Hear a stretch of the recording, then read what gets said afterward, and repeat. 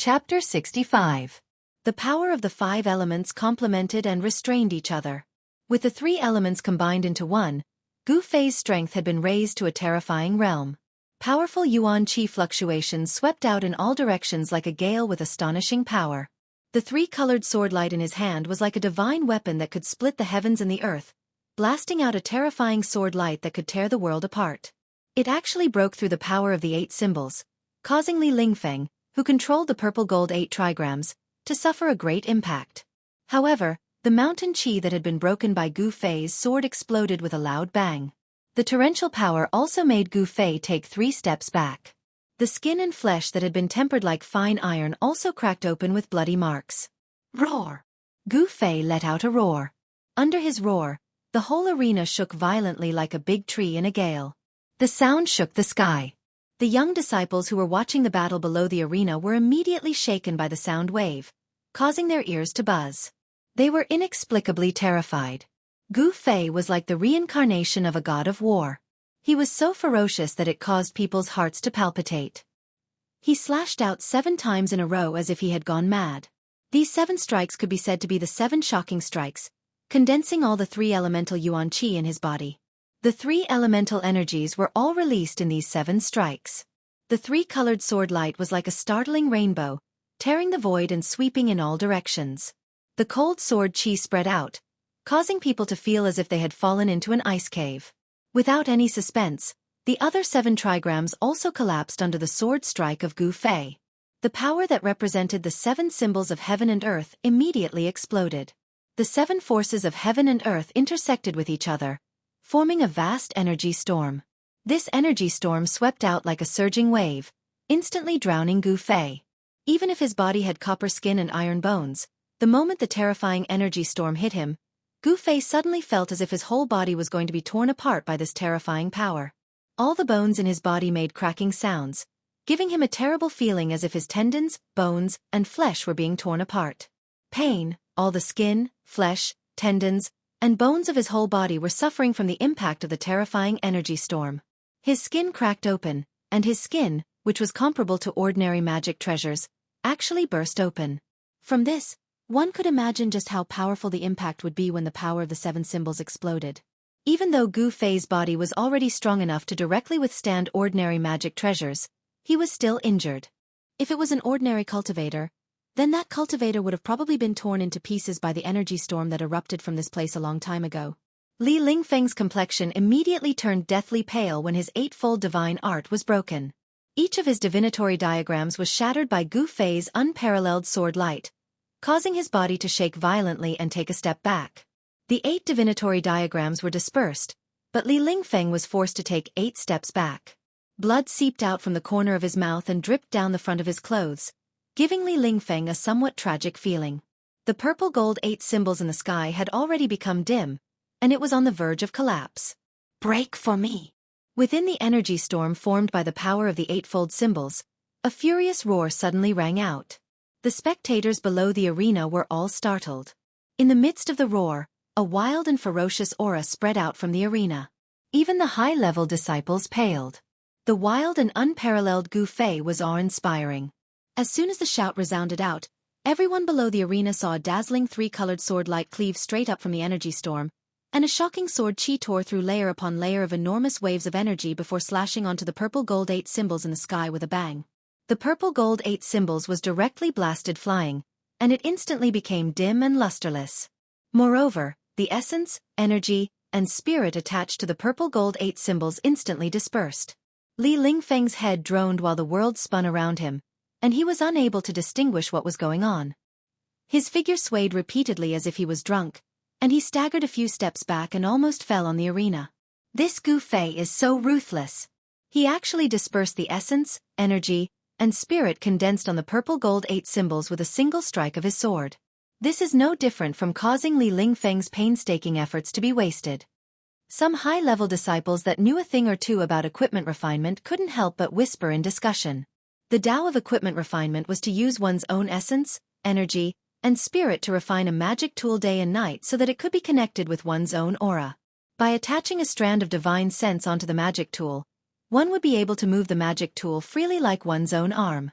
If the essence, energy, and spirit that had been fused into a magic tool were dispersed, then not only would the magic tool's master suffer an extremely great impact, even the magic tool itself would instantly lose its spirit energy and spirituality, and it would be no different than an ordinary weapon.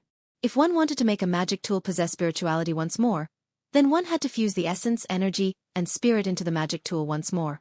It could be said that this magic tool of Li Lingfeng's was half useless. After the purple-gold 8 symbols were blasted flying, the 3-colored sword light condensed by Gu Fei with the fusion of the 3 elements was unable to maintain its state any longer, and it dispersed. The 3-colored sword light transformed into specks of qi that flickered indeterminately like fireflies, and they once again entered Gu Fei's body. When the 8 trigrams divine ability was destroyed, the storm of energy on the arena instantly vanished without a trace, and the energy of the 8 symbols that Li Lingfeng had driven over returned to the heavens and the earth. At this moment, blood seeped out from all 7 apertures on Gu Fei's face, and his appearance was terrifying to the extreme. When all the disciples that were spectating the battle below the arena saw Gu Fei's appearance, they instantly exclaimed in shock. Zhao Ziru, who was mixed within the crowd, was even more flustered. She didn't know to what extent exactly Gu Fei had suffered an injury, and this caused her to be extremely worried. Swoosh! Gu Fei, whose entire body was bathed in blood, took a stride forward, and he'd already arrived before Li Lingfeng, whereas Li Lingfeng was already on the verge of collapse at this moment. The 8 trigrams divine ability was destroyed, causing Li Lingfeng's essence, energy, and spirit to be severely injured, whereas essence, energy, and spirit were the source of magic energy, and Dao energy and magic energy were all refined from essence, energy, and spirit. At this moment, Li Lingfeng already didn't have the strength to fight any longer, and he who'd practically exhausted his magic energy would probably be unable to even endure a single punch from Gu Fei. You've lost. Gu Fei no longer had any thoughts of attacking, because although he had destroyed Li Lingfeng's 8 trigrams divine ability, he had already exhausted 95% of the essence in his body. However, Gu Fei still had the strength to fight. This was because even if his essence was completely exhausted, he still had a ridiculously powerful body. Just by relying on the strength of his physical body, he could still contend with ordinary martial cultivators for a while without being defeated. His powerful physique allowed Gu Fei to unleash his combat prowess to the fullest. His entire body had been tempered to the point where it was tough and soft at the same time. When it was tough, it was like metal, impervious to blades and spears, and difficult to be injured by Dharma treasures. When it was soft, it was like water without any force. He could control all the muscles and bones in his body freely, and every part of his body could deal a fatal blow to the enemy. This was the terror of a martial artist. I've lost. Li Lingfeng was a little absent-minded. He couldn't accept this reality. He knew that Gu Fei was very powerful, but Gu Fei's strength had exceeded his expectations. Geniuses were all arrogant. Li Lingfeng was undoubtedly a genius among the younger generation of disciples in the Taishan sect, but this genius had been defeated today. Li Lingfeng slowly calmed down, and the trace of frustration and discouragement that had welled up in his heart disappeared in an instant. He adjusted his mentality in an instant. The legend of invincibility was just a legend. In reality, which genius had not suffered setbacks? Setbacks were not scary. What was scary was the mentality you used to face setbacks. Thinking of this, Li Lingfeng no longer felt the slightest sense of defeat. His eyes narrowed into 2 slits, and 2 rays of light that were as sharp as knives looked at Gu Fei. You're very strong. The next time we fight, I will defeat you. You will be my whetstone, a whetstone that will allow me to go further on the path of cultivation, Li Lingfeng said indifferently. Very good.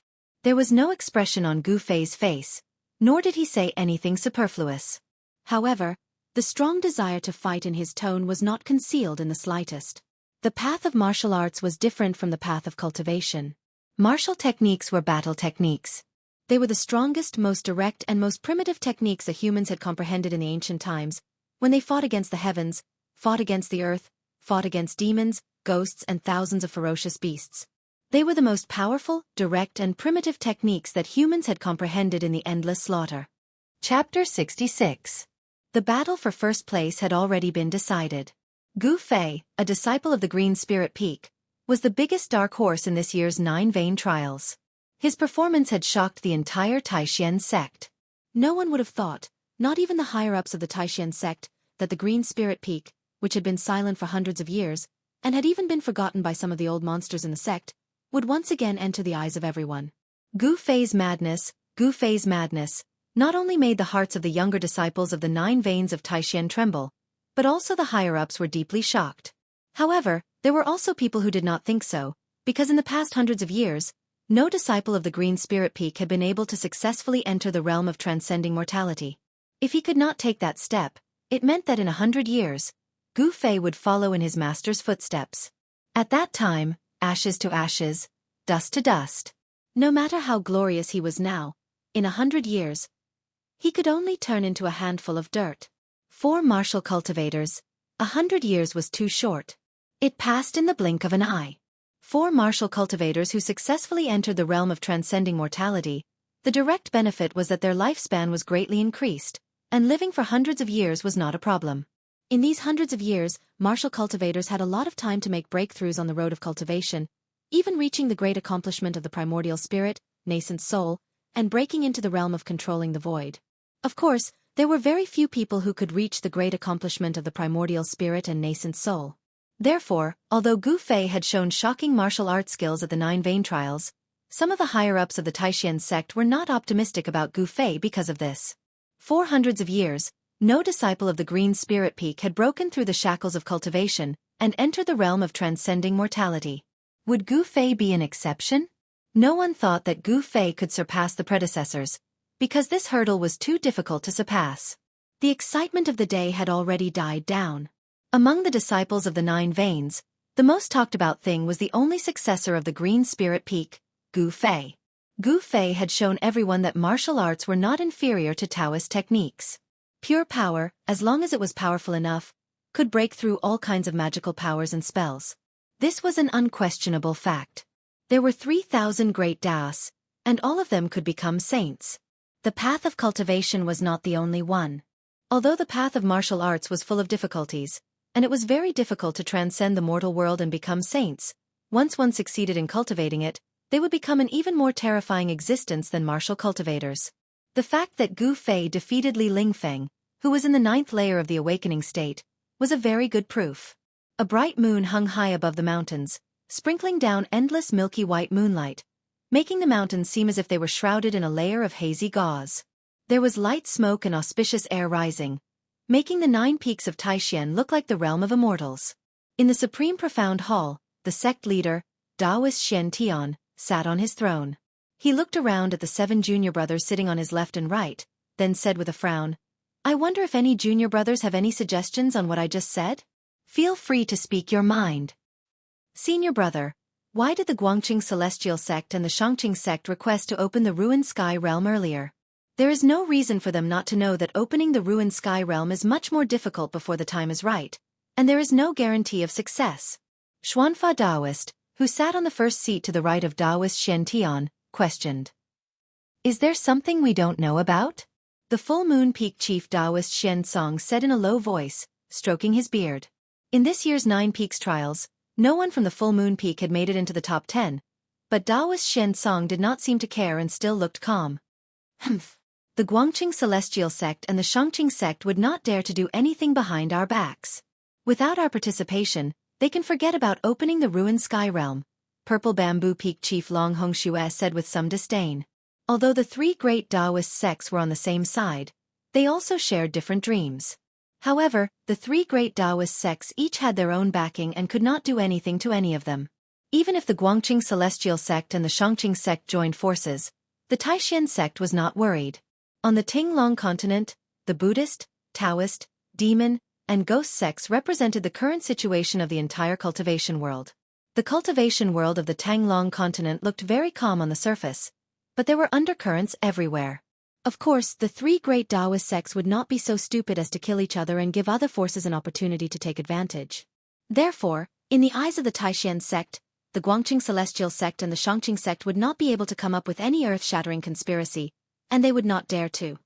For the longevity grass, we must open the ruined sky realm, but we also have to guard against the Guangqing Celestial sect and the Xianxia sect playing tricks. In 3 days, send those 10 people down the mountain. Taoist Shen Tian said to the 7 peak chiefs after thinking for a long time. So urgent? Everyone present couldn't help but be a little surprised. Shenyuan Li Chan sent me a flying sword message, agreeing to open the ruined sky realm in a month. The ruined sky realm is in the 100,000 mountains, which is thousands of miles away. They should be able to get there in a month, Taoist Shen Tian said. It's half a month earlier than the astronomical changes that occur every 260-year cycles. What on earth are old monster Shenyuan and the others trying to do? Taoist Shen Tian, the chief of the Shaoyang Peak, gasped. To open the ruined sky realm, it needed to be coordinated with the astronomical changes. Otherwise, even a terrifying demigod would not be able to open the ruined sky realm. This was also why the three great Taoist sects could only open the ruined sky realm once every 120 years. Only the legendary demigods who could break through the void and transcend the mortal world could use their supreme magical power to break through the barrier of the macro world, tear through the void, and force their way into the ruined sky realm. But demigods who had reached the saint stage should have broken through the void and ascended to the legendary heaven realm. No one knew if there would still be a few immortals of this level left in the mortal world. Making wild guesses is not a solution. You will know the intentions of the Guangqing Immortal sect and the Xianxia sect when the time comes. Junior brothers, go back and make your preparations. Taoist Shen Tian waved his sleeve and stood up from his seat. In the world of cultivation, strength was always the most important thing.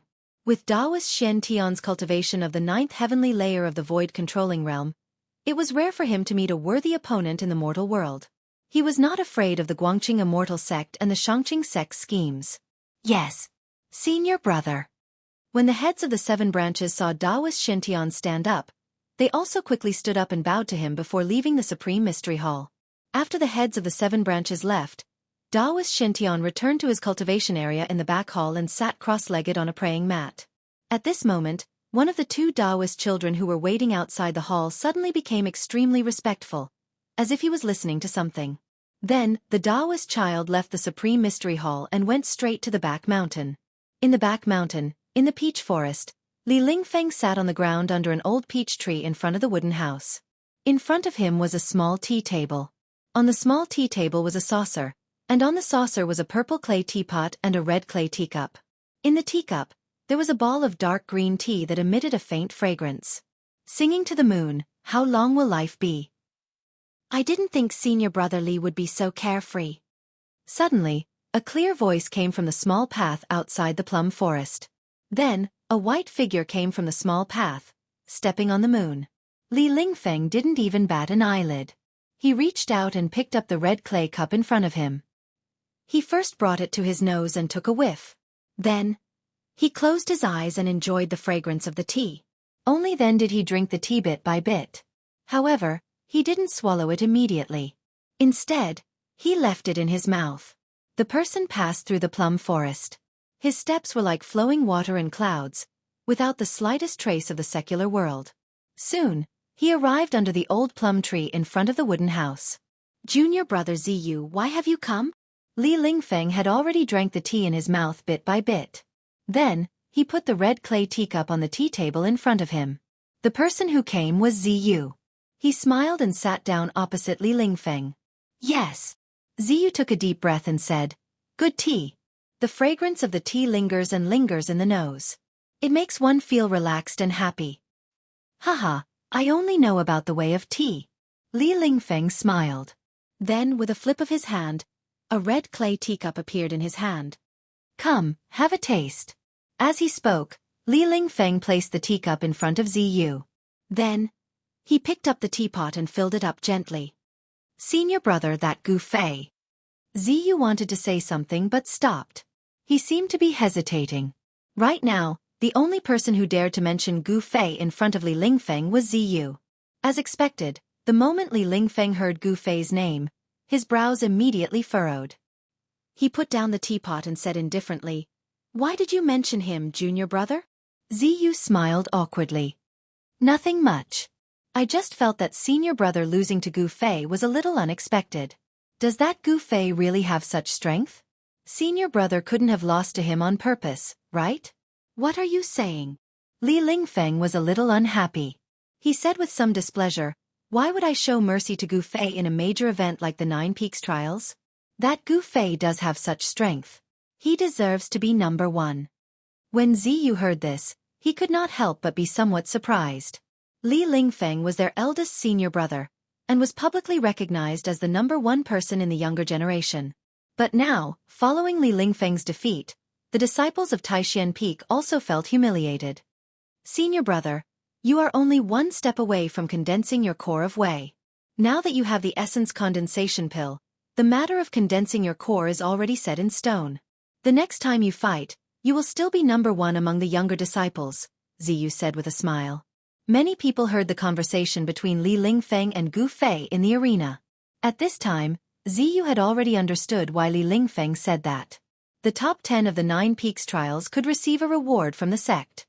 It was a precious pill that could greatly increase the success rate of condensing a core of Wei for martial cultivators who had awakened from the 9th heaven. With Li Lingfeng's level of cultivation, even without the essence condensation pill, he would definitely be able to successfully condense his core. Now that he had the essence condensation pill, wouldn't it be easy for him to condense his core of Wei? Martial cultivators in the transcending mortality realm could use their core of Wei to communicate with the inside and outside of their body, drawing upon the spirit chi of heaven and earth. Through the core of Wei, they could quickly convert the power of heaven and earth into their own spiritual power. In this way, the martial cultivator's spiritual power would be endless and would never dry up. The power of the path techniques and techniques that he could use would definitely be several times stronger than when he had awakened from the 9th heaven. Unless Gu Fei could break through to the 9th heaven, perhaps he would not be able to match Li Lingfeng. Martial artists who had awakened from the 9th heaven could still contend with martial cultivators at the 1st heaven of transcending mortality realm. This was because with every increase in cultivation, Gu Fei's strength would also multiply. I'm improving, but there's no guarantee that others won't improve as well. The path of cultivation is like rowing a boat against the current. If you don't advance, you'll fall behind. You can't take any shortcuts, Li Lingfeng said with a serious expression. Gu Fei's improvement was just too fast. He didn't seem confident that he could surpass him in a short period of time.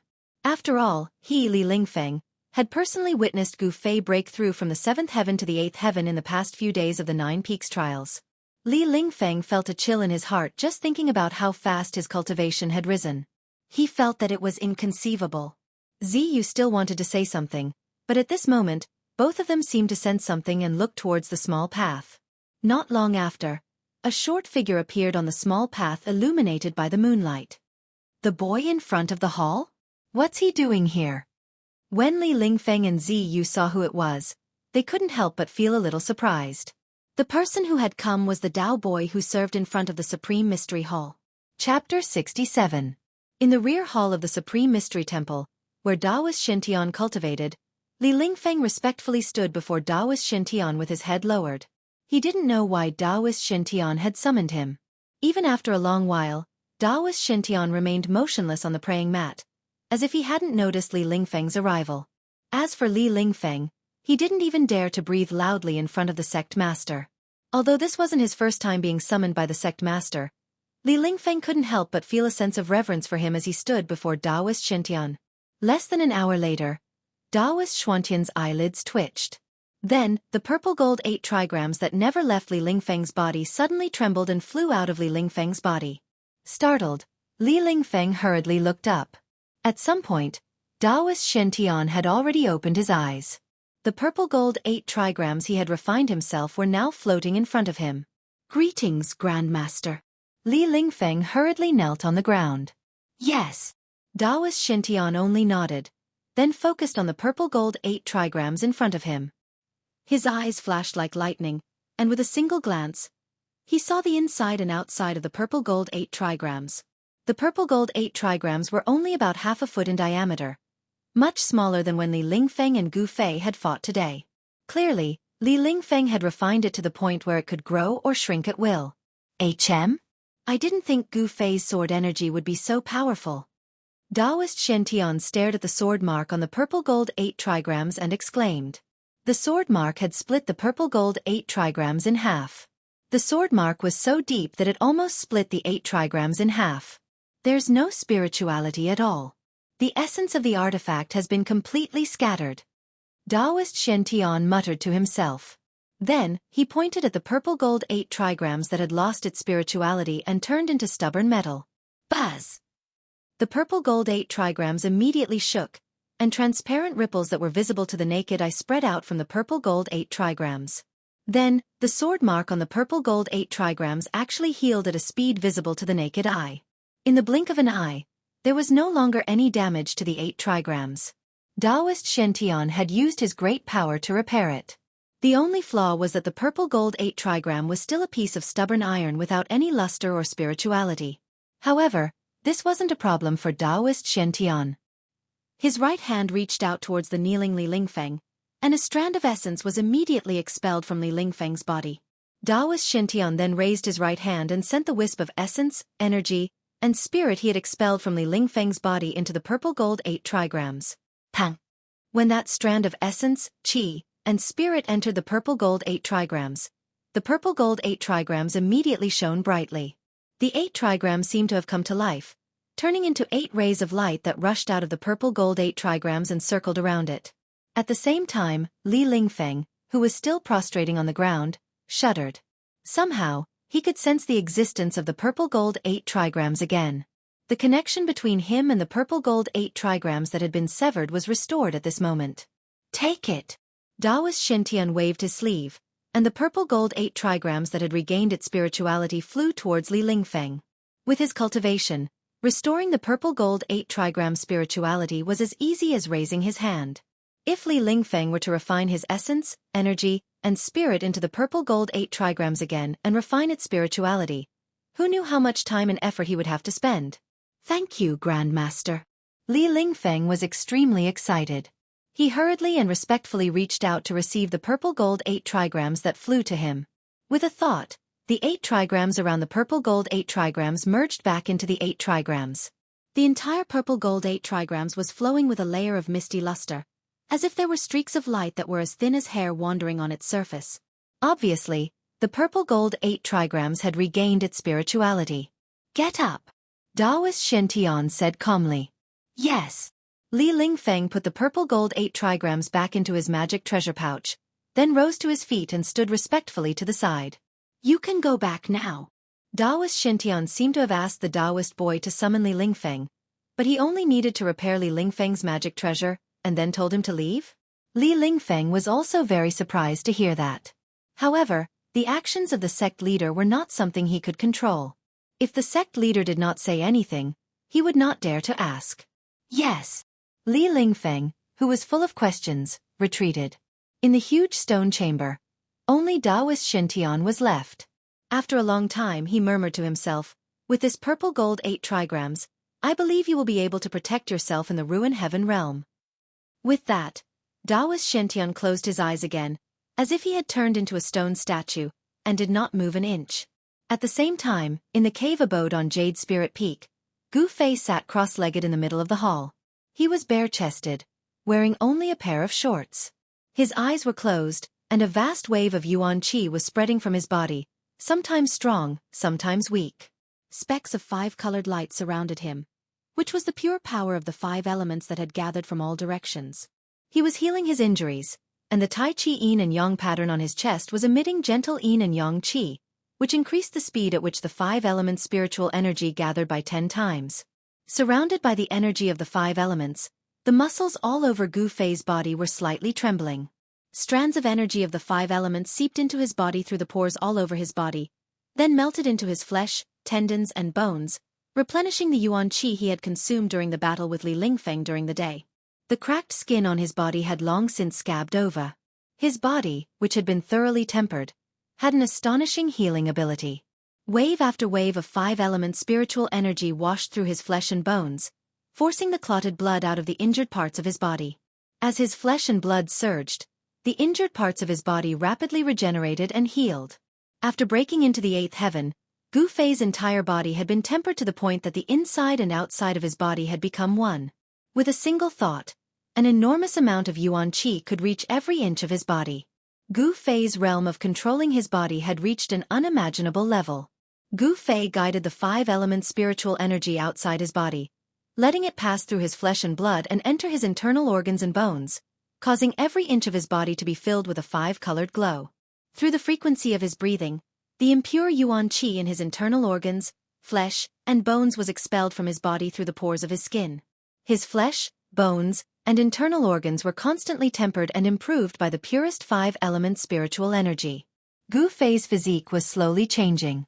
The cultivation of martial arts was to constantly temper the body and unearth the hidden treasures in the body, breaking the shackles of the human body, and unlocking the mineral deposits of energy in the body, realizing the continuous transformation and sublimation of the self.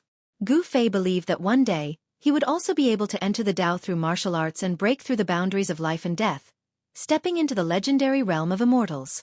6 hours later, Gu Fei woke up from his meditation and walked out of the cave. At this time, the bright moon was already setting in the west. A cool breeze was blowing gently outside the cave. In the cracks of the rocks, unknown insects were chirping tirelessly. There was no other sound in the surroundings. It was very quiet. Chapter 68. At the foot of Green Spirit Peak, there was a clear lake in the middle of the bamboo forest. From time to time, the mountain breeze would blow, swaying the bamboos and rustling bamboo leaves. Suddenly, there was a strange rustling sound in the bamboo forest. Someone was running quickly in the bamboo forest. Several birds were startled and flew into the sky, flying into the distance. Whoosh! A silhouette appeared at the edge of the lake. Then, without any hesitation, he leaped into the lake. Plop!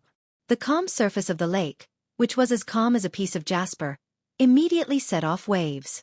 The calmness of the small lake was instantly broken by the arrival of this person. Splash! Water splashed in all directions, and a person emerged from the lake. The area around Green Spirit Peak was the cultivation area of Green Spirit Peak, one of the 9 branches of Taishan. In the dead of night, there would definitely be no disciples of other branches appearing here. The person who rushed into the lake was Gu Fei. At this moment, he was swimming in the lake, washing away the bloodstains on his body. The cold lake water not only cleansed his body, but also his soul. At this moment, Gu Fei's heart was at peace.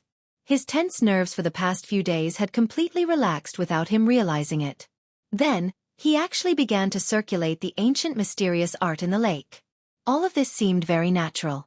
Gu Fei did not force himself to cultivate, so his body naturally reacted in this manner. Then, the entire lake rippled.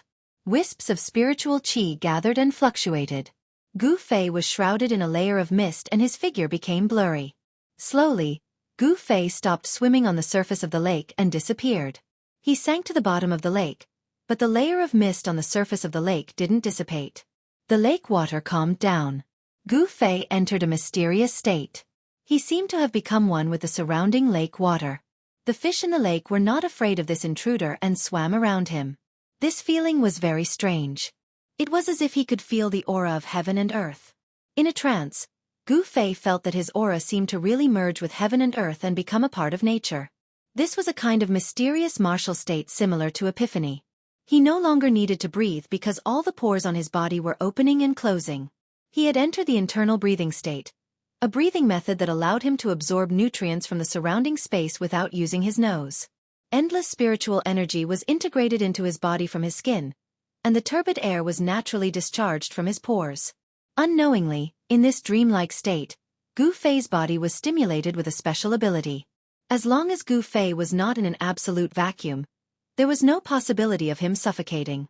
After an unknown amount of time, Gu Fei opened his eyes and rose from the bottom of the lake. In the east, a rising red sun hung high above the mountains, bathing him in the gorgeous morning glow. However, Gu Fei sensed that something was amiss the moment he emerged from the water. Without any hesitation, he shot out of the lake like a fish with a poof. Li Lingfeng. In an instant, Gu Fei appeared on the edge of the lake. At the same time, he also discovered the source of the abnormality. Next to a cluster of bamboo by the lake stood a young man in white. An ordinary-looking young man in white. However, it was this ordinary-looking young man that made Gu Fei feel a hint of danger. Gu Fei, have you been cultivating in the lake all night? A strange look flashed in Li Lingfeng's eyes. When did Li Lingfeng get here? Gu Fei thought to himself. He was in a strange martial realm, so he did not notice Li Lingfeng's arrival. This made him feel a little uneasy. Gu Fei flung his long, wet hair and walked towards Li Lingfeng with a faint smile. The wounds on the surface of his body had long since disappeared. His skin flickered with a sparkling luster, as if he had never been injured in the first place. Peeking at other people's cultivation is a big taboo. There's no way you don't know that. Gu Fei walked over step by step, but the aura coming from his body was gradually increasing. Li Lingfeng's expression changed when he heard this, but then he smiled and said, "You're looking for an excuse to fight me, aren't you? Unfortunately, I don't want to fight you for the time being." Gu Fei did not enjoy himself to the fullest during the fight for first place in the arena yesterday. It was because the arena was too small, and he could not fight to his heart's content. As soon as Li Lingfeng's 8 trigrams divine ability appeared, it enveloped the entire arena. Gu Fei had no place to hide, and he was obediently trapped in the 8 trigrams. If he was not confined to the space of the arena, Gu Fei could have completely avoided the 8 trigrams, and he would not have been forced to fight with his life on the line. Now that he encountered Li Lingfeng again, Gu Fei could not help but feel a little itchy. Humph. Now that you're in my place, it's not up to you whether you want to fight or not. Gu Fei took a step forward, and he was already 6 meters away from Li Lingfeng. At this distance, Gu Fei only needed to stretch out his hand to launch an extremely fierce attack at Li Lingfeng. It was a great taboo for cultivators to allow a cultivator to get close to them. In terms of fist and leg skills, cultivators were not a match for cultivators at all. Moreover, every move of Gu Fei's combat skills were extremely fierce, and they were killing moves that could kill the opponent the moment he attacked. The battles between cultivators were the most dangerous, and life and death could often be determined at the first contact. "Eat my fist!" A fierce light flashed in Gu Fei's eyes, and his body suddenly became blurry on the spot. Whoosh! A strong gust of wind rose out of thin air, and it instantly ruffled the clear water of the lake. At practically the same time, Li Lingfeng suddenly felt an extremely dangerous aura envelop him in an instant. A chill shot up from the back of his spine, and all the hair on his body immediately stood on end. He didn't even think about it. He didn't have time to think about it. Li Lingfeng patted the magic treasure pouch on his waist, and the violet gold 8 trigrams immediately flew out and blocked in front of him. The 8 trigrams surged out, and the water in front of him was unable to flow in. In the next moment, Gu Fei's body appeared in front of Li Lingfeng, and his right fist directly blasted towards the 8 trigrams that seemed to have taken form. Golden waves swept out in front of Gu Fei's fist, and the fist force was like a surging river, and its indomitable momentum was completely revealed. The dazzling golden fist aura dyed the whole heaven and earth gold, and the terrifying fluctuation of yuan qi directly shook the whole space. Even the earth started to tremble, and the bamboo nearby was completely shattered by the fist force, turning into fragments that shot out all over the sky. Boom! The unparalleled fist aura instantly collided with the 8 trigrams, and the 8 trigrams suddenly trembled violently, and 8 kinds of dazzling light burst out. The power of the 8 symbols of heaven and earth surged violently. The 8 trigrams seemed to be connected to a world of 8 symbols, and it actually swallowed the unparalleled fist force. However, the fist force of Gu Fei was really too strong, and 7 of the 8 trigrams had successively collapsed, and only the Sun trigram was still in operation. The 8 trigrams had collapsed, and Li Lingfeng's face instantly turned deathly pale. Seeing that Gu Fei was about to launch a second punch, he hurriedly formed a seal with his hand, and recalled the Sun trigram that represented the power of the wind. Then, his body and the trigram merged, and he turned into a gust of strong wind that flew out of the bamboo forest. The purple gold trigram was immediately put into the magic treasure pouch at his waist. "I haven't had enough fun yet. Where are you going?" Gu Fei shouted, and his right foot pushed off the ground. Pang! With a bang, the soil splashed, and the ground under his foot immediately burst open. But he had already used the force to support himself, and turned into a golden lightning, chasing after the gust of strong wind that Li Lingfeng had turned into. This guy Gu Fei is really abnormal, and his strength seems to have increased a lot. Li Lingfeng was secretly shocked. Under Gu Fei's punch, he had almost triggered the internal injuries he had suffered yesterday, so how could Li Lingfeng still dare to continue fighting with Gu Fei? If he was at his peak, Li Lingfeng was not afraid of Gu Fei, but now, he was not as good as Gu Fei because Gu Fei was at his peak, and he, Li Lingfeng, could not display his peak strength. His body and the Sun trigram merged, and Li Lingfeng seemed to have turned into a gust of wind. His speed was unparalleled, and in the blink of an eye, he had rushed out of the bamboo forest. Gu Fei, pass on the order of the head teacher. In 3 days in the morning, the top 10 experts will gather at the Supreme Mystery Hall, and you must not be absent. Li Lingfeng did not stop at all, and instantly went far away. His voice came from afar, and it was abnormally clear. Whoosh! Outside the bamboo forest, a golden figure rushed out of the bamboo forest like a bolt of lightning. His extremely fast-moving body brought with it a strong gust of wind, and the bamboo leaves on the ground were suddenly blown into the air by the gust of wind, dancing in the air. Gu Fei's body seemed to be wearing a golden armor, and the metal energy was like a golden flame that steamed around his body. He stood outside the forest, staring in the direction that Li Lingfeng disappeared in, and a trace of surprise appeared in his eyes. This Li Lingfeng's speed. Gu Fei clenched his fists, and an evil smile suddenly appeared on his face. Interesting, he actually used only one night to repair that magic treasure. This opponent is not bad.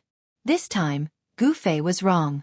The purple gold 8 trigram was not repaired by Li Lingfeng, but Gu Fei, even if he broke his head, could not imagine that someone had repaired the magic treasure for Li Lingfeng. Gather at the Supreme Mystery Hall? Just what is it for? Gu Fei was a little confused. The golden light that pulsed around his body had gradually weakened, and finally disappeared into his body, leaving only traces of a golden luster flowing on his skin. The power of the metal element was invincible. Compared to the other 4 elements, its attack power was the fiercest and fiercest. Using it to fight with others, it was truly indomitable. In a battle, momentum was very important. A strong momentum could make the opponent's heart palpitate, make the opponent lose their mind, and gain the upper hand even before the battle began. Let's talk about it in 3 days. Gu Fei muttered to himself for a moment, then turned around and walked into the bamboo forest. However, he did not dare to ignore Li Lingfeng's words, because he had come to pass on a message from the head teacher, Taoist Xianxia. Gu Fei was not so arrogant that he could ignore the words of the Supreme Mystery Sect's sect leader, Taoist Xianxia. 3 days later, Gu Fei returned to the cave, changed into a set of clean clothes, and sat on the praying mat. He had a vague feeling that something would happen in 3 days. He suddenly took out a small box from his body, looked at it, and then sighed. He opened the small box, and a burst of fragrance immediately rushed into his nose. A vermilion red pill was quietly lying in the box. Chapter 69. For the past 2 days, the surroundings of the Green Spirit Peak had been very peaceful. Other than Li Lingfeng, who had come to the bamboo forest at the foot of the peak when he passed on the order of the sect leader, only Zhao Ziru, a disciple of the Purple Bamboo Peak, had come. However, in the abode of the Green Spirit Peak, the heavy stone door was tightly shut. Gu Fei seemed to be cultivating in seclusion. He was originally a cultivation madman among the younger generation of disciples of the Supreme Mystery Sect. He seemed to have no idea that Zhao Ziru had come here. Time passed in cultivation. Very quickly, it was the 3rd day. On the morning of the 3rd day, when the eastern sky began to reveal a trace of light, the door of the abode of the Green Spirit Peak opened. Gu Fei slowly walked out from inside. He was dressed in white, and his long hair was simply tied behind his head with a ribbon. His face was not very handsome, but it was well-defined and revealed a resolute aura. He looked up at the sky and then walked down the mountain. A faint mist lingered in the mountains. On the small path, there were still sparkling dewdrops hanging on the leaves on both sides. As Gu Fei walked on the mountain path, waves of cool air hit him in the face. The fragrance of the plants rushed into his nose, making him feel refreshed. After half an hour, a white figure arrived at the Purple Bamboo Peak. At this time, the eastern sky began to brighten, and the darkness that shrouded the world began to be dispelled by the light. In a small valley with beautiful scenery and blooming flowers, there was a small house made of purple bamboo. The reason why the Purple Bamboo Peak was called Purple Bamboo Peak was because of the purple bamboo that grew on the peak. This kind of purple bamboo was not something rare, but it was very hard. It was difficult to cut this kind of bamboo in the slightest with ordinary knives and swords. Most of the disciples of the Purple Bamboo Peak liked to use this kind of bamboo to build their training grounds because this kind of bamboo was very strong. Gu Fei silently walked into the small valley and came to the front of the small house made of purple bamboo. He could clearly sense that there was a rhythmic wave of magic power coming from the small house of purple bamboo. That person was cultivating inside but did not seem to notice his arrival. Gu Fei stood outside the door for a long time until the sun rose above the mountains in the east, like a red disk hanging on the horizon. Gu Fei looked up at the sky and knew he couldn't wait any longer. He took out a small box from his bosom and gently placed it on the ground in front of the door.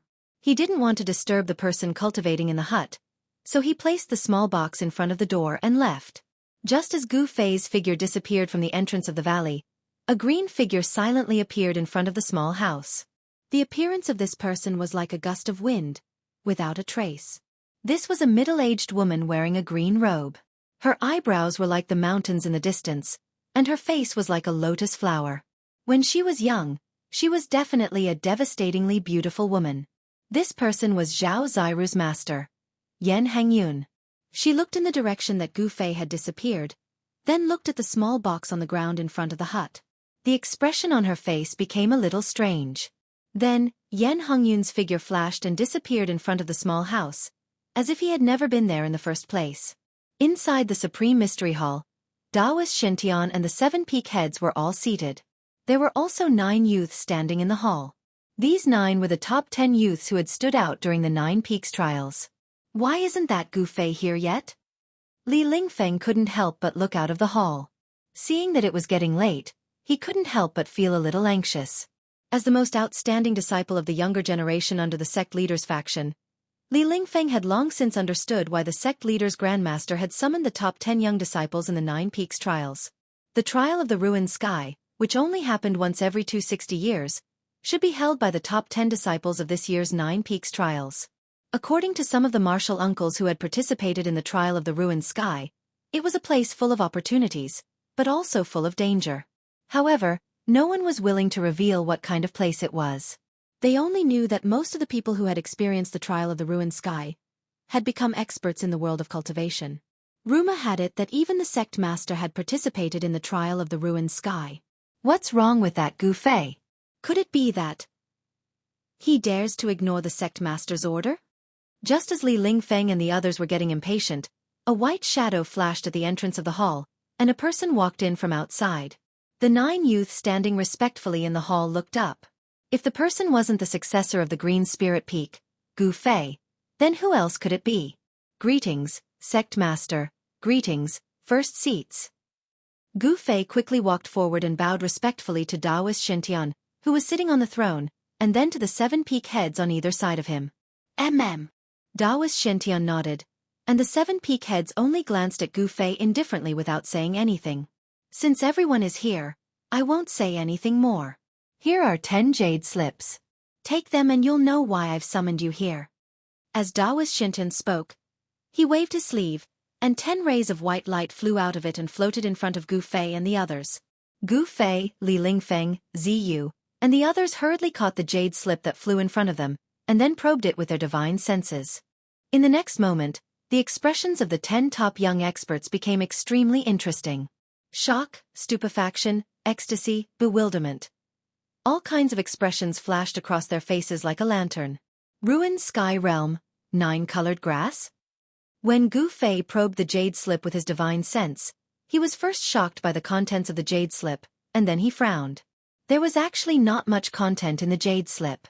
It only contained a map, the appearance of a kind of spiritual essence of heaven and earth, and a description of the expedition down the mountain.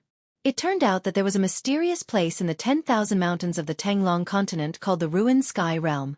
This mysterious place was discovered by the founding masters of the 3 great Taoist sects together, and it opened every 120 years, or 260 years.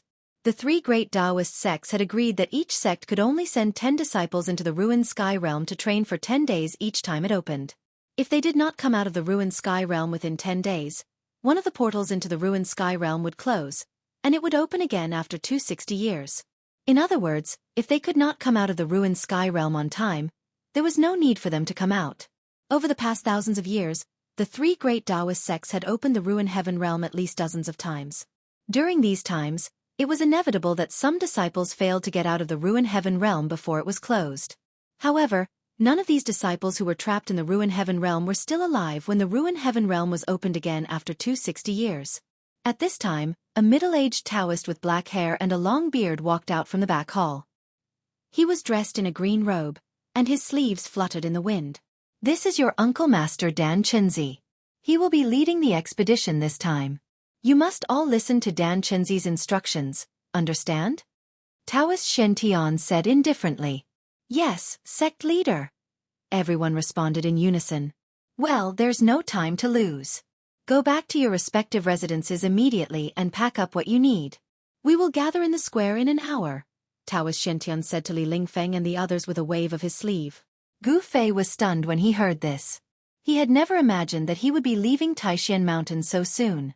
Before this, he had never thought about leaving the mountain.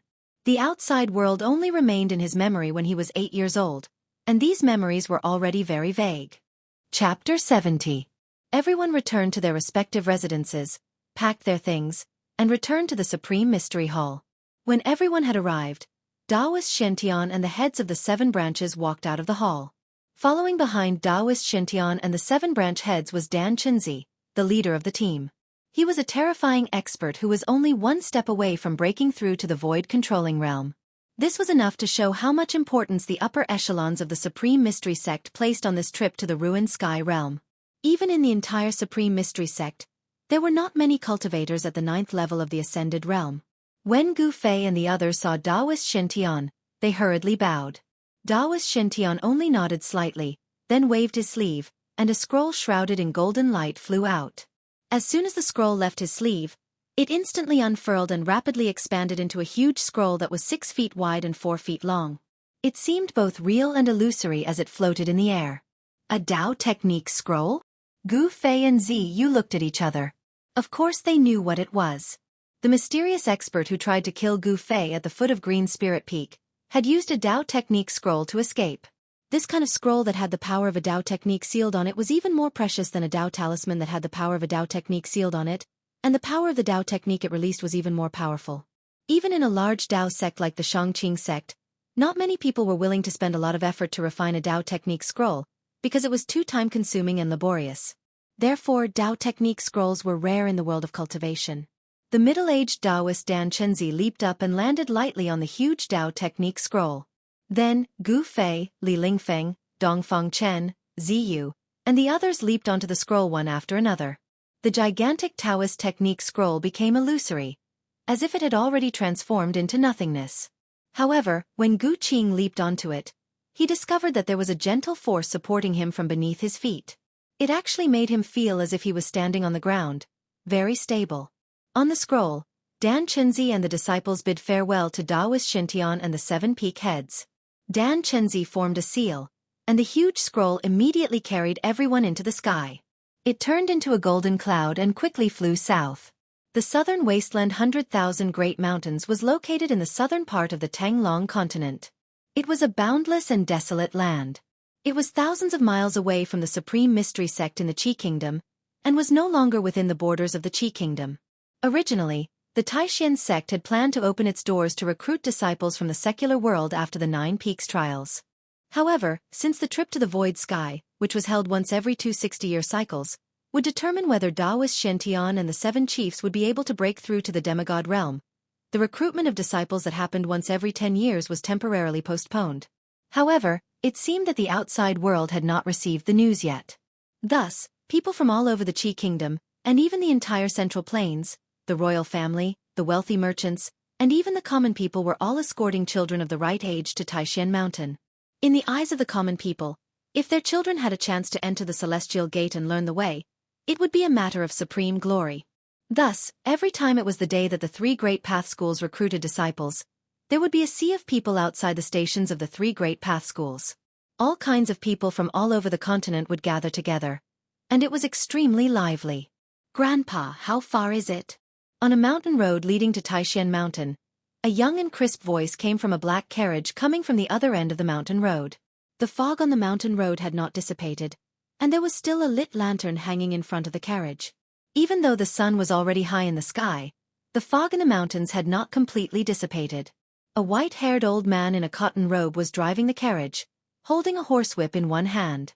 The mountain road was steep, and the carriage did not go very fast. Soon. The old man replied to the child in the carriage while concentrating on driving the carriage. Walking in the mountains, especially driving a carriage, was not an easy task. If one was not careful, they might hit a big tree or hit a rock on the mountain road.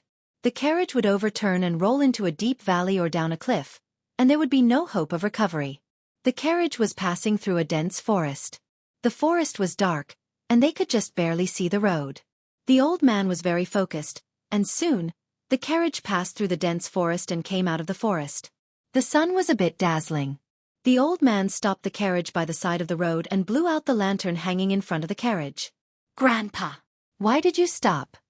The curtain of the carriage was lifted, and a child with red lips and white teeth, who looked like a porcelain doll, poked his head out and asked, "Haha, young master, let's rest here for a while and eat something before we continue on our way." The old man said with a smile, and then jumped out of the carriage. He untied a linen bag tied to the horse's back and took out some dry food from it. "Hey, Grandpa, look, what's that?" Suddenly, the child looked up at the sky in surprise, and his little finger pointed to the southern sky as he shouted to the old man. The white-haired old man quickly looked in the direction that the child was pointing and saw a golden cloud rushing out of the mountains, flying quickly toward the south. The golden cloud moved very quickly, and after a while, it disappeared into the southern sky. "That is..." The old man's face was full of surprise. He seemed to think of something and could not speak for a long time. He stared blankly in the direction that the golden cloud disappeared. "Grandpa, what is that? Could it be that the immortals who ride on the clouds in the mountains have come out of the mountains?" The child was excited, and his little face was flushed, which made him look very cute. "Yes, the immortals who ride on the clouds and ride on the mist," the old man murmured to himself, but no one knew what he was thinking. He was already a person who was about to be buried in the soil. The immortal path? He had no fate with it in this life, but he hoped that it would be in the next life. The golden cloud that the old man and the child saw was the giant path technique scroll that Dan Chenzi had used to carry Gu Fei and the others south. They were flying in the mountains, but they did not hide their whereabouts, because this was still the territory of the Taishan sect. It seemed that other than the great demons, no one would dare to come here and cause trouble. There were not many great demons like the demon lord of 6 paths in the entire cultivation world of the Tenglong continent. Otherwise, the whole world would be plunged into an abyss of misery. High up in the sky, Dan Chenzi controlled the path technique scroll and flew between the sky and the earth. The wind was biting cold, and it was like the edge of a knife tearing through the outside of the scroll, making an extremely sharp sound that made people's hearts palpitate. Flying in the wind was not an easy task. For example, the Taoist art scroll emitted a power that protected everyone within it. The astral winds outside were enough to tear them to pieces. It was no wonder that only great cultivators in the Imperial Void Realm could soar between the sky and the earth and ignore the wind of the 9 heavens. If it were not for the path technique scroll, even Dan Chenzi would not have been able to withstand the endless attack of the wind. Gu Fei looked down from the scroll and saw that the mountains were moving backward rapidly. Soon, he saw that there were more and more people below, and some cities and towns began to appear. The kingdom of Qi had a territory of tens of thousands of miles. It was a superpower that occupied a territory of tens of thousands of miles to the east of the Central Plains. The Tenglong continent was vast and boundless, and the Central Plains was the most fertile land in the entire continent. There were also 2 empires that occupied a territory of tens of thousands of miles, one in the south and one in the west of the Central Plains. The 10,000 mountains of the southern wasteland bordered the kingdom of Yen. The southern wasteland was a unique place. Although it belonged to the southern Yen, and the kingdom of Yen had established it as the southern wasteland prefecture, the prefecture of the southern wasteland was subordinate to the kingdom of Yen. However, the prefecture of the southern wasteland was far away from the emperor of Yen, and they did not really listen to the orders of the emperor of Yen. It was like a country of its own. The first destination of Gu Fei and the others in the southern wasteland was the Dragon Emperor city of the southern wasteland. The people of the 3 great Taoist sects met up in the Dragon Emperor city, and then entered the 10,000 mountains together. The flying speed of the Taoist technique scroll was undoubtedly extremely fast. By noon, the huge golden scroll had already carried Gu Fei and the others out of the territory of the kingdom of Qi, and into the territory of the kingdom of Yen. According to Dan Chenzi, they would be able to reach the Dragon Emperor city of the southern wasteland by nightfall. It was a distance of tens of thousands of miles, and they could reach it in one day. The flying speed of the Taoist technique scroll was really shocking. The Taoist technique scroll under their feet should be incomparably precious. However, just as Dan Chenzi was controlling the scroll to carry them past a deep mountain range, a figure wearing a black robe and surrounded by black qi appeared on the peak of a mountain. It was a pale-faced, crimson-haired young man.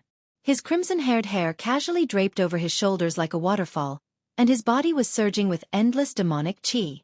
That was the demonic qi that even mortals were afraid of.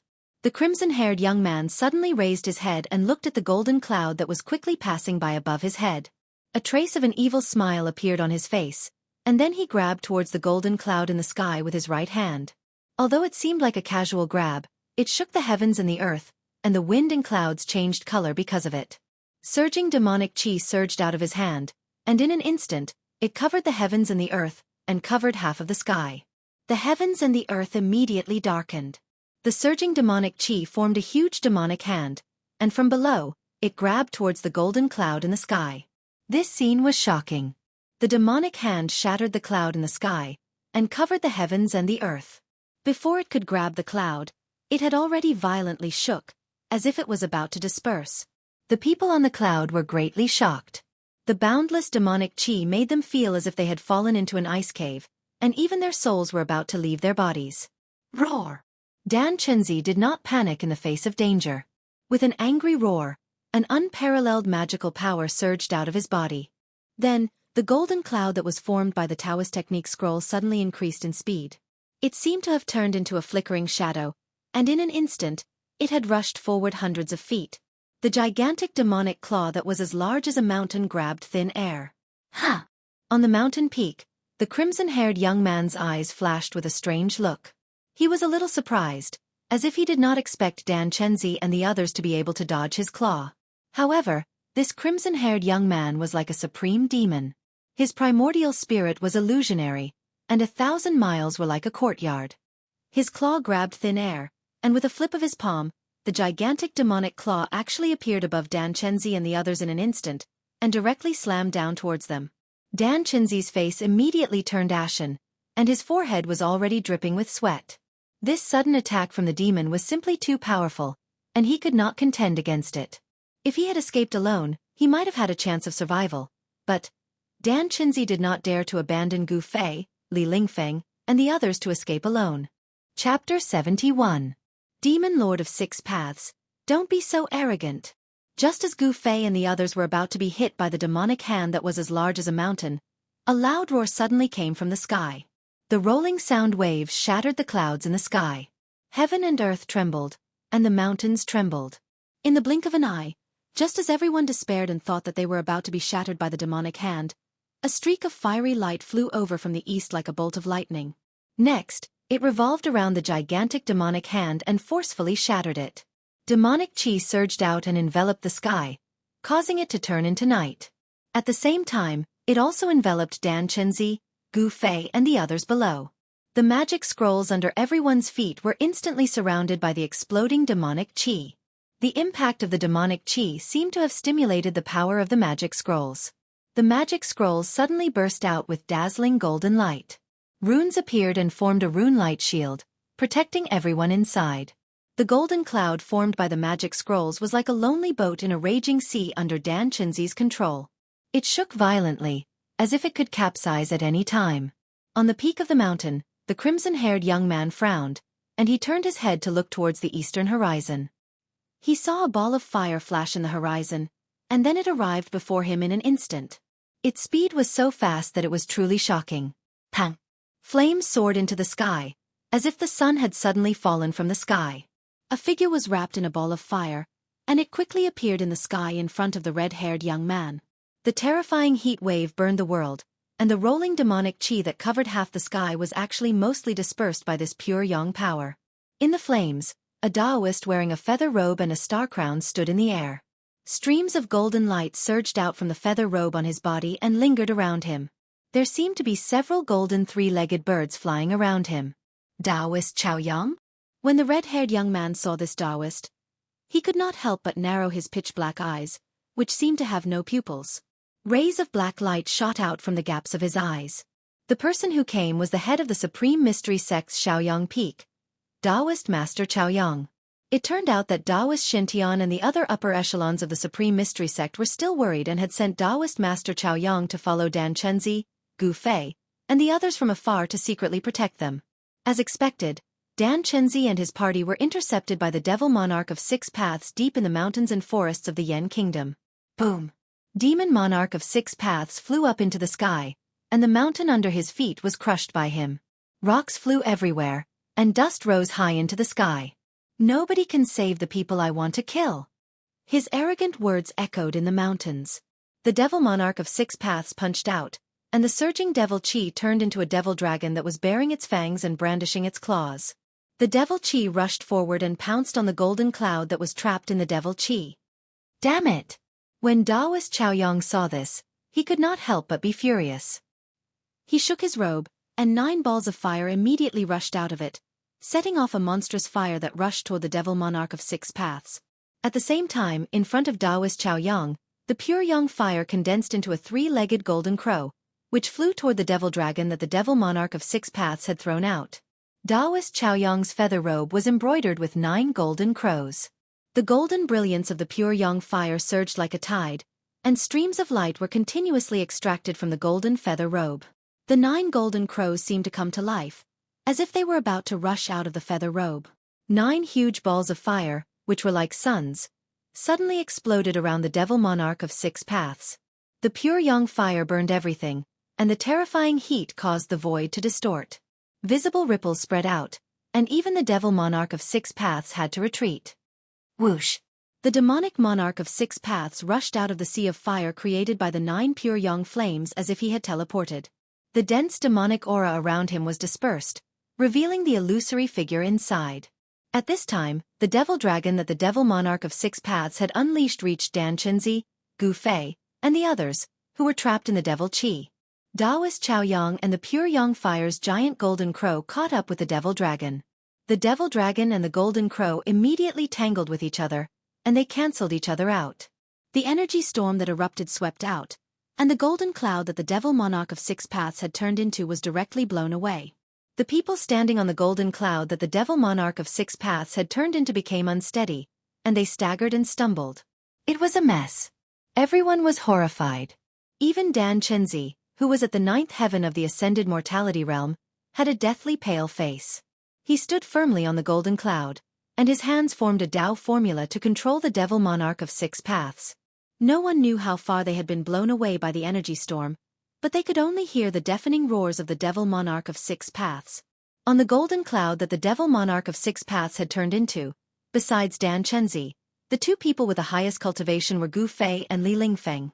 However, at this time, the golden cloud that the devil monarch of 6 paths had turned into was simply trapped in the storm. The sky and earth were spinning, and it was shaking up and down. Apart from Dan Chenzi, no one could stand steadily. All of them rolled on the ground in a sorry state. After tumbling and flying for a while, Gu Fei suddenly felt a violent tremor. Then, golden light flashed before his eyes, and he fell down involuntarily. Kacha, he seemed to have fallen into a forest. His body bumped into many things, and he smashed many trees and branches. Be careful, it's a forest below. Dan Chenzi's voice sounded in Gu Fei's ears. Then, he heard Dan Chenzi's angry roar, and a vast wave of magic power spread out. Dan Chenzi seemed to be fighting with someone. Pang! After passing through a layer of branches, Gu Fei smashed into the ground, and a rotten smell of dead branches and leaves immediately drilled into his nose. It was soft, and under his body was a thick layer of dead branches and leaves. The dead leaves and branches that had accumulated over the years had actually turned into a layer of soft mud that was several feet thick. When Gu Fei smashed into it, his body did not suffer any impact, and of course, he was not injured. As soon as Gu Fei's back hit the ground, he immediately jumped up and half-squatted on the ground. His eyes were as sharp as the edge of a knife, and he quickly scanned his surroundings. He saw that he was surrounded by trees that were more than 10 meters tall, with lush branches and leaves. The sunlight only shone through the gaps in the canopy, and it was mottled and dim. Soon, Gu Fei found traces of the others. Li Lingfeng, Ziyu, Dongfang Chen, and the other 8 people had also landed in this forest. Gu Fei identified the position of the others. They were not far away from him, and he could even see a fellow disciple in white standing on the ground not far away from him. Obviously, the big shock just now was caused by the golden cloud formed by the Taoist technique scroll hitting something, or receiving some kind of attack, which caused everyone to fall from the golden cloud. In the distant sky, 2 monstrous auras emitted endless power. They were 2 powerful auras that could change the color of the heaven and earth. Demon Monarch of 6 Paths and Taoist Chaoyang were fighting, and earth-shaking explosions could be heard from time to time. Gu Fei could even feel the ground shaking when the explosions came. Boom! Suddenly, a loud explosion came from outside the forest. A part of the forest was completely destroyed, and the trees were all turned into pieces. Two figures were moving quickly, and they struck out with terrifying power. The forest was destroyed one after another. In front of these two people, everything seemed so fragile. Dan Chenzi was fighting with someone, and the vibration caused by the battle immediately attracted Gu Fei's attention. At this moment, a few exclamations came from the forest. It seemed that the other people scattered in the forest were also attacked. Just as Gu Fei was feeling bewildered, a pile of withered leaves in front of him suddenly exploded with a pang. Among the withered leaves that filled the sky, a ghost-like black shadow rushed toward him like lightning, and a cold light was aimed at his throat. It was so sudden that Gu Fei didn't have time to react. The cold light had already left an extremely faint shadow in the air and shot toward Gu Fei's throat. Chapter 72. At this critical moment of life and death, Gu Fei's thoughts could no longer keep up with the changes in the situation. However, as a martial artist, his muscles, bones, and flesh had been tempered to the point that they were transparent from the inside out. He could control every inch of his muscles and bones as he pleased. At the moment when the cold light that was cutting towards his throat stimulated the skin on his neck, Gu Fei instinctively and subconsciously transferred the qi of the divine armament that he had refined into his blood and qi through the weapon refining technique to his neck. In an instant, his entire neck turned purplish gold. Strands of divine armament qi that were as thin as hair densely covered the skin of his neck. Clang! A crisp sound of metal rubbing against each other rang out. Gu Fei only felt a chill on his neck. Then, he felt an extremely sharp weapon ruthlessly cut him. There was a burning pain where he was hit. In the dark forest, sparks flew. In the nick of time, Gu Fei had managed to avoid the fatal danger of having his throat slit. In an instant, his clothes were drenched in cold sweat. His heart in his chest was pounding as if it was about to jump out of his throat. Between life and death, this was a real life and death situation. The god of death had brushed past Gu Fei. At the critical moment, he had avoided the tragic fate of having his throat cut. The person who had suddenly rushed out from the withered branches and withered leaves and launched a fatal attack at Gu Fei was obviously shocked. He could not believe that his sure kill attack had not even scratched the skin of his opponent. At such a close distance, with such a swift and violent attack, even a young expert like Gu Fei would find it difficult to dodge. If it was an ordinary person, their head would have been separated from their body. However, the scene of blood splattering that person had expected did not appear. This person was obviously an expert assassin. Since his attack had failed, he wanted to escape. Unfortunately, Gu Fei would not let this guy who had almost taken his life escape so easily. Humph! Gu Fei's eyes were like cold stars, and his gaze was as sharp as the edge of a blade. There was an infinite killing intent in his eyes. He was truly enraged, and all the yuan qi in his body instantly erupted. Rays of qi shot out from his pores like countless needles. It was as if he had turned into a hedgehog with spikes all over his body. Not a single feather could be added to his body, and not a single insect could land on it. His long hair fluttered in the wind due to the yuan qi fluctuations emitted from his body. Like a fierce beast that had been awakened from its slumber, Gu Fei's 5 fingers were like steel hooks. Swish! His 5 fingers tore through the air and made a sound like ripping cloth. He grabbed the man's right wrist with lightning speed. That person turned pale with fright. With a twist of his wrist, the cold light in his hand sliced towards Gu Fei's arm. His quick reaction showed that this person was definitely an experienced assassin. In the face of danger, he did not panic. However, this person was clearly a demonic cultivator. The demonic qi emitted from his body clearly indicated his identity. A demonic cultivator's forte was not close combat. Although this person was proficient in the art of assassination, close combat did not seem to be his forte. After his attack was ineffective, this person wanted to increase the distance between him and Gu Fei. Unfortunately, he could not do as he wished. Just as Gu Fei grabbed the demonic cultivator's wrist, the sharp metal qi in his palm was suddenly released and surged into that person's arm. Crack, crack, crack. A series of bone-chilling sounds of bones and tendons shattering immediately came from the demonic cultivator's right arm.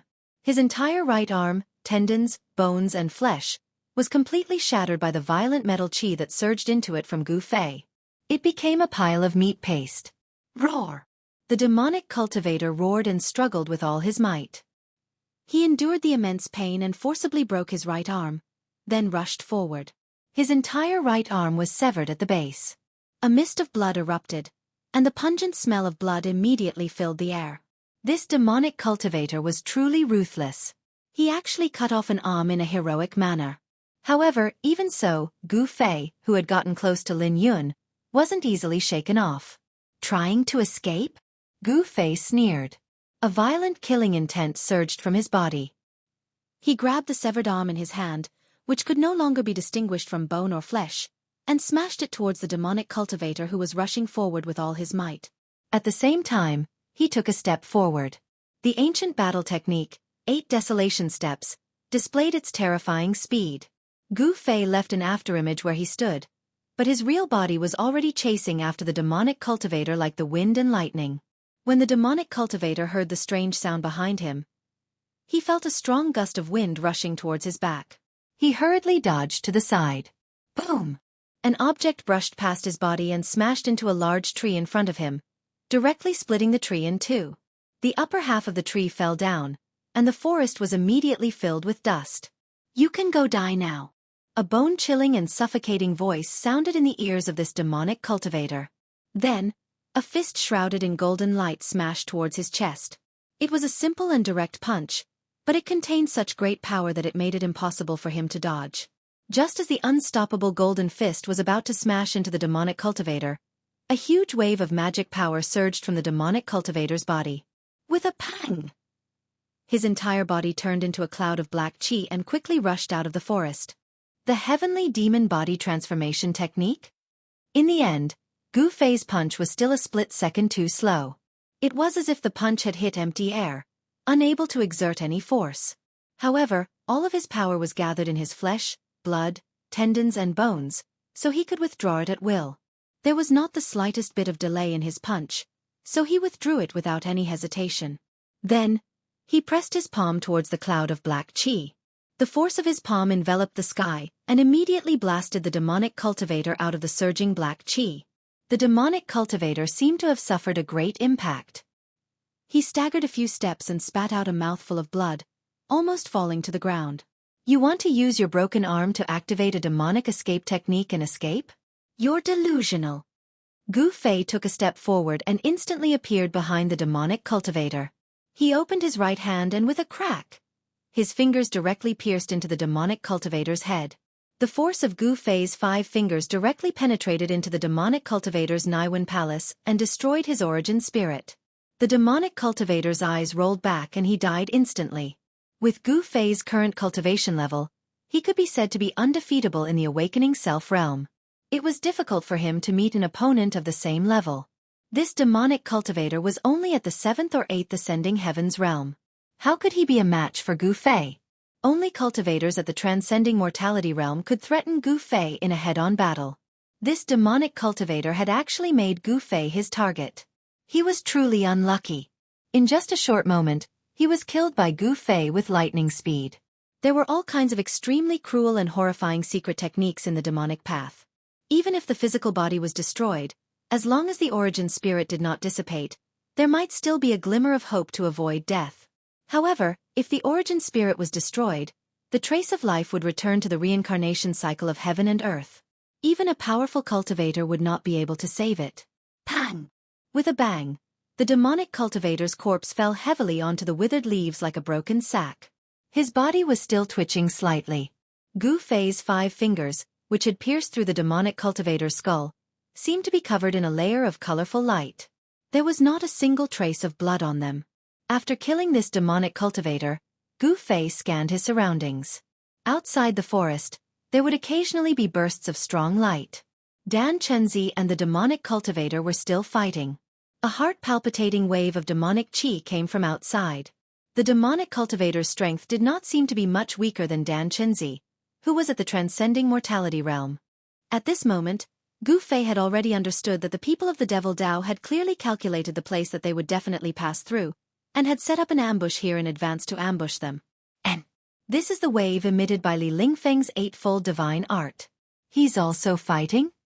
Gu Fei suddenly looked to the left. He could vaguely see light flashing in the forest ahead. There was a blood-red light that exuded a terrifying evil wave. It swept up and down, and everywhere it passed, there seemed to be nothing that could stop it. Trees fell, and the trees that were swept by the blood-red light all withered, as if their life essence had been sucked out in an instant. It was extremely terrifying. Haha. Li Lingfeng, I heard people say that you are the #1 cultivator in the younger generation of the Taishan sect. It seems to be an exaggeration. Wanton laughter came from ahead. From the words, it was not difficult to imagine that the person was showing off his arrogance and seemed to have the upper hand. The blood-melting demonic blade. Is that demonic weapon in your hand? Li Lingfeng's words were a little flustered. It seemed that the blood-red light had a great background, making it difficult for him to remain calm. However, the eightfold divine art launched by Li Lingfeng's primordial 8 trigrams was also marvelous. Although the power of the blood-red blade was amazing, it could not do anything to him for a while. There were people fighting in all directions in the forest. Gu Fei sensed a few familiar waves of magical power. Ziyu, Dongfeng Chen, and the others had already fought with the demonic cultivators. Compared to the great battle that took place a few dozen miles away, the battle here could be considered as a small skirmish. Tens of miles away, on top of a mountain range, a devilish aura as black as ink blotted out the sky, emitting an extremely evil aura that struck fear into all living beings. Within a radius of 100 miles, all the animals that sensed this devilish aura frantically fled for their lives from the mountain range as if they had gone mad. Such a terrifying demonic chi covered half the sky. On the other side of the sky, raging flames burned the sky. In the sea of fire, there was a great righteousness that was the complete opposite of the demonic aura. In the demonic clouds, there seemed to be demonic dragons rolling, and in the sea of fire, there were faint 3-legged giant birds flying. The battle between the demon lord of 6 paths and Taoist Zhao Yang had reached a white-hot stage. Below the demonic clouds and raging flames, the mountains were shattered, and the earth was cracked. The terrifying cracks were like bottomless abysses. All of this was caused by the two of them. Chapter 73. Boom! A deafening explosion suddenly erupted, and the mountains shook violently as if doomsday had arrived.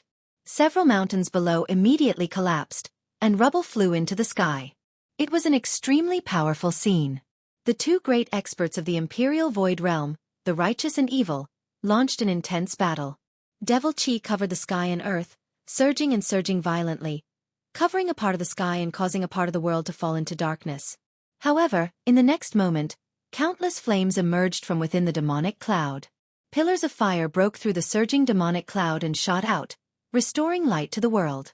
Two figures moved quickly in the sky, unleashing powerful divine abilities that were powerful enough to shake the heavens and the earth.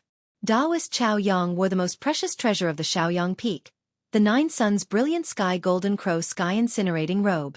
9 balls of fire surrounded him like scorching suns, sweeping away the heavy demonic chi.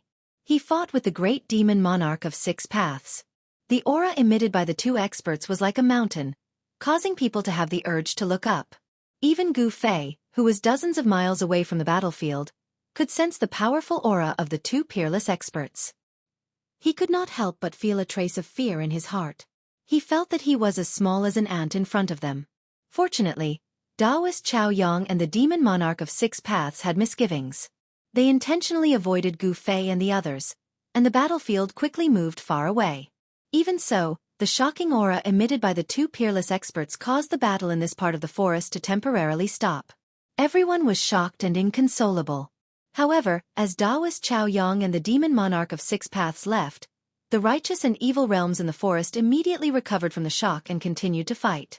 In the dark forest, when Gu Fei was about to go and help his fellow disciples, a figure suddenly appeared in front of him like a phantom, blocking his way. It was a middle-aged man. He wore a black robe, and his temples were a little white. He was tall and slender, and his eyes were deep and sharp. The appearance of this middle-aged man caused Gu Fei to feel a sense of threat. He could sense a dangerous aura from this person. This person was like an unsheathed divine weapon, giving off a cold feeling of being forced by the edge of a blade. The moment this middle-aged man appeared, the surrounding temperature plummeted in an instant. The undisguised murderous aura on his body caused Gu Fei to feel as if he had fallen into icy water, his entire body turning cold. You actually killed him? The middle-aged man glanced at the corpse of the demonic cultivator that Gu Fei had killed, and his eyes were practically spitting fire. You killed my disciple, I want you dead. The middle-aged man was furious. He opened his mouth and a ray of light shot out from his mouth towards Gu Fei. Spewing sword flashes? A sword immortal art? When Gu Fei saw the middle-aged man in front of him spit out a chilling red light, he was startled.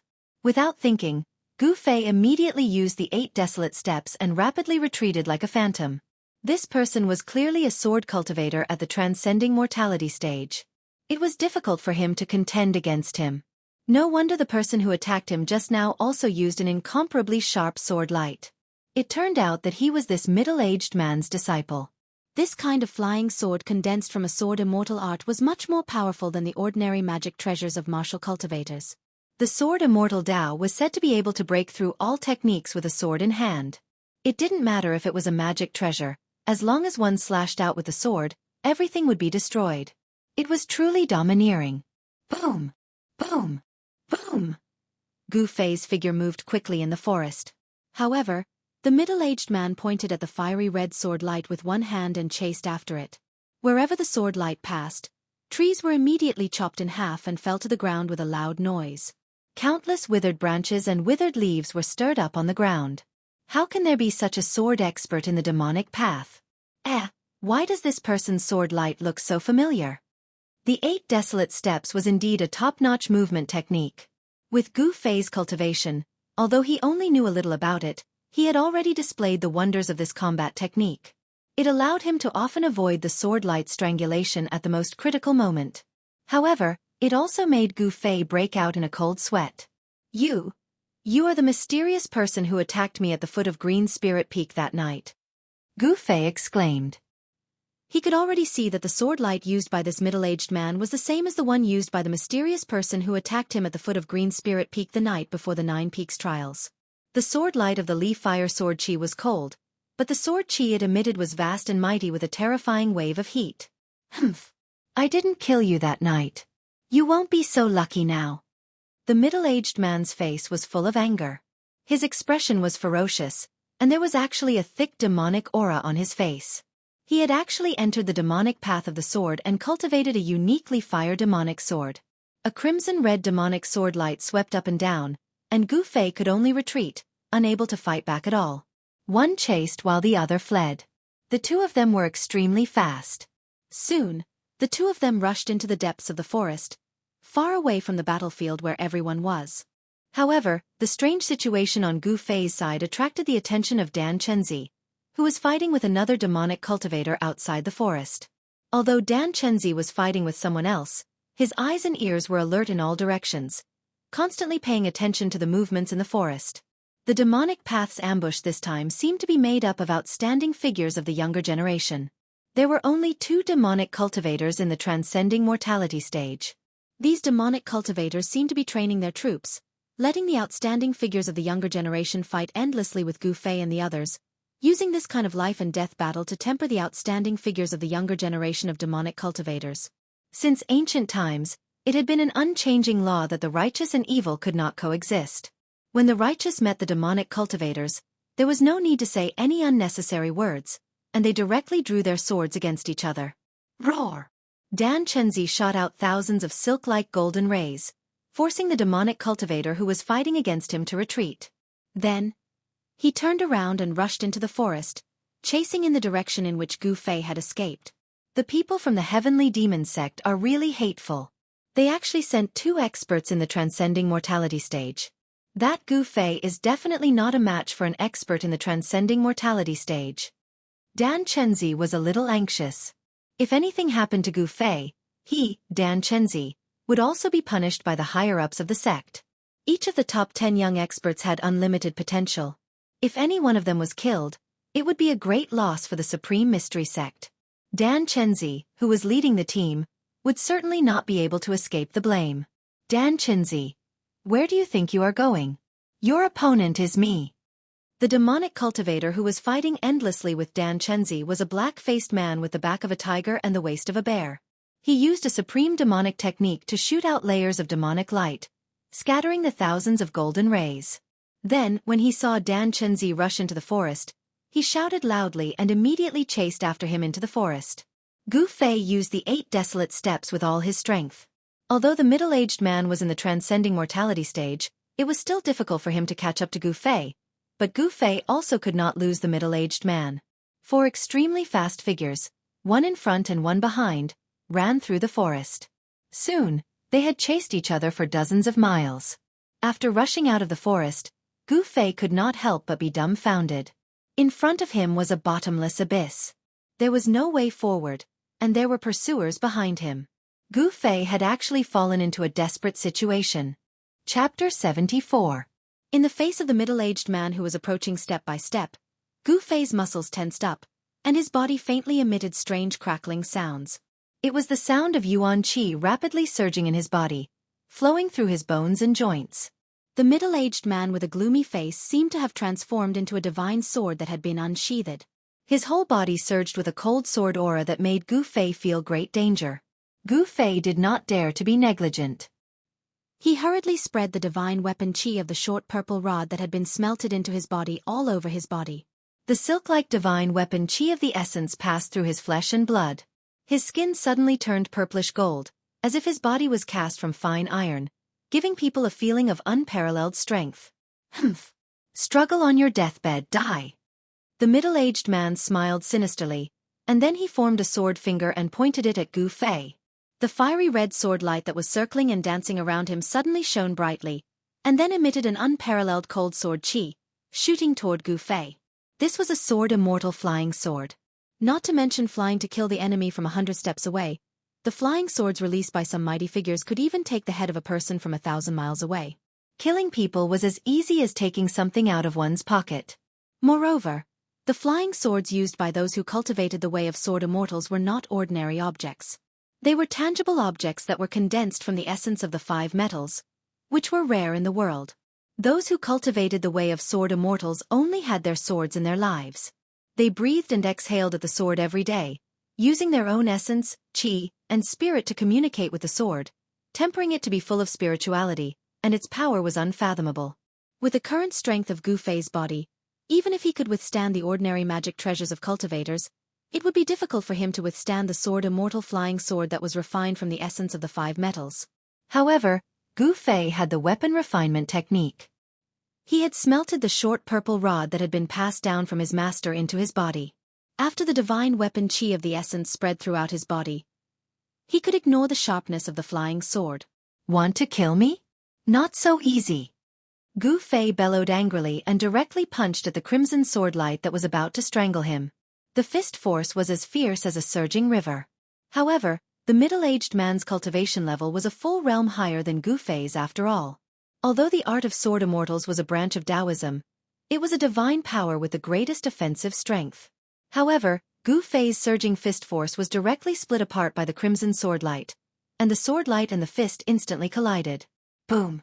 A strong light burst out from the point of impact, and Gu Fei felt an unstoppable force coming from the surface of his fist. Immediately, half of his body went numb, and he involuntarily took 4 or 5 steps back. Roar! Gu Fei let out a roar as his long hair danced in the wind. His eyes emitted a terrifying murderous glint. Pang! The ground under his feet was left with a large pit, and the soil shattered. He desperately tried to stop himself from retreating, but in the end, he did not take the 6th step, because there was already a bottomless abyss behind him. Once he took the 6th step, he would fall into the abyss. Good boy, what kind of divine power is this? The middle-aged man's gloomy face revealed traces of demonic qi. He was very surprised that this boy, whose cultivation level was only at the realm of awakening self, could directly use his flesh and blood to directly resist his flying sword. It was really unexpected. So this boy had this kind of divine power. No wonder last time in the Taishan sect, even when he tried to kill him, he could not kill him. The middle-aged man was shocked.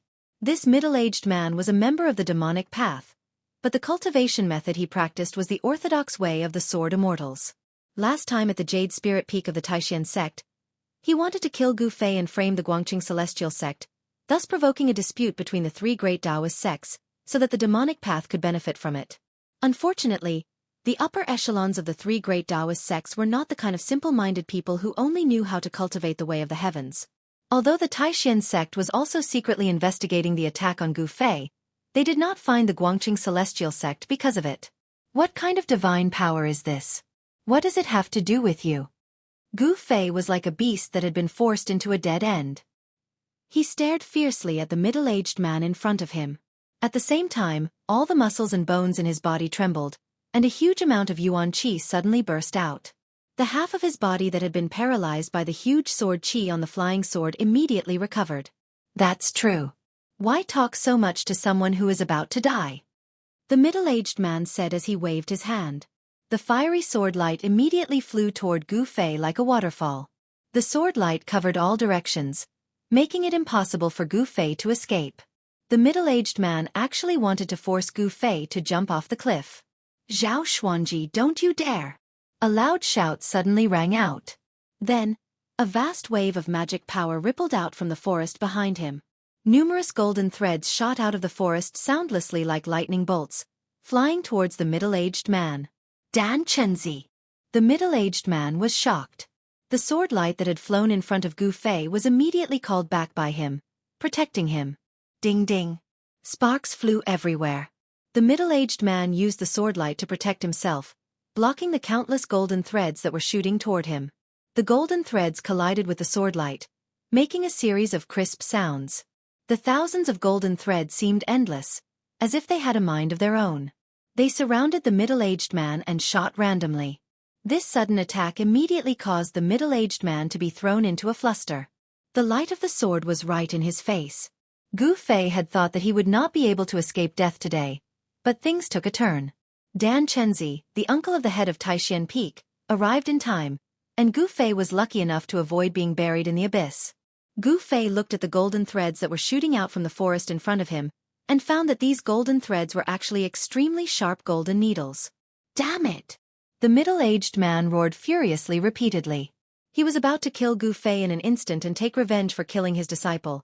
Yet Dan Chenzi had suddenly attacked and spoiled his plans, and it truly caused him to be indescribably shocked and furious. A strand of rage was stuck in his chest, and it simply caused him to have the impulse to go berserk. At this time, there was a flash of shadows in the forest. Dan Chenzi had just arrived. "All of you go to hell."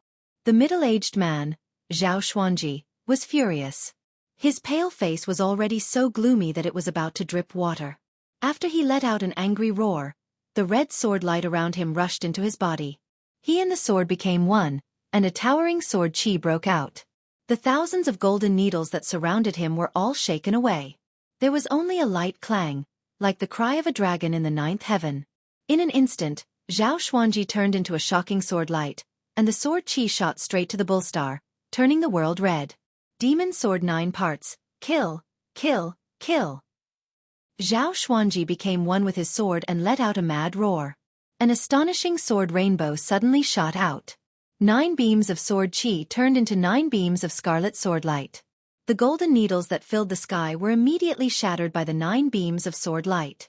The 9 red sword lights rushed out like 9 fire dragons. 8 of the sword lights quickly flew toward Dan Chenzi, who was rushing out of the forest, and one of the sword lights slashed toward Gu Fei. Oh no! Gu Fei was shocked. The red sword light was extremely fast, and in an instant, there was no time for him to dodge. The cold sword qi had already caused a piercing pain on his skin, and a great sense of danger instantly enveloped him. At this moment, all the hairs on his body stood on end. Pang! Gu Fei only had time to gather the essence of the divine weapon in his body to protect himself. He used his arms to block in front of his chest, and then he was ruthlessly struck by the red sword light. The scarlet sword light traversed 2,000 to 3,000 feet. This was Zhao Xuanji's most powerful killing move. It was as if the void had been split in half by the sword light. Ripples could be seen with the naked eye as the sword light passed through the space. Wah! Gu Fei cried out miserably as he was sent flying 1,000 feet away by the peerless sword light. The sound of bones breaking rang out from his arms, and they drooped down limply. He vomited large mouthfuls of blood as he flew backwards. The essence of the divine weapon protected his skin and flesh. Even such a powerful sword qi was unable to break through the defense of his skin and flesh. It only left 2 white sword marks on his arms. However, the terrifying impact from the sword qi caused his arm bones, which were as hard as metal, to break. Gu Fei was sent flying out of the cliff. Below him was a bottomless abyss, shrouded in mist, making it impossible to see what was happening below. This time, Gu Fei was scared out of his wits. He, who was already heavily injured, was startled once more, and it immediately aggravated his injuries. He spat out a mouthful of blood, and his vision went black before he fainted. His body fell down like a kite with a broken string. Zhao Xuanji, you deserve to die. At this moment, Dan Chenzi, who had just rushed out of the forest, happened to see Zhao Xuanji send Gu Fei flying out of the cliff. His eyes instantly turned blood red, and he let out a roar that shook the forest. The furious Dan Chenzi formed seals with his hands, and thousands of golden threads immediately appeared, wrapping around the 8 shocking sword lights that were flying towards him. Swoosh, swoosh, swoosh. As if cutting through cloth, the 8 sword lights actually broke through the layers of golden threads, and their momentum towards Dan Chenzi did not decrease at all. Hiss! The enraged Dan Chenzi immediately sucked in a breath of cold air when he saw this. This guy was going all out. The sword chi slashed straight at him. Dan Chenzi was shocked and angry, but he didn't panic. He fiercely stomped on the ground with both his feet. Pang! Soil splattered, and the ground under his feet immediately burst open.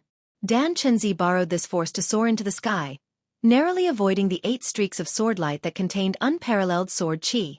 Then, he flipped upside down, his hand pressing down towards Zhao Xuanji. Rumble! A giant golden hand suddenly rushed out, and endless spiritual energy was drawn over by Dan Chenzi's Taoist technique. He used the 5 claws mountain splitting technique to return the favor to Zhao Xuanji. The 5 claws mountain splitting technique was a very basic Taoist technique in the Taishan sect, but even the most basic Taoist technique, when used by Dan Chenzi, who was at the 9th level of the transcending mortality realm, it still had great power. The golden palm was as big as a small mountain, and the area below it shook violently, bringing with it a wind as sharp as a blade. The powerful pressure pressed down on Zhao Xuanji until the ground cracked, and his feet sank into the soil. They were both cultivators of the transcending mortality realm, but Dan Chenzi was an expert who was only a step away from breaking into the controlling void realm, and his cultivation was much stronger than Zhao Xuanji's. Dan Chenzi directly used overwhelming power and the most direct attack to put Zhao Xuanji in a desperate situation. After using all his strength to activate the most powerful wave of sword chi, Zhao Xuanji's spiritual power had almost been depleted by half, and it was difficult for him to resist Dan Chenzi's angry attack. The giant golden hand shrouded down, sealing the area, causing it to tremble violently. Zhao Xuanji could not escape even if he wanted to. He could only desperately urge the sword chi in his body, squeezing out every bit of power in his body. His body became one with the sword, as if he had transformed into a heavenly sword, the tip of the sword pointing directly at the giant hand in the sky. You don't want to live. Suddenly, a rough shout came from the forest, and then a black gust of wind swept out from the forest, blowing sand and stones everywhere it passed, and uprooting trees. There was a fierce and evil power in the wind, and someone attacked from the wind, directly breaking the field formed by the giant hand, sweeping up Zhao Xuanji, who was shrouded by the giant hand, and then instantly leaving. Boom! It was as if the sky was falling and the earth was cracking. Just at the moment when the wind swept away Zhao Xuanji, the giant hand blasted down, exploding with a loud noise. The earth trembled, and dust rose high into the sky. Then, there was a loud rumble, and half of the cliff collapsed. The scene was extremely shocking. Chapter 75. In the south of the Yan Kingdom, there was the Yunmeng Mountain. It was an ancient mountain range that was rarely visited by humans. This mountain range was filled with strange peaks and was surrounded by clouds all year round. It was as if there was a thin veil covering the mountain, hence the name Yunmeng. The Yunmeng Mountain was majestic and steep. Aside from the ancient forests that could be seen everywhere, there were also some beautiful sceneries. There were springs and waterfalls, as well as quiet valleys filled with flowers and the fragrance of flowers. It was said that there was no lack of cultivators in the mountain, but the people outside of the mountain had never seen any of them. The most convenient and time-saving way to cross the 800 miles of Yunmeng Mountain would be to take a boat on the waterway. A river called the Yan River flowed from the north to the south, passing through the Yunmeng Mountain and connecting the north and the south. It was the only way to get to the southern barren county of the Yan Kingdom. Whether it was a merchant traveling between the north or a visitor, they would all take a boat along the river. This was many times more comfortable than walking on land and crossing the mountains. There were many passenger boats coming and going on the Yan River. There were even merchant boats that came from the southern barren lands to buy precious herbs or the fur of various beasts. If it was an ordinary passenger ship, it wouldn't be a big deal. However, if it was a merchant ship that was fully loaded with goods purchased from the southern wasteland, there would be a lot of treasures on it. Naturally, there would be those desperados who wouldn't hesitate to take the risk of being beheaded and having their families exterminated just to rob that merchant ship. Therefore, on some merchant boats, there were many people who were skilled in martial arts to protect the boats. Of course, these martial artists only knew some martial arts. The true meaning of martial arts had long been lost in the secular world. As for some large caravans or merchant groups, they did not need to hire bodyguards or martial artists to protect their goods, because they had their own guards. At noon, 3 large boats sailed down the river. Their flags fluttered in the wind. From time to time, there would be groups of guards in light armor patrolling the deck of the boats. The security was tight. On the bow of the 3 boats, there was a large flag that fluttered in the wind. The flagpoles were several feet high, blue with yellow characters, and the 2 words, Haut Yen, were written on the flag. On the deck of the leading ship, there were 3 figures leaning on the railing, pointing at the scenery on both sides of the river. The cries of the apes on both sides of the river are endless, and the boat has already crossed the mountains. The scenery on both sides of the Yunmeng mountain is really good. It's rare to see it in other places. On the deck, a handsome young man with white teeth and red lips sighed softly. He was dressed like a young master of an aristocratic family. This young master's voice was clear and melodious. If it wasn't for the fact that he was dressed like a young master of an aristocratic family, one would think that it was a woman speaking. Young master. A pretty and cute maid in an emerald green dress called out. Suddenly, she covered her mouth and giggled. Then she said, "The wind outside is strong.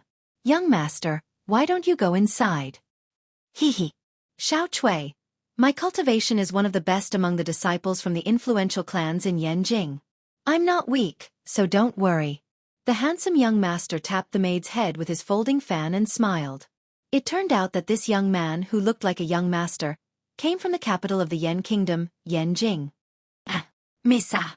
No, young master, look. What's that? Suddenly, another maid in a light yellow dress beside the young man pointed at the river in front of them and said in surprise.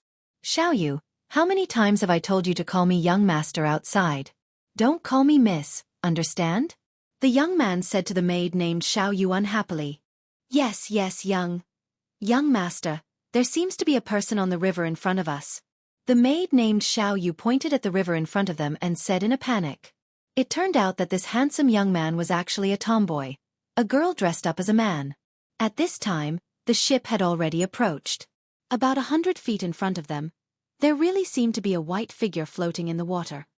That's the young lady dressed as a man, and the maid, Xueqi, also saw the white figure on the river in front of them at this moment.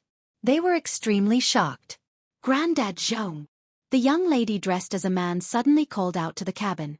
A breeze suddenly appeared on the deck. As the breeze passed by, a figure suddenly appeared on the deck. He came and went like the wind. This person who suddenly appeared was definitely a master, at least in the secular world. The person who suddenly appeared like a ghost was an old servant. He was dressed in a green gown, with a stooped body and white hair. Looking at his appearance, he was really an ordinary old man who couldn't be more ordinary. However, ordinary was only the appearance of this old man. Granddad Zhong, look. The young lady dressed as a man pointed at the river in front of them and said to the old man. Her words were very respectful. She didn't treat the old man as a servant, but as an elder. Huh. The old man called Granddad Zhong looked at the direction that the young lady was pointing at. He couldn't help but frown. His turbid eyes flashed with a ray of light. Granddad Zhong waved his right hand, and a silver light immediately sprang out of his sleeve. It was a silver whip. The silver whip flashed in the old man's hand like a spirit snake.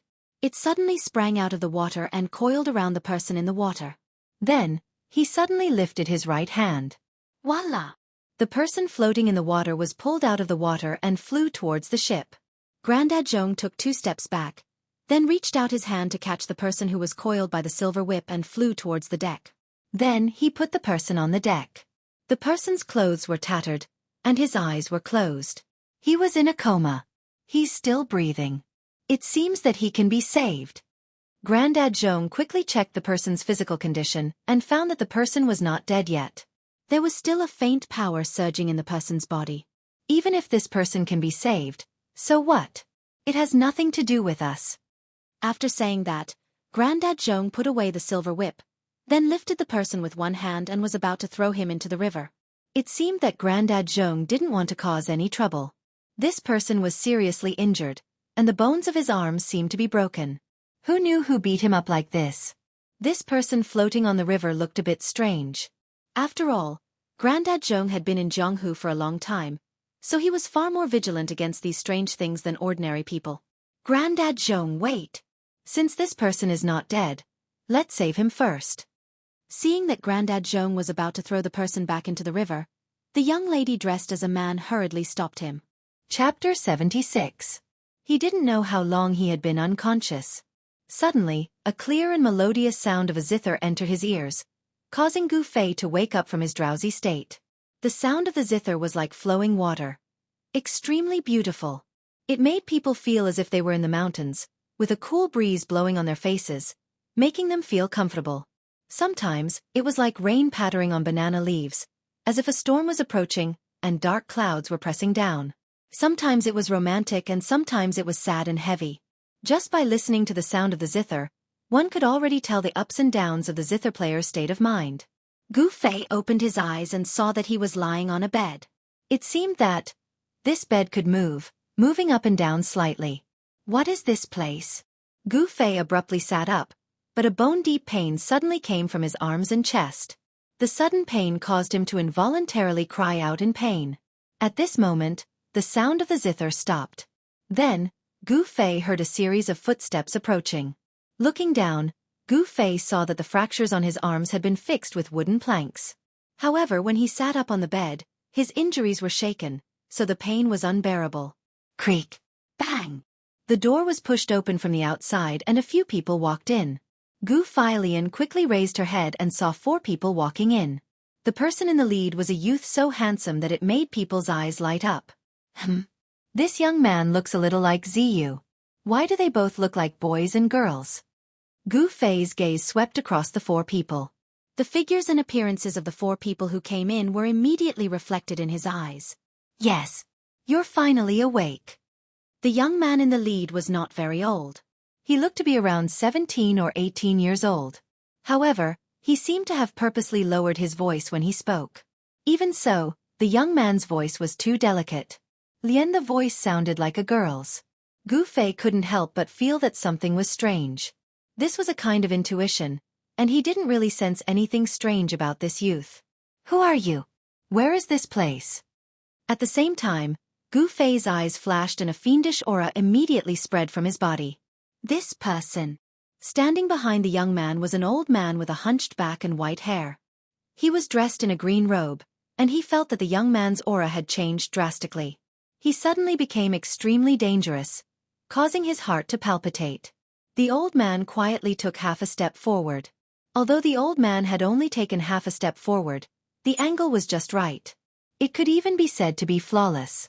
Not only could he advance to attack and retreat to defend, he could also vaguely protect the youth and the 2 pretty maids by his side under his wings. Obviously, this old man dressed like a servant was an expert with rich combat experience. Hee. My surname is Ling, and this is the Haotian Trading Group's merchant ship, the youth replied with a chuckle. He didn't seem to notice Gu Fei's hostility towards him. However, the youth's clear and deep voice, which was trying to pretend to be mature, sounded a little awkward to Gu Fei's ears. Brother, why were you injured and fell into the water? Did you meet with bandits? Or, if our ship hadn't passed by and saved you, you would have been in big trouble, brother. The youth tapped his folding fan on his palm and sat down on a chair at the side. The youth didn't say the words, "Enemies are hunting me down," but everyone could hear the obvious meaning behind his words. Haotian Trading Group? Gu Fei couldn't help but ponder. This was the first time he heard of this name. Gu Fei had been cultivating on the mountains since he was young. To the outside world, he was like a blank piece of paper. Everything in the outside world was unfamiliar to him. I'm Gu Fei. Thank you for saving me. Gu Fei was a person who could clearly distinguish between kindness and hatred. Furthermore, he was determined to keep his mind pure and unaffected by the outside world. Therefore, Gu Fei didn't think too much before saying his name. Gu Fei? There aren't many people with the surname Gu in the Tanglong continent. There aren't any families with the surname Gu in the three kingdoms. May I know where Brother Gu is from? The youth asked after thinking for a while. At this moment, the hostility on Gu Fei's body had already subsided. The old servant's tense nerves finally relaxed. Gu Fei glanced at the old man in the green gown casually. His gaze made the old man's heart palpitate. It was as if he could see into the depths of the old man's heart. This youth was no ordinary person. The old man couldn't help but be wary of Gu Fei. A person of unknown origin and who wasn't simple made the old man, who was used to seeing the world, feel uneasy. The old man naturally stood behind the handsome youth. In reality, he was protecting the youth at all times. Even the slightest movement in the surroundings couldn't escape his eyes. This person's body doesn't have any waves of spiritual power. He isn't a cultivator. Could it be that he's the same as me and practices the martial way? Gu Fei had already seen that this old man wasn't simple. His aura was restrained and his footsteps were silent. He looked like a very ordinary old man. However, Gu Fei could feel a well-hidden aura from this old man. Seeing that Gu Fei seemed to be a little hesitant, an emerald green servant girl next to the youth immediately said unhappily, "You are very rude. Why aren't you answering my young master's question? If my young master hadn't saved you from the river, you would have been fed to the tortoises in the river." Xueqi, don't be presumptuous.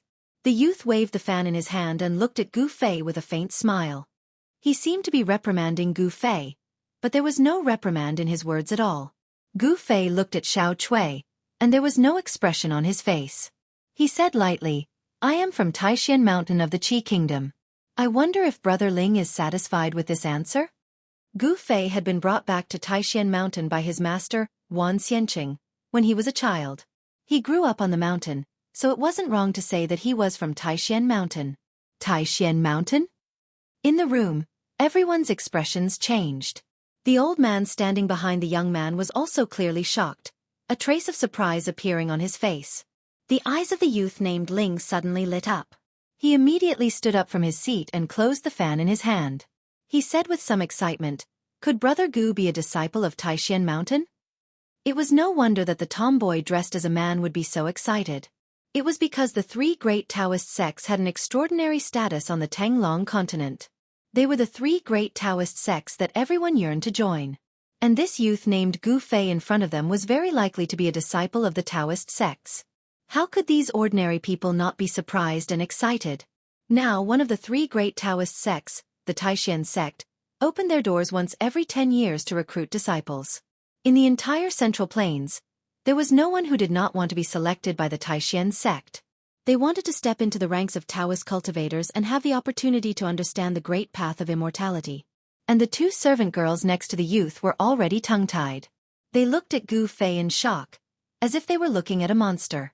Recently, the Ling family had been worried about which child of the right age to send to the Taishan sect of the Qi Kingdom to participate in the disciple selection. This girl named Ling, who was dressed as a man, had come out to play and relax because of this. She wanted to stay away from the open and hidden struggles of the family. In a large family, no matter how smart the leader of the family was, no matter how powerful he was, there would inevitably be disputes for the sake of profit. Whether it was in the open or in the dark, mutual deception was the most annoying thing. Brother Ling also knows about the Taishan sect? When Gu Fei saw the surprised expressions of the crowd, he was startled. He did not understand. He had never been to the outside world, so of course he did not know what the three great Taoist sects meant in the Tanglong continent. Cultivating Taoist cultivators and becoming immortals meant that they could enjoy longevity and even live as long as the heavens and the earth. This was something that every ordinary person yearned for. Haha, Brother Gu must be joking. As he spoke, the youth named Ling also knew that he had lost his composure. He sat back down in his chair. The three great Taoist sects are the Taoist holy lands of the Tanglong continent. Who doesn't know about them? Gu Fei was a little surprised. At this time, he had a rough idea of what kind of existence the sect he belonged to was in the Tanglong continent. Gu Fei did not have any ulterior motives. Everything he did was done as he pleased. Whatever he thought, he put it into action. He did not have as many scruples as the rest of the world. That's right. I am from the Green Spirit Peak of the Taishan sect. May I know where Brother Ling is from? Can you tell me? Gu Fei's temperament was the most straightforward. He said what he thought and went straight to the point. Haha. Miss Ling, who was disguised as a man, seemed very happy. She smiled and said, "As expected, Brother Gu really is a disciple of the Taishan sect. It is great to be able to make friends with Brother Gu." Yes. I'm Ling Yan from the Haotian Trading Group, and the Ling family's patriarch is my father. I'm the 13th child in my family, so you can call me Ling 13. Ling Yan, who was disguised as a man, formally introduced herself to Gu Fei. Hearing Ling 13 introduce herself like this, the two pretty servant girls beside her could not help but cover their mouths and smile at each other. The old man in the green robe behind her also had a strange look in his eyes. Everyone's expressions fell into Gu Fei's eyes. Although he was simple-minded, he was not a fool. He felt that something was wrong, but he could not tell what was wrong. Gu Fei had almost no experience in the world. Even though Ling 13 acted like a girl, he could not tell that this extremely handsome young man in front of him was a girl. Of course, apart from Ling 13's name and gender, everything else she said was not a lie. This girl was the 13th daughter of the leader of the Ling family of the Haotian business group, Ling Luoyan. "Brother Ling, if there is nothing else, I would like to rest." Gu Fei was in a hurry to heal himself. How could he continue talking to Ling Yan? "I was too happy and forgot that Brother Gu is injured. I am really sorry. If that's the case, I will take my leave first." Ling Luoyan stood up from her chair and cupped her hands towards Gu Fei. Gu Fei nodded and did not say anything else. Ling Luoyan, who was disguised as a man, did not mind. She smiled indifferently and then left the room with the two servant girls and the old man in the green robe, closing the door behind her. Who would have thought that I would survive such a disaster? So there is a big river under the abyss. How dangerous. When Gu Fei thought of how he had been thrown out of the abyss by Zhao Xuanji's sword, he could not help but tremble, and his heart beat faster for no reason. At this time, night had already fallen, and the stars in the sky were beginning to appear. 3 large ships had long been anchored at a pier by the river, and the lights on the ships illuminated the nearby river. Ling Luoyan and the others came out of the cabin onto the deck. "I did not think that I would meet a disciple of the Taishan sect on this trip. This trip was really worth it," Ling Luoyan murmured as she looked at the river. The two servant girls, Xiao Cui and Xiao Yu, were waiting on her side. "Miss, forgive this old servant for being blunt, but that Gu Fei will probably cause us a lot of trouble." Uncle Zhong frowned and said in a low voice. Uncle Zhong, why do you say that?" Ling Luoyan was stunned when she heard this. "Miss, think about it. In the entire continent, who would dare to make a move against someone from one of the 3 major immortal sects? Someone who would dare to make a move against a disciple of the Taishan sect, one of the 3 major immortal sects, cannot be provoked. Moreover, this old servant did not feel the spiritual power of a cultivator on Gu Fei." Chapter 77. In the cabin, Gu Fei, who was in his room, didn't know that Ling Luoyan and the rest were already suspicious of his identity. He was sitting cross-legged on his bed, using his internal vision to observe the situation in his body. However, it was no wonder that Ling Luoyan and Uncle Zhong were suspicious. How could there not be a disciple of the Taishan sect, one of the 3 great Taoist sects, who did not cultivate the way? However, Gu Fei's body really did not have the otherworldly aura of a cultivator. Moreover, cultivators walked the path of core formation, nascent soul, and ascended to the way of immortals and gods. They condensed their essence, qi and spirit, and attracted the spirit of heaven and earth into their bodies. What was the way? That was the collective name for the way and magical power that cultivators referred to. Therefore, there was bound to be a fluctuation of magical power spreading from the body of a cultivator. However, Uncle Zhong could not have imagined that Gu Fei was different from the Taishan sect. The cultivation method of the Green Spirit Peak was not a way, but a martial art. It was a kind of body refining technique that originated from ancient times and was now lost. Therefore, Uncle Zhong could not sense the fluctuation of magical power on Gu Fei's body, and thus became suspicious of Gu Fei's identity. This was not something that Gu Fei could think of, and he did not need to think about such things. He was now at ease, and he was focused on advancing bravely on the path of martial arts. He could not be bothered with the gazes of others. Under the inner vision, Gu Fei found that not only were his forearms fractured, but even his sternum had cracked. Although Zhao Xuanji's sword could not break through Gu Fei's weapon refining technique and could not hurt his flesh, the power contained in the swordlight was too great. Even if it could not hurt Gu Fei's flesh, it had broken the bones of Gu Fei's forearms. That was not all. Gu Fei's hands were in front of his chest, and when the swordlight hit his arms hit his chest. The huge impact caused cracks to appear on Gu Fei's sternum. What a powerful flying sword technique! Gu Fei was secretly alarmed. If he hadn't used the weapon refinement art to fuse the divine weapon qi into his body to block the flying swordlight, he would probably have been killed by Zhao Xuanji's sword on the spot. Even so, Gu Fei already knew that not only had his muscles and bones been injured, but his internal organs had also suffered internal injuries. Zhao Xuanji, I will return all of this to you tenfold. Gu Fei had never wanted to kill someone so badly before. Zhao Xuanji had already threatened his life twice. The first time was at the foot of the Green Spirit Peak in the Taishan sect, beside the bamboo forest. At that time, Zhao Xuanji, dressed in black and masked, had strangled Gu Fei with the fiery sword qi, almost taking his head from his body. This time, he had sent him flying off a cliff. Fortunately, below the abyss was the Yan River that spanned 800 kilometers across the Yunmeng Mountains. Otherwise, even if Gu Fei's body was as tough as steel, he would still have broken his bones and died on the spot. The impact of falling from the bottomless abyss was simply too great, and Gu Fei would definitely not be able to withstand it. If he really smashed into the ground, not only would his muscles and bones not be able to withstand such a great force, even his internal organs would be shattered. Someone had already reattached his arm and fixed it with a wooden board, so Gu Fei began to use the body refinement art to heal his injured body. Gradually, a strange sound came from within Gu Fei's body. It was a soft and muffled explosion. As his tendons, bones, and flesh trembled, a huge amount of vitality emerged from his qi and blood, converging on his injured body. The cracks on his sternum immediately healed at a speed visible to the naked eye. Where his forearm was fractured, the vitality turned into threads of light that penetrated his flesh and wound around his broken bones. The threads of vitality gathered around the wound from all directions, connecting the bones and muscles, circulating qi and promoting blood circulation. The clotted blood that had accumulated in the broken bone was immediately forced out of his body.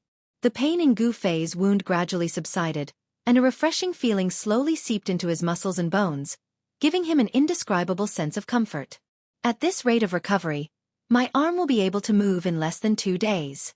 I estimate that it will be completely healed in 5 days.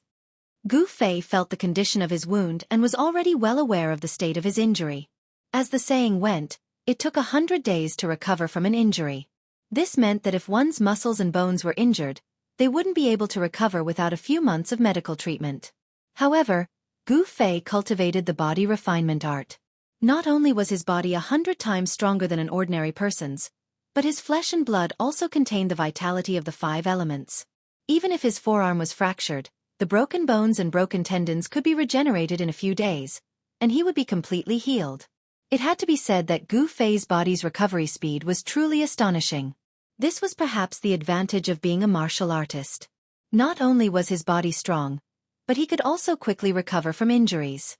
The Haotian merchant group's ship rested at the pier of the Yan River for a night, then set sail again when the sun rose. Even if the wind and water were smooth, the Haotian merchant group's ship could only travel 100 or 200 kilometers a day. Of course, this was also because the ship only traveled during the day. There weren't many boats that dared to sail on the Yan River at night, as it was simply too dangerous. There were countless dangerous shoals and submerged reefs along the waterways of the Yunmeng Mountain. Even during the day, there were still dangers. Who would take the risk to travel at night? In the next 2 days, apart from the servants who brought him 3 meals a day, no one else came to disturb Gu Fei. Perhaps because they knew that he was recuperating. Even that handsome young man who looked like a girl didn't appear. Gu Fei couldn't have asked for more than anyone to disturb him, so he naturally seized the time to recuperate. Now, the broken bones in his forearms had already healed, and he could move them again.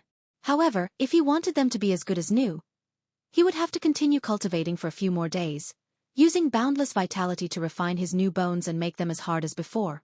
However, through the idle chatter of the other people on the ship, Gu Fei also learned about the general situation of the Haotian merchant group's 3 ships, as well as their destination. To Gu Fei's surprise, the destination of the Haotian merchant group's fleet was a town called Bluestone Town at the exit of the Yan River, outside the Yunmeng Mountain in the south. As Gu Fei's injuries gradually healed, Not only his strength, but his acute spiritual perception also returned to the level it was before he was injured. During these 2 days, Gu Fei paid a little attention and spread his spiritual perception on the ship. He discovered that the ship he was on was actually carrying over 100 people. Most of the people on the ship were agile and had a murderous aura about them. They were clearly experienced guards.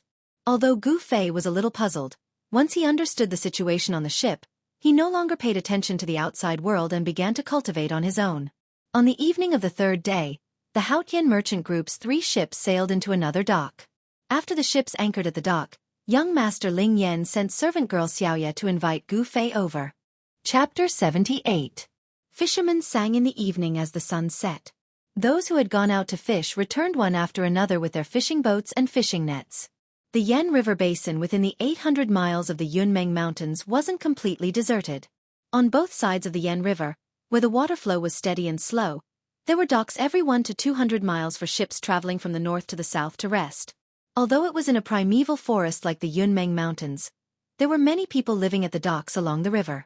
In order to ensure that this 800 miles of waterway would be unimpeded, the Yan Kingdom had set up relay stations at each of the docks, and there were even troops stationed in the relay stations. Even so, there were still many cases of bandits robbing merchant ships in these remote areas. Some fugitives were constantly eyeing this waterway that connected the north and the south.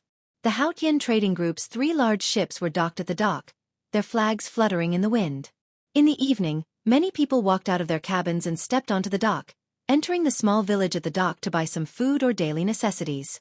At this time, Gu Fei followed the servant girl, Xiaoya, to the deck at the bow of the ship. There were more than 10 ships of various sizes anchored at the dock, but there was no doubt that the Haotian Trading Group ships were the most eye-catching. Haha. Brother Gu, how's your injury? I've been busy with chores these few days and haven't been able to visit you. I hope Brother Gu doesn't mind. Ling Luoyan, who was disguised as a man, hurriedly stood up when she saw Gu Fei walk out of the cabin. Thanks to Brother Ling, my injury is no longer a problem. I'll be completely healed in a few days. Under Xiaoya's guidance, Gu Fei sat down at a carved red sandalwood table on the deck. When Ling Luoyan heard this, a strange look flashed across her eyes. At the same time, she also noticed that the wooden planks used to fix the broken bones on Gu Fei's arms had disappeared. Evidently, the broken bones in Gu Fei's arms had been reconnected and could be moved in the past few days. How could his injury have healed so quickly in just a few days? Although Ling Luoyan was shocked, she remained calm and collected as she sat down with a faint smile. Brother Gu's injuries actually healed so quickly. It's really surprising. Ling Luoyan said with a smile. She was very curious. Could it be that Gu Fei had taken an elixir of immortality? For normal people, it would take at least a few months for broken bones to regenerate. Ling Luoyan no longer doubted Gu Fei's identity. Actually, in these 3 days, Ling Luoyan hadn't been busy with the ship, but had used the Ling family's information network to investigate Gu Fei's identity. Although they were on a ship, and the ship was sailing in the Yunmeng Mountain, Ling Luoyan had ways to communicate with the outside world. With the power of the Haotian Trading Group, news about the Taishan sect in Gu Fei quickly reached Ling Luoyan. My cultivation method is a little unique, so even if I'm injured, I can recover very quickly. Gu Fei told the truth and did not intend to hide anything. The reason why Gu Fei was so calm was because he already knew that there were no particularly powerful experts on the 3 ships of the Haotian Trading Group. Although this young man called Ling Luoyan also had a good cultivation base and was not an ordinary young master, he was still a far cry from Gu Fei. Even if Ling Luoyan was playing some tricks behind his back, he was not worried at all. Strength. Gu Fei had overwhelming strength. No matter what tricks he had, they were no match for his fists. Oh! Ling Luoyan was a little surprised and said, Brother Gu is from the Taishan sect, but if I'm not wrong, you don't seem to be a cultivator. Gu Fei couldn't help but smile when he heard this. This Ling Luoyan was interesting. With his cultivation base and knowledge, how could he see through me? It must have been that old man called Uncle Zhong who told him. In the past, he had heard from his master that in the secular world, the so-called martial arts techniques were just fancy but useless. Those who truly understood the true meaning of martial arts were as rare as phoenix feathers and unicorn horns. However, from the aura that Uncle Zhong exuded, he was clearly a cultivator and had already refined his qi and blood. However, it seemed that this person's cultivation had stopped there. Could it be that he had only scratched the surface? Had he not truly inherited the true meaning of martial arts? After Gu Fei left the mountain, he immediately met a warrior with a strong cultivation base. This made him a little curious. He faintly felt that in the secular world, there were crouching tigers and hidden dragons. I'm not a cultivator, and not everyone in the Taoist sect is a cultivator. Gu Fei replied. Although he had a straightforward personality, he was still very clear about what could be said and what couldn't be said, and he would never be vague about it. Oh! Ling Luoyan smiled non-committally. She didn't seem to want to continue discussing this with Gu Fei. She then changed the topic and said, Brother Gu, would you like to come ashore with me? Come ashore. Gu Fei was a little stunned. Looking at this person's manner, he must be from a wealthy family. What was there on the boat? Why was he going ashore? Could it be that he was going ashore to play? A small village by the pier. I've never been to such a place before. I want to go up and take a look. I'd like to invite Brother Gu to come ashore with me. In fact, this Ling family's 13th daughter, who was disguised as a man, had been on the boat for the past few days and was bored to death. Hearing Ling Luoyan say this, Gu Fei knew that if he didn't agree, it would be a little unreasonable. Moreover, it was this youth called Ling Luoyan who had saved him from the river. Gu Fei had never wanted to owe anyone any favors. There were no restraints in the world better than favors. This was the so-called agreeing to something is worse than owing someone money. Too many restraints would affect one's state of mind, which in turn would affect one's cultivation. In the eyes of Taoists, this was karma. Taoists were particular about the unity of heaven and man. The Supreme was emotionless, and only by severing all karma in the world could one comprehend the Tao and become an immortal.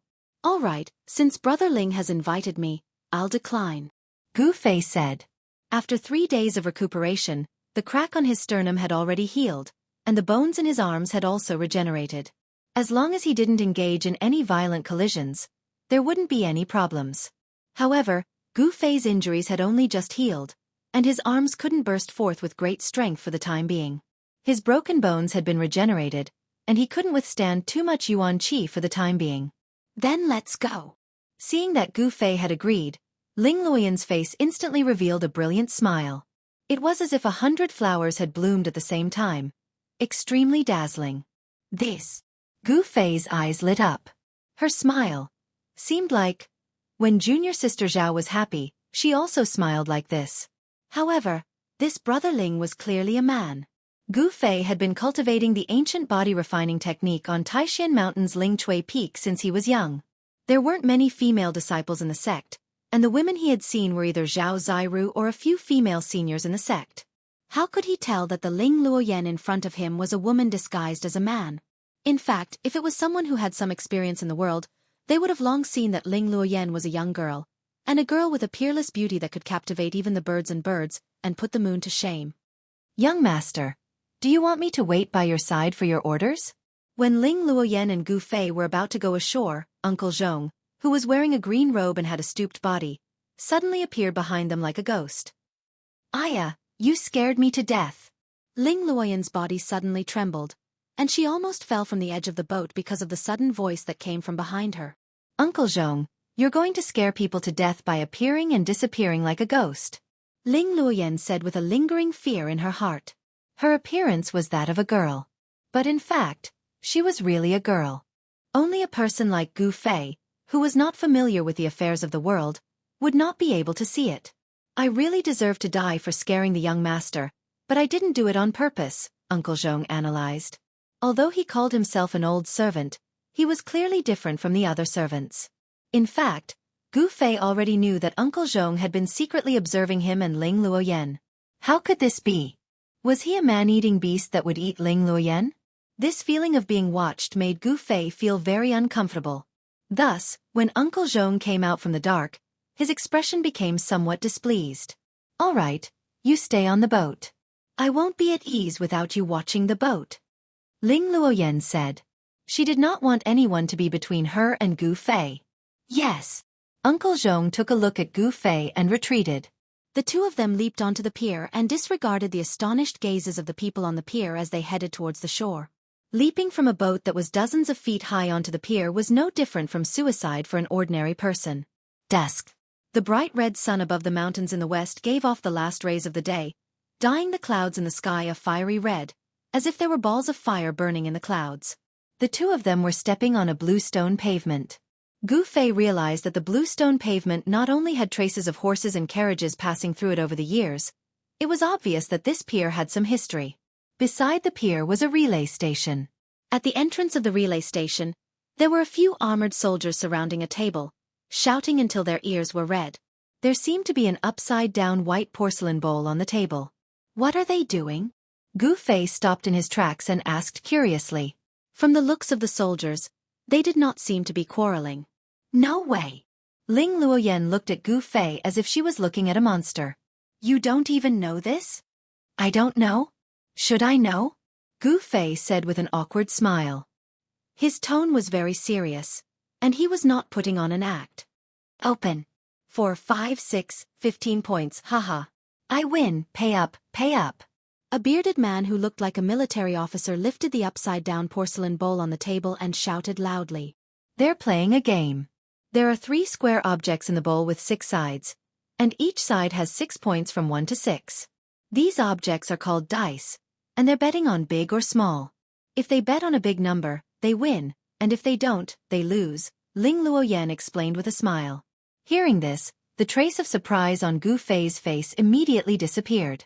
He did not stay any longer and walked forward. No wonder there was only 1 in 10 million people who could transcend reincarnation. To a large extent, it was because they lost their will to play and ruined their future. The small village on the pier was actually not much to look at. After the two of them walked around the village, they came to a quiet forest outside the village. Brother Ling, is your ship heading south? Where's your destination? Gu Fei suddenly asked as the two of them walked on a small path in the forest. Gu Fei already knew that the Haotian Trading Group's ship was heading south. Ling Luoyan thought for a while before saying, the ship's destination is Bluestone Town after leaving Yunmeng Mountain, but our caravan is heading to Dragon Emperor City in the southern wilderness. Chapter 79. Southern Wasteland Dragon Emperor City? I didn't expect us to travel the same way, Gu Fei said in amazement. This was too much of a coincidence. Ling Luoyan's group had actually expanded their business to the southern wasteland? If Nangong Chu knew what kind of business group Haotian Business Group was, he wouldn't be surprised. Haotian Business Group could be said to be the largest business group on Tenglong continent. The Haotian Trading Group's tentacles had practically extended to every place in the continent where humans resided. The 3 kingdoms of the Central Plains, the Buddhist land of the West, the northernmost Devil Land, and even the extremely mysterious and illusory plentiful city ghost estate of Legend had business dealings with the Haotian Trading Group. Brother Gu is also going to the southern wasteland? We're going the same way. Why don't we travel together so that we can take care of each other? Ling Luoyan was a bit surprised, but soon became happy. If they could establish a relationship with Taishan sect, one of the 3 major Taoist sects, because of Gu Fei, it would undoubtedly be a great thing for Haotian Business Group. That's great. It was Gu Fei's first time going down the mountain, so how could he know how to go to the southern wasteland? Ling Luoyan's suggestion was exactly what he wanted. If he traveled with Ling Luoyan's caravan, he wouldn't have to worry about not reaching Dragon Emperor City. At this moment, Gu Fei, who was walking with Ling Luoyan on a tree-lined path, suddenly stopped in his tracks and furrowed his brows. Then, the sound of birds flapping their wings could be heard from the forest in front of them. A few black birds soared into the sky from the forest and flew into the distance. At this moment, Ling Luoyan also noticed Gu Fei's abnormal behavior and the birds that were obviously startled out of the forest. It seemed that something in the forest ahead had startled the birds that were resting in the forest. As the sun set, the sunlight was already blocked by the mountains. The forest seemed very gloomy and gloomy. Wisps of thin, gauze-like mist lingered in the forest. It was very quiet all around. Just as Ling Luoyan was in a state of shock, Gu Fei, who was beside her, suddenly pulled her along and quickly rushed into the forest beside the small path. Just as the two of them hid behind the tree, a black shadow rushed out from the forest in front of them with a whoosh sound. Gu Fei's gaze was like lightning. In an instant, he clearly saw the appearance of the person who had suddenly rushed out of the forest. When he saw this person, Gu Fei couldn't help but be somewhat surprised. That was because that person could no longer be called a human. That person's body was an existence that existed between a corporeal and incorporeal. This person had a face that was even whiter than a piece of white paper, and a pair of eyes actually flickered with a strange green light. The black clothes on his body seemed to be covered by a layer of fine gauze. Moreover, Gu Fei discovered that when this extremely strange person walked, he was actually as light as a feather, as if his feet did not touch the ground. Just as that extremely strange person rushed out from the forest ahead, a streak of light suddenly appeared in the forest behind that person and rushed out from the forest. The speed of that streak of light was unbelievably fast. In an instant, it had caught up to the person in black from behind, and with a twist, it actually twisted that person into two. Ling Luoyan, who was hiding in the forest beside the road, could clearly see this scene. She couldn't help but be shocked, and was about to let out a cry of surprise. However, just as Ling Luoyan was about to cry out, a large hand covered her wide-open mouth. Ling Luoyan's cry of surprise was forcefully blocked in her mouth. Of course, she couldn't cry out. However, a shocking scene occurred. The body of the black-robed man, who had been sliced into two by the vigorous light that was like a soaring dragon, actually seemed to have no physical body. It was hazy and covered with a layer of black gas. There was also no cry of pain, and there was no scene of blood splattering. The two halves of the body that had been cut into two actually merged together, and in an instant, a black light flashed, and that person's body actually became whole again. Hiding behind a tree, Gu Fei couldn't help but be shocked when he saw this scene. The cultivation of this white-faced person in black did not seem to be very high. His body was twisted into two, but he could still instantly recover. What kind of remarkable ability was this? It was really too shocking. The pale-faced person in black seemed to be very afraid of the person behind him. After his body recovered, he hurriedly turned into a gust of cold wind and rushed up the mountain. Humph! Where do you think you're going? In the forest, a cold laugh sounded. Following that, a white figure walked out from the forest. The cold streak of light made a turn in the air, and with a whoosh, it flew towards the person in white. With a clang, it entered the person's sword sheath behind him. A disciple of the Guangqing celestial sect?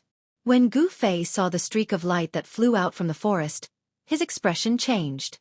Then, he saw that the streak of light twisted the person in black who seemed to be covered in a layer of black gas, and then saw the person in white who walked out from the forest.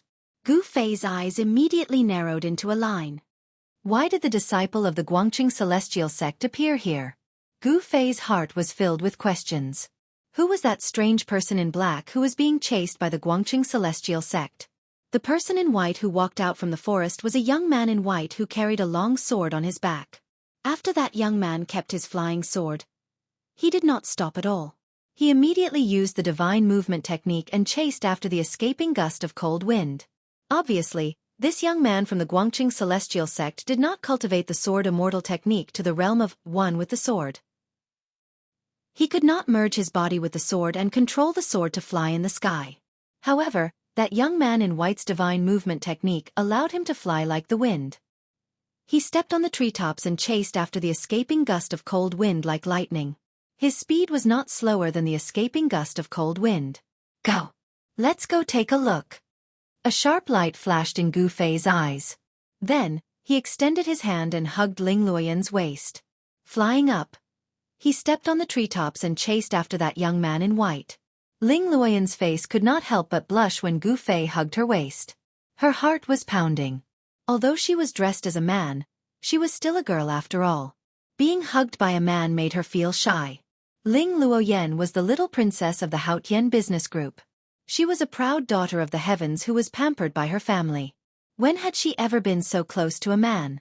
At this moment, Ling Luoyan's heart gave birth to a strange feeling. The three of them walked through the forest as if they were flying. Very quickly, they left the forest outside the small village on the pier and entered the mountains. In this primitive forest, 1,000-year-old trees had intertwined roots and 100-year-old vines intertwined. Under the trees that were 20 to 30 feet tall, there were all kinds of extremely dangerous ferocious beasts roaming about. After chasing for 100 miles, the young man from the Guangqing Immortal sect finally blocked the man in black who was escaping in front of them in a small valley. Gu Fei hugged Ling Luoyan and arrived outside the small valley. They hid behind a large rock outside the valley. Looking into the valley, they saw that the ghost-like black shadow was confronting the young man in white. At this moment, the sky had already darkened completely. However, this did not affect the vision of these practitioners. Don't push me too far. The dark figure's green eyes were like will-o'-the-wisp, and they seemed extremely evil in the night. His voice was also incomparably cold, and there was a chill in it. Humph. You ghosts, instead of staying in the ghost palace of Plentiful City, you actually came out to drive people's souls and absorb their divine souls to cultivate that evil ghost weapon, the 5-ghost pennant. You really deserve to die. With a shake of the young man's shoulder, the divine sword on his back immediately flew out of the scabbard with a clang sound. It charged towards the black shadow that seemed to be illusory. A sharp sword chi immediately spread out from the valley. Chapter 80. Ghost cultivators were a special existence among the cultivators in the Tanglong continent. They refined the 3 souls and gathered the 7 spirits. They condensed the essence, chi, and spirit of their entire body into the extreme Een ghost body. They separated themselves from the physical body and became a kind of existence that had no substance. There were thousands of cultivation systems among the cultivators in the world, but all of them had the same goal. They fought against the heavens and pursued immortality. However, the path of immortality was vague and difficult to achieve. On the other hand, the ghost path was a shortcut to immortality. Moreover, after condensing the ghost body, the person was equivalent to already dead. Although they could live in the world in the form of ghosts, they had become an abnormal species that could not see the sunlight. In order to live in the world forever and not grow old and die, they abandoned their physical body and became a ghost. From then on, they could not see the sunlight and walk in the darkness forever. Not everyone was willing to walk on this path of ghost cultivation. However, there were some people who did not succeed in cultivation and had no hope of immortality. They would rather live in the darkness forever than fall into the cycle of reincarnation and suffer the pain of reincarnation. Thus, they chose to enter the ghost palace of Plentiful City and cultivate the ghost path. At this moment, in the valley, the young disciple of the Guangqing Immortal sect had already started fighting with the ghost soldier of Plentiful City. The sword light was like a rainbow, twisting and turning in the air. It emitted a dense sword aura and continuously attacked the ghost shadow. Everything that was swept by the sword light, whether it was a boulder or a tree, was all shattered. The power of the 100 steps flying sword could not be underestimated. And in the hands of the ghost soldier of Plentiful City, there was a pitch-black long banner that was surrounded by black gas. As the long banner waved, the ghost aura surged and the ghost shadow blocked the sword light, not allowing it to get close to its body. That is the 5-ghost banner? Gu Fei's heart shuddered. That strange black banner that was shrouded in ghostly aura and seemed to be haunted by countless vengeful spirits did not seem to be an ordinary object. It was actually able to withstand the slash of that youth's 100 steps flying sword. Ling Luoyan curiously followed Gu Fei to look around the valley. The ghostly cultivator holding the 5-ghost banner had already started waving it. The ghostly aura that surged out from the banner immediately engulfed the ghostly cultivator, and a ghostly head appeared on the banner. Ling Luoyan only took a single glance before she felt her mind become unsettled, as if her soul was about to fly out of her body. She couldn't help being shocked and hurriedly focused her mind. How sinister! Ling Luoyan didn't dare to look anymore. At this moment, Ling Luoyan suddenly felt a gust of cold wind blowing behind her, and a creepy feeling welled up in her heart. In the next moment, she felt Gu Fei's arm around her waist tighten, and her body soared into the air. Boom! There was a huge tremor, and a golden light flashed. Ling Luoyan's body shook, and she was carried into the valley by Gu Fei. At this time, she saw that 4 pale skinny people had appeared out of thin air around the valley. They were shrouded in black gas. One of them was surrounded by black aura and had a ghostly aura. He was holding a black banner that was about 2 feet long, and his body was faintly discernible. He was looking at them with a face full of surprise. Mist and clouds rose in the mountains. On this Hei-Tian night, 4 people holding black banners suddenly appeared. Their expressions were indescribably gloomy and mournful. Pang! Gu Fei floated down from the sky with Ling Luoyan in his arms. When his feet touched the ground, there was a dull sound. What happened to you? At this moment, Ling Luoyan realized that the sleeve on Gu Fei's right arm had disappeared, revealing the bronze-colored skin on his arm. Although Gu Fei's right arm wasn't very strong, many tendons appeared at this moment. They were like tiny horned dragons coiling around his muscles, giving off a strong feeling. It was obvious that in that short moment, Gu Fei had exchanged a blow with the ghostly cultivator who had launched a sneak attack. Without a doubt, all the muscles on Gu Fei's body were now filled with explosive power. If he wanted to, Every muscle could explode with astonishing power. Humph! Sneak attack from behind. You scoundrel! Gu Fei's gaze was like a sharp sword as he stared at the ghostly cultivator who had just attacked him. The yuan qi in his body began to circulate rapidly. Only a small portion of his power was concentrated in his dantian, forming a 5-colored ball of light to refine the spiritual energy of heaven and earth that he had absorbed through his pores. Most of Gu Fei's power was actually refined into his muscles, bones, and flesh.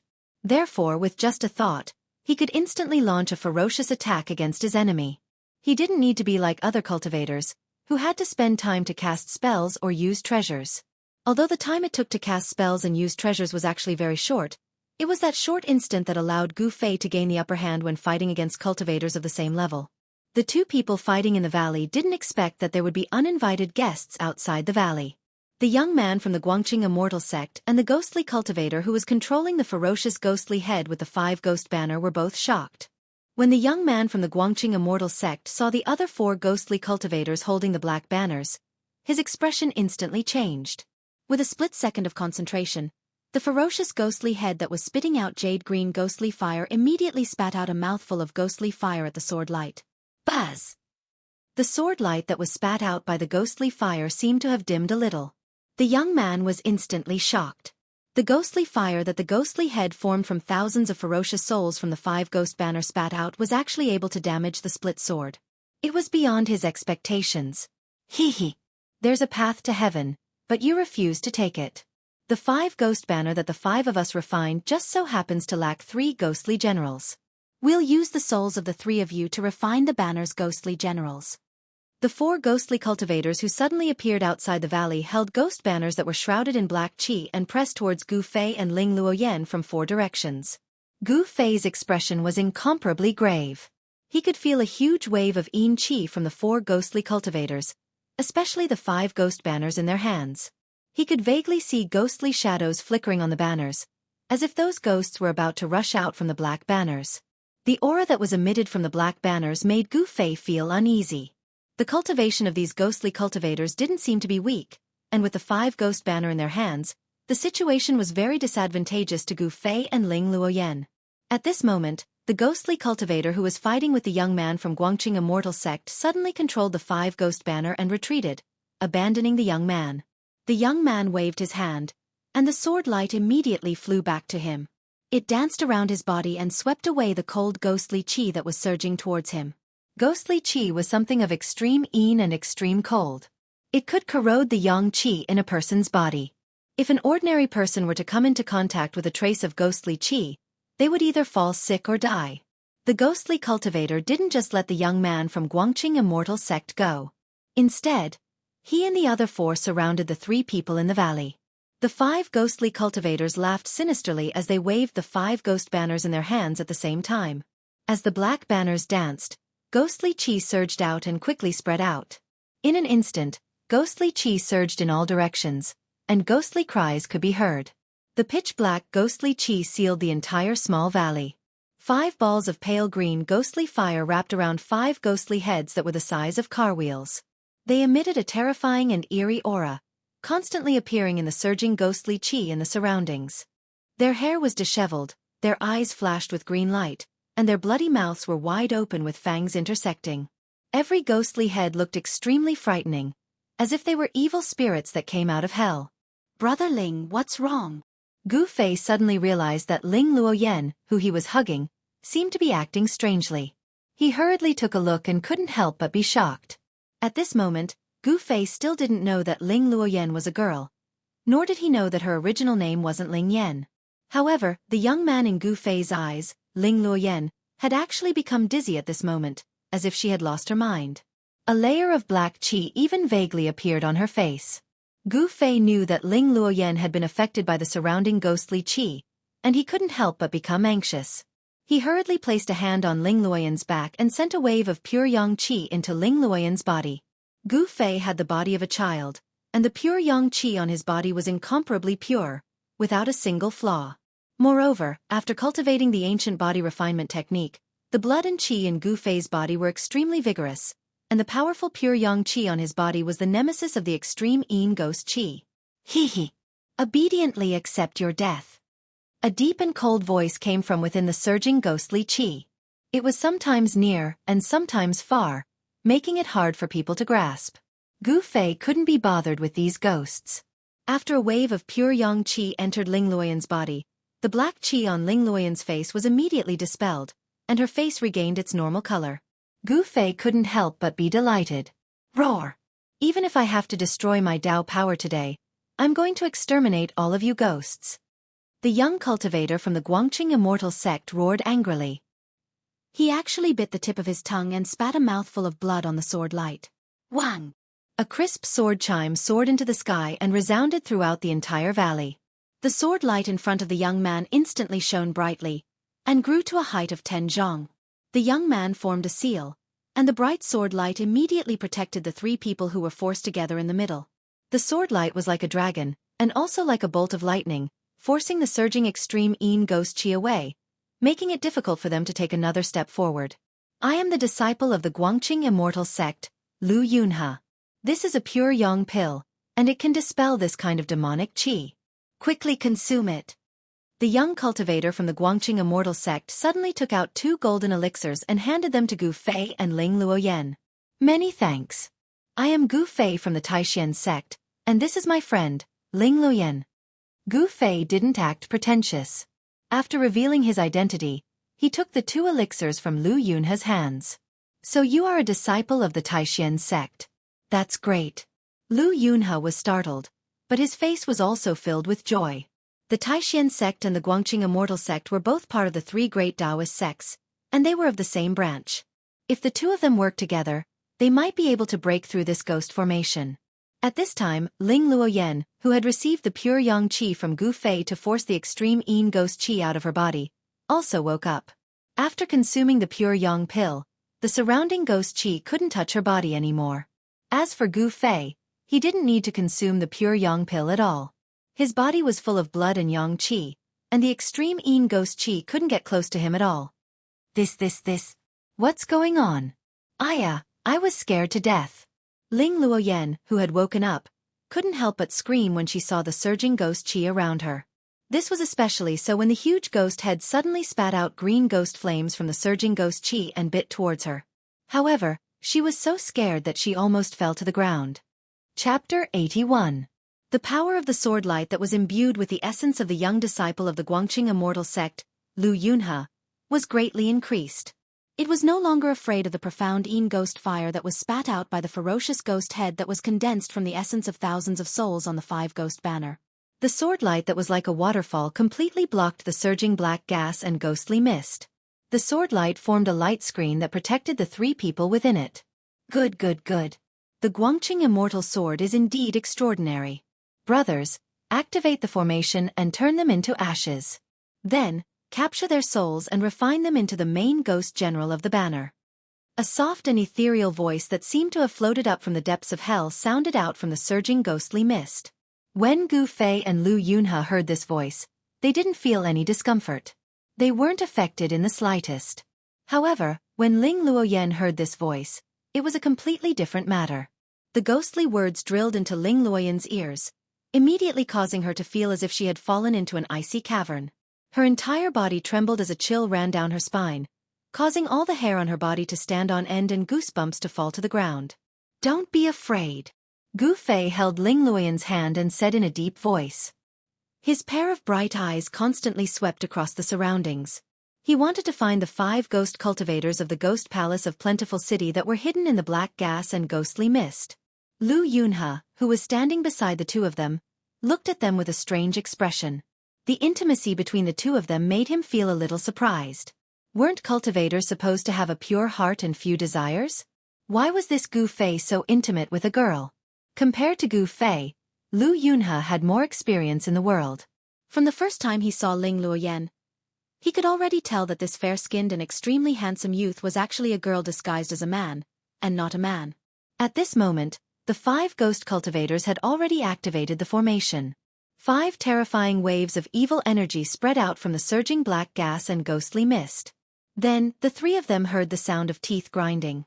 Following that, 5 ferocious ghost heads the size of wagon wheels appeared from the black gas and ghostly mist. Their bloody mouths violently spewed green flames as they charged towards Gu Fei and the other two from 5 directions. The skulls of the 5 evil spirits were so solid that they seemed to have solidified into tangible objects. They directly and fiercely pounced on the sword screen formed by the dazzling sword light. When Lu Yunhe, who was controlling the sword light, saw this, his expression couldn't help but change. The attack of the 5 ghost heads was extremely ferocious, and it greatly increased the pressure on him. He hurriedly formed a sword seal and pointed towards the golden light. Wang! With a loud bang, the sword light exploded and swept away the 3 ghostly heads that were surrounded by ghostly flames that were charging at him like a bolt of lightning. Taking care of 3 sides was already the limit of Lu Yunhe's current sword path. After sweeping away the 3 ferocious ghost heads with the sword light slowed down. It was too late to force back the other 2 ferocious ghost heads. Humph! Gu Fei let out a cold laugh. He pulled Ling Luoyan behind him and shook his fists. His fists instantly turned purple. Then, his fists blasted towards the 2 gigantic ghost heads that were spewing flames from their mouths and pouncing towards them. Instantly, a purple aura surged out from Gu Fei's fists. The fist force was like a torrential river, unstoppable, and dyed the heaven and earth purple. Boom! Boom! Almost at the same time, 2 loud sounds exploded. The dull sounds made people feel endless pressure. Gu Fei's fist force instantly collided with the 2 ghost heads that were surrounded by ghostly flames. Under the incomparably shocked gazes of Lu Yunhe and Ling Luoyan, Gu Fei directly dispersed the mysterious ghost flames around the 2 ghost heads. The 2 ghost heads were blasted away and disappeared into the churning black ghost fog behind them. Using the essence of the divine weapon that had been refined into his body to protect his newly healed arms, Gu Fei directly blasted away the 2 ghost heads. At the same time, he also avoided the danger of his new bones breaking. Gu Fei let out a low roar as the muscles, bones, blood, and flesh in his body surged. Then, a powerful aura spread out from his body. At the same time, streams of essence shot out from the pores on his body. Ling Luoyan, who was standing behind him, immediately felt as if a breeze had come out of nowhere from Gu Fei's body, making her feel as if she was in the wind. Under the control of Gu Fei's divine sense, invisible streams of essence qi spread out and formed a force field around him, blocking the surging cold ghostly aura and enveloping Ling Luoyan and Lu Yunhe. However, compared to Lu Yunhe's sword light, it was even more pervasive and impenetrable. What kind of technique is this? Seeing this, Lu Yunhe could not help but be shocked. The magic power that Gu Fei had displayed was too strange, and it was beyond his understanding. There was no fluctuation of magic power, but he was still able to explode with such shocking power. He did not see Gu Fei use any technique, but he was able to block the black ghost fog that rushed over like a storm. This not only surprised Lu Yunhe, but also made him doubt Gu Fei's identity. Is he really a disciple of the Taishan sect? Lu Yunhe thought to himself. This Gu Fei had displayed a technique that he did not know, but he was sure that it was definitely not a magic power of a cultivator. At this time, Lu Yunhe did not have much time to think, because the black ghost fog that enveloped them was getting thicker and thicker. It was as black as ink, comparable to the monstrous demonic qi of the demon lord of 6 paths.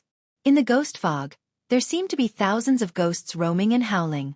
The ghostly cries made one's hair stand on end. Ling Luoyan, who was hiding behind Gu Fei, was so scared that her whole body was shaking like a sieve, and her face was deathly pale.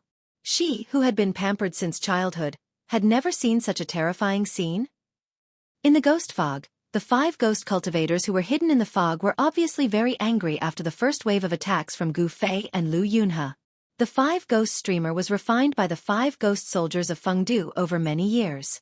It was refined from the essence of countless souls. It looked tangible, but it was actually intangible. It was a rare treasure in the ghost realm, and it was extremely powerful. However, it was obvious that these 5 ghost cultivators had not successfully refined the 5 ghost streamer. Otherwise, the ferocious ghost head that had condensed on the 5 ghost streamer would have spat out a mouthful of ghost fire and tainted Lu Yunhe's flying sword's essence energy, causing the flying sword to turn into ordinary iron. Pang! Suddenly, the ghost fog rolled, and a pale green ghost fire surged out from all directions. In an instant, the 3 people who were surrounded by the black ghost fog were enveloped in the monstrous ghost fire. However, the force field formed by the essence of the skin pores on Gu Fei's body, without his consent, any external force would be repelled and blocked by him. Not a single feather could be added, and the insects could not fall. Once the demonic ghost fire pounced on them, it was as if it had hit an invisible wall, and it could not advance even an inch. The 5 ghost heads, hidden in the ghost fog, spat out the pale green ghost fire with all their might. It was as if they really wanted to use the ghost fire to refine Gu Fei and the others. This profound ghost fire did not have the slightest bit of temperature. Instead, it was cold and oppressive. It was a kind of cold flame. Although it did not burn the 3 people, the cold air emitted from the ghost fire caused a thin layer of ice to form on the ground. Gu Fei was fine. He cultivated a body-refining technique, so his body was full of essence and blood, and it was difficult for the cold air to attack his body. However, Ling Luoyan and Lu Yunhe did not feel so good. Chapter 82. Not a single feather could be added, not an insect could fall, and not a single technique could touch him. Gu Fei used the essence qi that shot out from his pores to form an aura field that enveloped a radius of 50 feet. All kinds of ghost fire and ghost fog were blocked outside, and could not take a single step forward. Everyone was shocked by the strength of the martial skill and divine ability, especially Lu Yunhe. His sword ray pierced through Gu Fei's aura without any obstruction. With the protection of Gu Fei's domain-like Yuan Qi field, Lu Yunhe's flying sword was like a bolt of lightning as it fiercely slashed into the surging ghost fire outside. The sword was like a dragon, and the person was also like a dragon. The aura of the person and the sword were interlinked, and the sword light was like a part of Lu Yunhe's body. It swept away the green ghost fire that filled the sky, and stirred up the monstrous ghost fog that was sealed in the outermost layer. Wherever the sword light passed, ghostly cries and screams could be heard. Dozens of ghostly figures appeared and disappeared from the ghost fog. They were the evil spirits that had been refined from the 5 ghost banner. After being slashed by the divine sword, they once again turned into a cloud of mysterious ghost qi. However, these ghosts relied on the fact that their bodies were refined from the true Yuan spirit. They could separate and combine, gather and disperse, and were not afraid of the swordlight slash.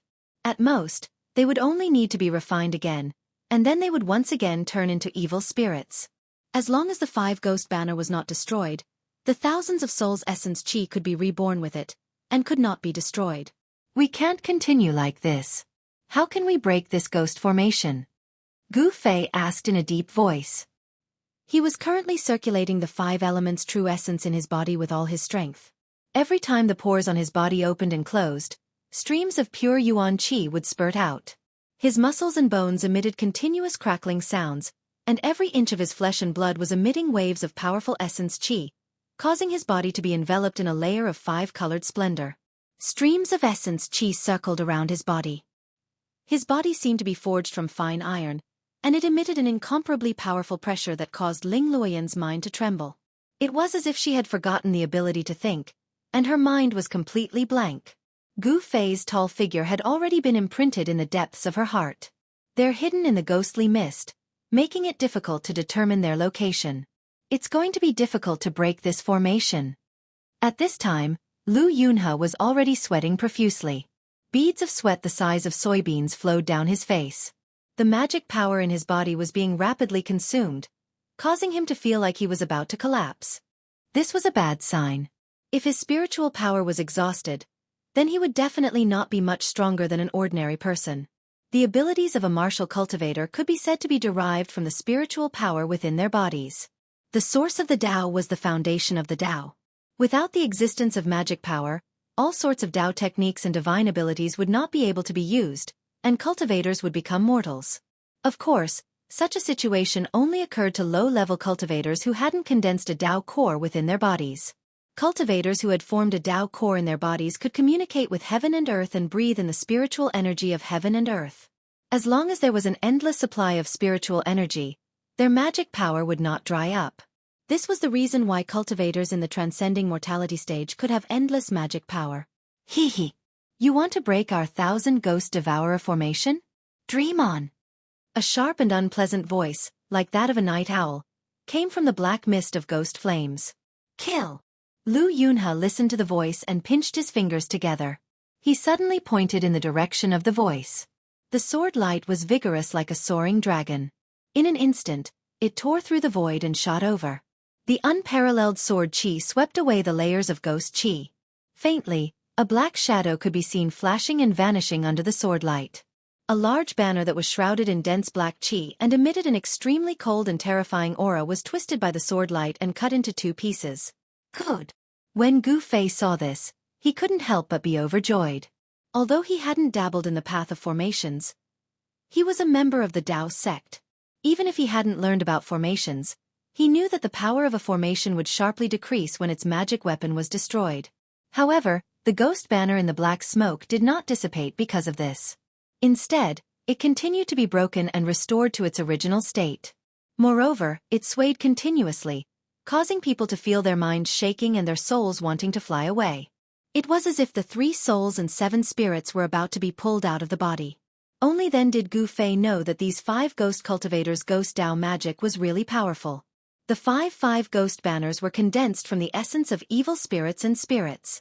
They couldn't be underestimated. Perhaps only a pure yang magic weapon could destroy the 5 ghost banners. Gu Fei and Lu Yunhe hurriedly calmed their minds. They knew something was wrong. Dark clouds rolled around them like galloping horses. Mixed with the chilly wind and ghost howls, it was really terrifying to the extreme. Suddenly, there was a thud. Someone fell behind them. Gu Fei was shocked and hurriedly turned to look. He saw Ling Luoyan's eyes tightly shut. She fell to the ground with a face full of pain. She had already fainted. What's going on? The Xianxia ghost qi didn't penetrate into the area covered by my yuan qi. How did he still get hit? Gu Fei was shocked. Actually, what he didn't know was that this 5 ghost banners was actually an extremely sinister magic weapon of the ghost Dao. Not only could it emit black ghost fog and condense the form of evil spirits, it could also bewitch the mind. Between Gu Fei and Lu Yunhe, one was a martial artist and the other was a sword cultivator. Their minds were incomparably firm, and it was hard for external objects to sway them. But Ling Luoyan was different. Her cultivation was far from Gu Fei and Lu Yunhe's. She was born in a noble family and grew up under the protection of her family. She had never experienced any hardship or suffering. Thus, she only took a few glances at the 5 ghost banners that appeared from the fog and immediately closed her mind. Her mind suddenly became muddled, and she fell to the ground, fainting. Suddenly, a dark green flame flashed. The black ghost fog that Lu Yunhe's swordlight had dispersed rose again and enveloped the ghost banners. The ghost banners disappeared, and only the ghost flames that surged out from the black fog were still locked in a stalemate with Gu Fei's yuan qi force field and Lu Yunhe's flying sword.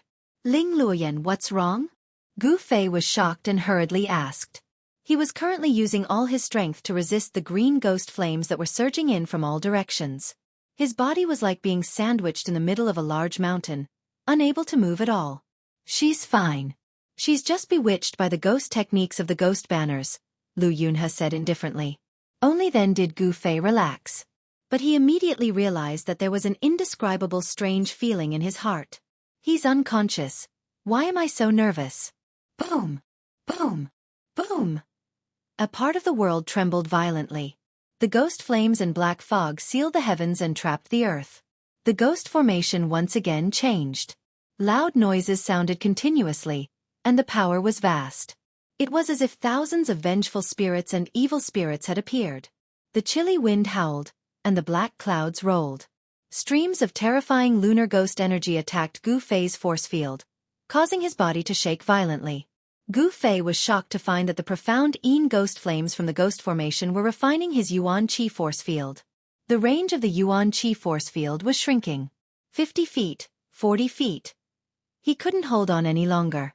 His clothes were already soaked in sweat. His skin and flesh were trembling slightly. A powerful martial artist's yuan qi was surging in his body, flowing through his muscles and bones. There were bursts of explosive sounds.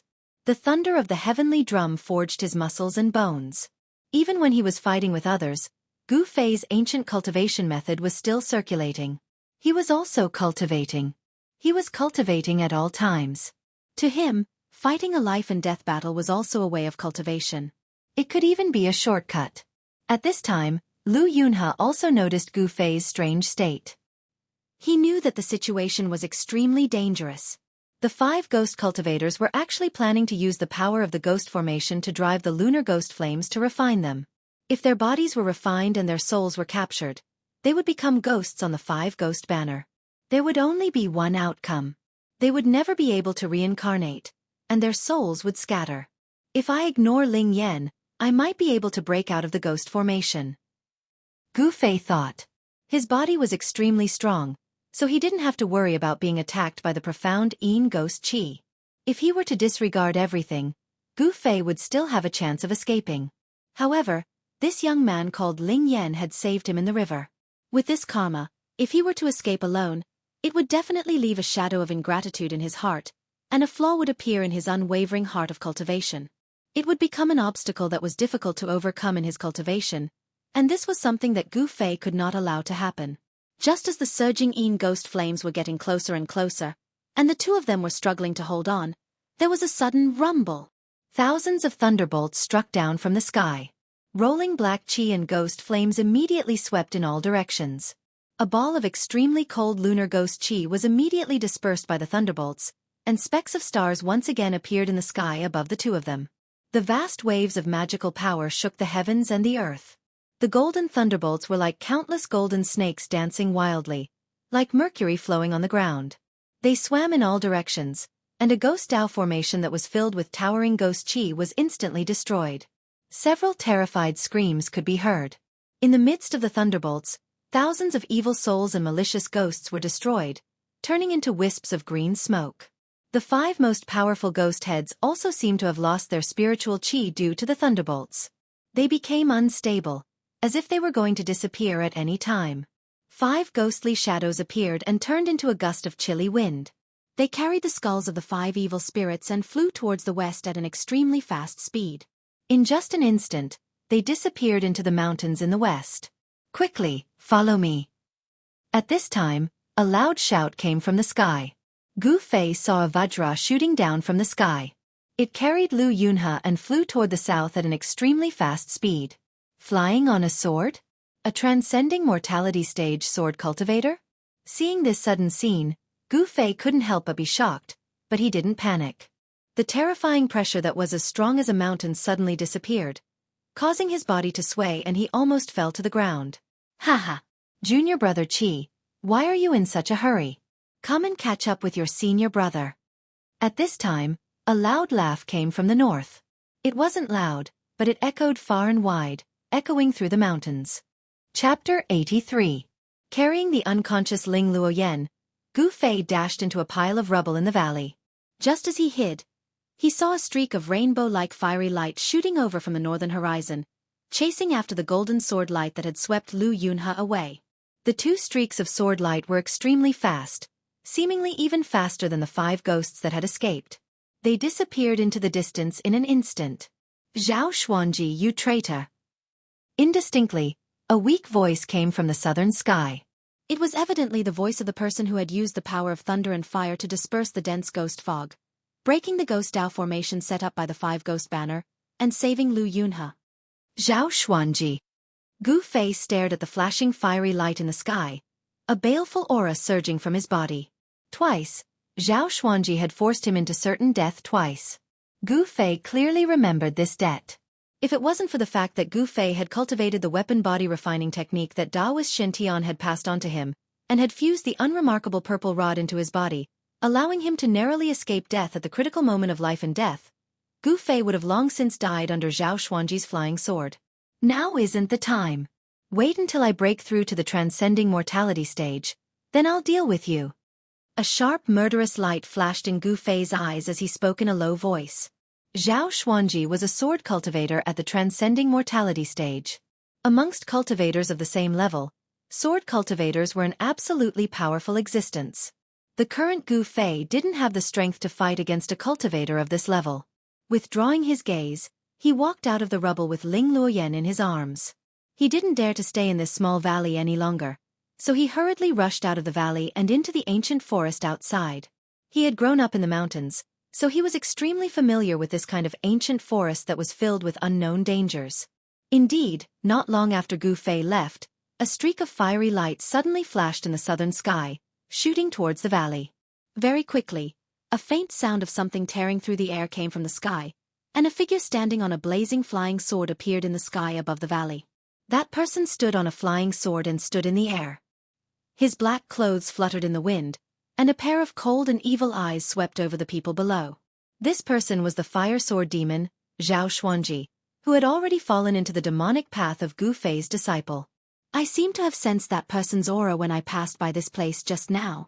Xueqi's hazy face was so dark that it seemed like it was about to drip water. It was so dark that it was terrifying. That person has already been sent into the abyss of my sword of that of my sword. How can he still live? After a moment of thought, Xueqi fused with his sword and turned into a 30-meter-long streak of sword light. He flew north and disappeared into the starry sky in the blink of an eye. Of sword, yang sword of yang of. And, was, Chen of the sword, he refined the sword into the sword of. With the help of the psychic sword artifact, he could enter and exit the dark world and roam the world. To be able to shoot out a sword pellet from one's mouth and kill the enemy from miles away. Among the transcending mortality stage cultivators, only sword cultivators could do this. Gu Fei had already experienced how terrifying Xueqi was. Thus, by the time Xueqi returned, he had already carried Ling Luoyan and traversed more than 10 miles through the ancient forest. Gu Fei had entered the forest like a fish in the sea. How could Xueqi discover his tracks? However, walking in the primitive ancient forest, there was no starlight or moonlight, so it was difficult to accurately determine the direction. Therefore, Gu Fei found himself lost in the dark and dense forest. If an ordinary person were to get lost in such a dangerous ancient forest, there would only be one outcome, and that was to become food in the stomach of a ferocious beast. Gu Fei didn't dare to leap onto the treetops, as it would be too conspicuous. Even in the dark, for someone of Xueqi's cultivation, there wasn't much difference between night and day. If Xueqi discovered his tracks, it would be very dangerous. After all, he had only managed to escape from Xueqi's sword by a fluke the last 2 times. If they were to meet again, Gu Fei knew that he would die without a doubt. Even with the protection of the weapon refinement art, he would still die without a doubt. After carefully walking about 3 to 4 miles through the dense forest, Gu Fei found that the trees around him seemed to have grown taller. He seemed to be walking into the depths of the ancient forest. Trees that required several people to wrap their arms around were intertwined with each other, and vines that were hundreds of feet long intertwined. The forest seemed to be a dangerous place, and there might even be ferocious beasts roaming about. This was because he found that there were no signs of weak beasts in the nearby forest. Whoosh! Suddenly, a gust of fishy wind gushed out of the forest without any warning. The thick layer of withered leaves on the ground was swept up into the air and fluttered in the air. At the same time, a huge black shadow scuttled out of the forest in front of him and entrenched itself on the ground. A pair of green eyes emitted a sinister light as it stared at Gu Fei. The forest was immediately filled with a fierce aura. Gu Fei fixed his eyes on it. It turned out that the black shadow that had pounced out of the forest in front of him was a huge tiger, a big black tiger that was 4 to 5 meters long. The clouds came from the dragon, and the tiger gave birth to the wind. It turned out to be a huge worm. Gu Fei chuckled. He didn't think much of this ferocious tiger, but he seemed to have thought of something, and his expression instantly became extremely solemn. Swoosh! With Ling Luoyan in his arms, Gu Fei disappeared from where he was, and the next moment, he instantly appeared beside the huge tiger. At this moment, the huge tiger was shaking its head, wanting to let out a tiger roar that could intimidate all beasts. However, Gu Fei couldn't let this black tiger roar. In this quiet forest, the roar of this huge tiger could probably be heard dozens of miles away. If Xueqi was still nearby, it would be terrible.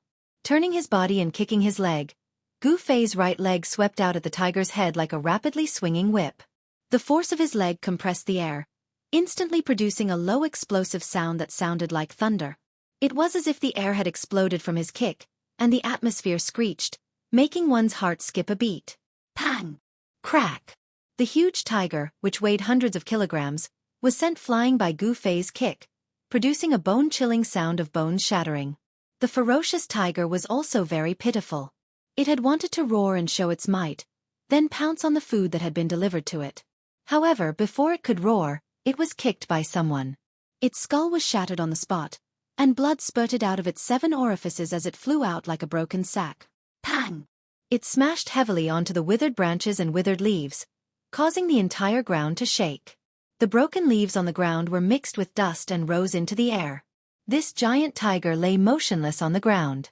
It was as dead as it could be. Chapter 84. Half an hour later, at the bottom of a short mountain in the primitive forest, there was a cave. The entrance of the cave had been blocked by branches and leaves, and there was a bonfire in the cave. The entrance was blocked by branches, so there was no need to worry about people discovering the fire from afar.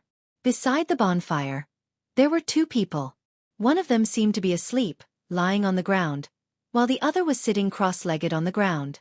From time to time, he would flip the golden and glossy pieces of meat on the wooden rack. The tempting smell of meat lingered in the cave. I haven't eaten tiger meat in a long time. It's so delicious. The man sitting beside the bonfire, eyes staring at the roasted meat on the rack, almost drooling, was Gu Fei. The youth lying on the ground was the cross-dressing Ling Luoyan. Although Ling Luoyan had been bewitched by the soul-stealing technique of the five-ghost banner, her spirit had not been taken away by the banner, so she was only unconscious. However, although Ling Luoyan's spirit had not been taken away by the five-ghost banner and had become a walking corpse, it had still damaged her spirit, so she did not wake up so quickly. Gu Fei had expended a lot of his yuan qi after the battle, and when he calmed down, he immediately felt his muscles ache and his bones go limp. He had given it his all in tonight's battle. The yuan qi in his body vibrated his muscles, bones, flesh and blood, seeping into every part of his body. When Gu Fei looked inside himself, he could see a faint layer of five-colored light shrouding his bones. Gu Fei's cultivation seemed to have deepened.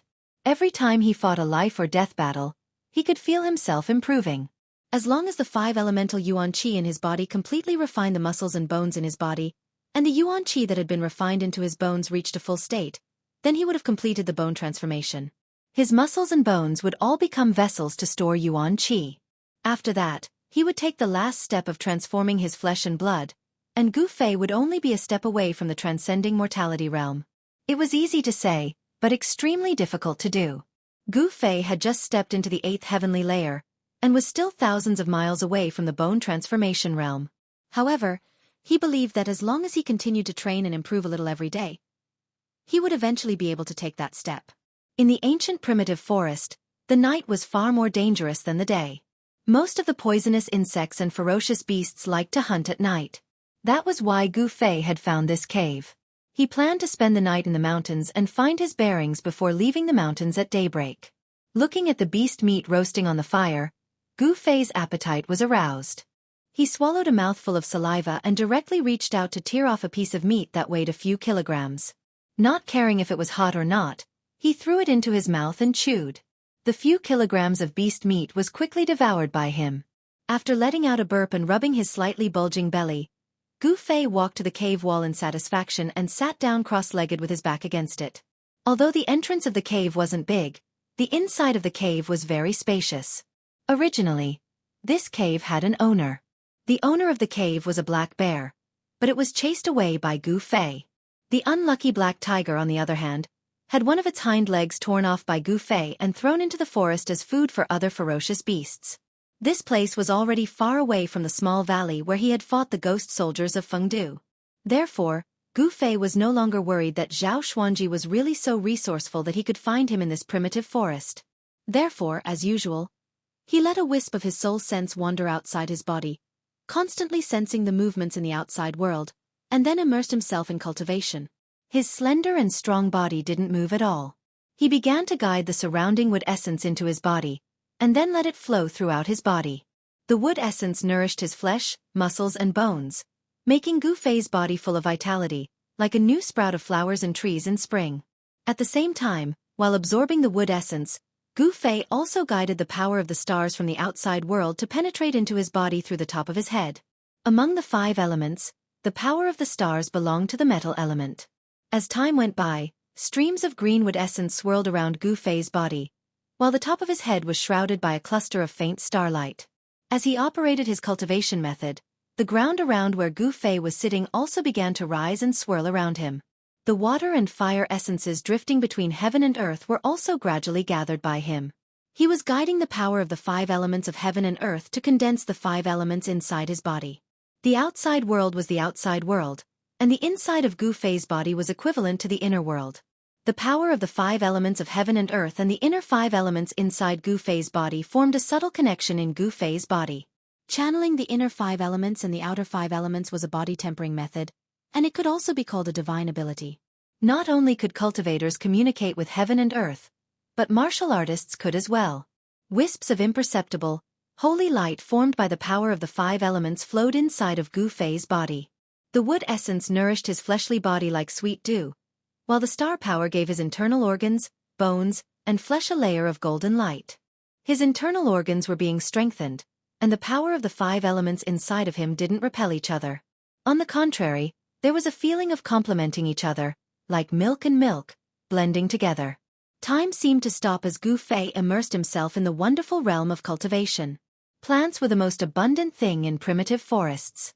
It was a moonlit night, and the sky was filled with endless stars, while the earth was filled with endless earth power. The power of the stars, wood essence, and earth power gathered more and more, while the power of water and fire were the weakest among the 5 elements.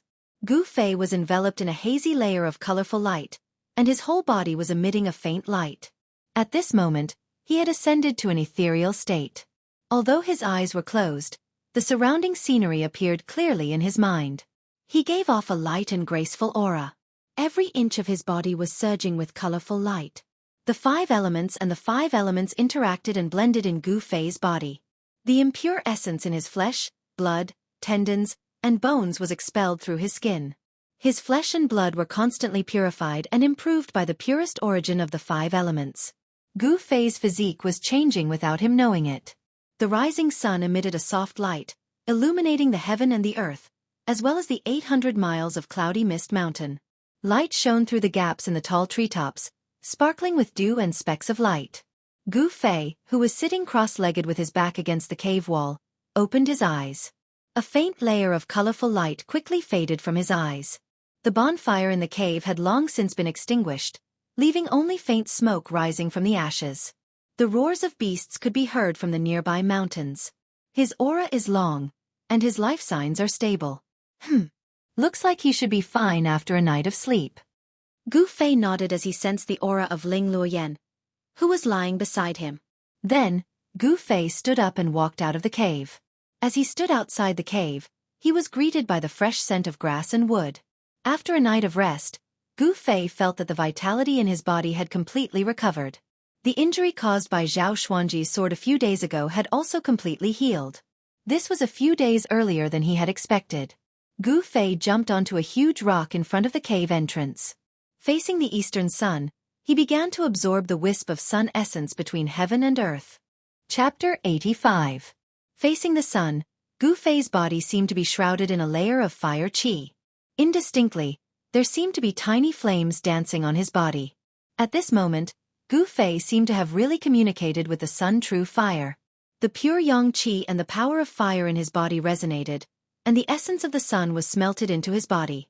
Communicating with the 5 elements inside and outside made Gu Fei able to absorb the power of the 5 elements of heaven and earth to refine his own 5 elements and 5 qi. At this moment, Gu Fei finally clearly felt that there was something different from the past. His vitality seemed to be a lot stronger. Gu Fei was overjoyed. The human body was like a treasure trove. As his cultivation deepened, he realized that the treasures in his body were endless. After opening a treasure trove, there would be an even greater treasure trove waiting for him. After communicating with the 5 elements of heaven and earth, Gu Fei didn't know what would happen in the future. But now, his vitality was indeed becoming stronger. The benefits of having a strong life origin energy were enormous. The injured body would be nourished by the abundant life origin energy, and the speed of recovery would be much faster. Severed limbs could even grow back, bones could grow back, and flesh could reach the realm of immortality. When the sun was high up in the sky, Gu Fei gradually stopped absorbing the sun qi. The redness on his skin gradually receded, and the hazy flame that shrouded his body also converged into his body. After a night of cultivation, although Gu Fei did not make any breakthroughs in his cultivation, he felt that his body seemed to be much lighter and more powerful.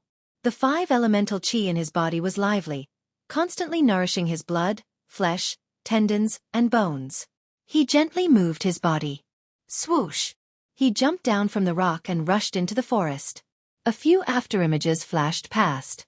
He waved his hands and shot out a few dazzling blade-like auras. Wherever they passed, the giant trees were chopped down one after another. With a rumbling sound, The fallen giant trees in the forest set off clouds of smoke and dust, and leaves fluttered in the air. At this time, a figure appeared at the entrance of the cave. Seeing the figure moving quickly in the forest, she was shocked. Gu Fei. She saw too many surprises in this person. Swoosh. In the next moment, a figure flickered at the entrance of the cave. Gu Fei appeared in front of Ling Luoyan, leaving behind a series of afterimages that had yet to dissipate. You're finally awake. Gu Fei looked at Ling Luoyan's face and saw that she was sickly pale. Her spirit was dispirited, and it seemed that her mind had suffered quite a bit of damage. Actually, Ling Luoyan was lucky. The 5 ghostly cultivators from the Ghost Palace of Plentiful City hadn't completely refined the 5 ghost streamer. If it had been a fully refined 5 ghost streamer, with just a shake of the streamer, regardless of whether it was a human or a beast, their souls would be extracted and turned into nourishment for the streamer. What is this place? Ling Luoyan looked around and asked. Gu Fei shrugged and said, I also don't know where this place is. I only know that we are in the mountains, a primitive forest full of dangers. What do we do now? Ling Luoyan couldn't help but furrow her brows. Her disappearance would definitely cause chaos in the caravan. This was predictable. You should be more familiar with this mountain than I am. Gu Fei smiled awkwardly. This was his first time leaving the mountain, so how would he know where he was?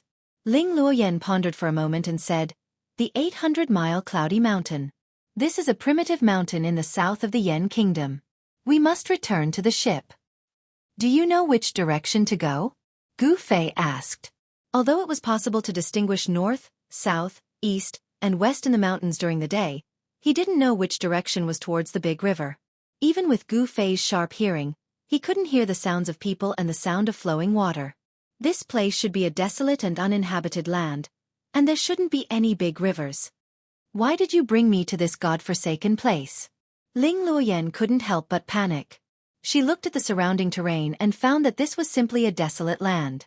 In the distance, the silhouettes of ferocious beasts could be seen moving in the forest. There were towering ancient trees with their crowns blotting out the sun, century-old vines twisting and climbing, and the crisp cries of unknown birds resounding in the forest. This was the first time Ling Luoyan had set foot in such a desolate land. She was at a loss and didn't know what to do. After all, she was a girl, a flower in a greenhouse. She had never experienced something like this before. Her eyes reddened, and she had the urge to cry. You're a man. Why are you acting like a girl? You're just lost in the wilderness. Gu Fei couldn't help but shake his head when he saw Ling Luoyan's pitiful appearance. At this time, Gu Fei still couldn't tell that Ling Luoyan was a girl. Even though he had smelled a faint fragrance when he hugged her last night, and she was very light, it didn't take much effort for him to carry her. Gu Fei pondered for a moment and suddenly said, All right, although we don't know where we are, I still have a way to return to the river. What way? Ling Luoyan hurriedly asked. She was so anxious that she was about to cry. A stupid way. The place we are at now should be no more than 200 li from the river, and the river flows from the north to the south, passing through the 800 li of Yunmeng Mountain. Then we can use this place as a starting point and walk 200 li in a straight line to the east and west. Won't we be able to return to the river then? Gu Fei said seriously. 200 li in the east and west? You're joking, right? Ling Luoyan said in shock. This was a primitive forest. Even if they didn't die, they would be half dead if they walked a few hundred li on foot. Even if it was a broad road, the soles of their shoes would be worn through after walking a few hundred li. Wouldn't their legs be crippled? Ling Luoyan couldn't help but feel her heart palpitate when she thought of this. Do I look like I'm joking to you? Unless you have a better way, this is the only way. Gu Fei said in a bad mood. If it was up to his character, he wouldn't even want to return to the river. He would just walk in this primitive forest and keep heading south. There should be quite a number of fierce beasts in the mountains, and he could fight with them as he hurried along. When he reached the southern wilderness, his cultivation would definitely improve by a lot. A comfortable life would make people lazy, and this wasn't what Gu Fei wanted. Only by constantly being in danger would his cultivation improve. Only with pressure would there be progress, and he had to constantly maintain that fierce spirit of improvement. Ling Luoyan couldn't help but be startled when she heard this. She really couldn't think of any other way at the moment. Why don't you wait for me here? I'll go scout the way. Once I've confirmed the direction, I'll come back to pick you up, Gu Fei said to Ling Luoyan when he saw her hesitation. No, I don't want to stay here. In a moment of desperation, Ling Luoyan went forward and tightly grabbed onto Gu Fei's arm. Her face was full of panic. It was no wonder that she was afraid. In this primitive forest, there was no lack of all kinds of fierce beasts. How could a girl dare to stay in such a place alone? All right. Then which direction should we go first? Gu Fei asked. East and west. The chances of returning to the river were 50-50ths. You said we should go in that direction. How could Ling Luoyan have any ideas? Everything would be decided by Gu Fei. The sun rises in the east, so let's go east. Gu Fei looked at the sun in the east and said in a low voice. Let's go. Since the decision was made, Gu Fei's figure flashed and he headed east. Ah, wait. Ling Luoyan hurriedly shouted and chased after him. Walking in the endless primitive forest, Gu Fei would often see some broken bones, but most of them belonged to large herbivores. For example, when he walked through a swamp with lush water plants, he would see a few 10-meter-long and several-meter-tall elephant skeletons lying in the water plants, or a few bull skeletons scattered among the rocks. However, Gu Fei also found some unknown giant skeletons scattered in the forest. They looked especially terrifying as they were hidden in the forest grass. He became much more cautious, because this unknown beast bone could very well have been left behind by those extremely ferocious beasts. It would not make sense if there were no ferocious beasts in such a primeval forest. However, Gu Fei did not encounter any particularly ferocious beasts after traveling for dozens of miles in the primeval forest. This surprised Gu Fei. Fierce beasts might be nightmarish existences to others, but to Gu Fei, they were his whetstones. Gu Fei would learn a lot of fighting techniques that would be beneficial to him during his fights with the dire beasts. Hey, do you know how many miles we've walked? At the foot of a hill, Ling Luoyan sat down on a rock, took out a large red fruit from her bosom, and took a bite. There were many unknown fruits in the primitive forest, but Ling Luoyan only dared to pluck some familiar ones to fill her stomach. She had plucked quite a few along the way. Gu Fei turned around and saw that Ling Luoyan had stopped. He stopped moving forward and walked to a large tree, leaning his back against the trunk. Then, he took out a bamboo tube from his waist, pulled out the stopper, and raised his head to drink a large mouthful of cool spring water. He had done this himself when he passed by a forest. After all, walking in the primitive forest without food was a small matter, but not without water was out of the question. It's still too early. According to my estimation, we haven't even walked 100 miles. Based on his experience of living in the mountains, Gu Fei knew that they had actually only walked a few dozen miles in this primitive forest. Of course, this was because they were carrying Ling Luoyan, who was as weak as a girl. Gu Fei thought that Ling Luoyan, a disciple of an aristocratic family, was pampered since childhood, but he did not know that this handsome young master in front of him was not a man. What? How can this be? Hearing Gu Fei's words, Ling Luoyan immediately screamed. Then when can we get out of this damn place? Ling Luoyan wailed. Roar! At this moment, a loud roar suddenly came from the depths of the mountain in front of them. The sound was deafening, and it pierced through metal and rocks, causing chaos in the depths of the mountain. Thump! Thump! Thump! It was as if a huge creature was running. The heavy footsteps hit the ground, causing the forest in front of them to tremble. The heavy footsteps quickly approached the two of them. Not good. Gu Fei was also shaken by this sudden roar, causing his blood to surge. His body trembled, and his eardrums almost ruptured. He threw the bamboo tube in his hand and leaped towards Ling Luoyan, who was still in a daze with lightning speed. He grabbed her under his ribs, jumped onto the top of the tree, and left like the wind. Chapter 86. Gu Fei carried Ling Luoyan and sprinted for 20 to 30 kilometers, leaving the unknown savage beast's territory. Only then did he stop beside a small stream. He put down the still shocked Ling Luoyan. Gu Fei looked around and realized that this was a rare place with picturesque scenery. The mountain spring water converged into a small stream. The water was so clear that one could see the bottom, and one could vaguely see some unknown fish swimming in the stream. The surroundings of the small stream were covered with wisterias. All sorts of flowers bloomed beautifully. The fragrance of the flowers lingered in the air, giving one a refreshing feeling. In addition, there was the pleasant chirping of birds coming from the branches of the large trees beside the small stream. This was definitely a good place to rest. The tall trees blocked the scorching sun in the sky, and there was a large area of shade under the trees. Gu Fei sat down on the protruding root of a huge tree. He still had lingering fear in his heart. That savage beast just now was the most powerful savage beast he had ever seen. Even a transcending mortality realm cultivator would have to retreat if they met this savage beast. What was that?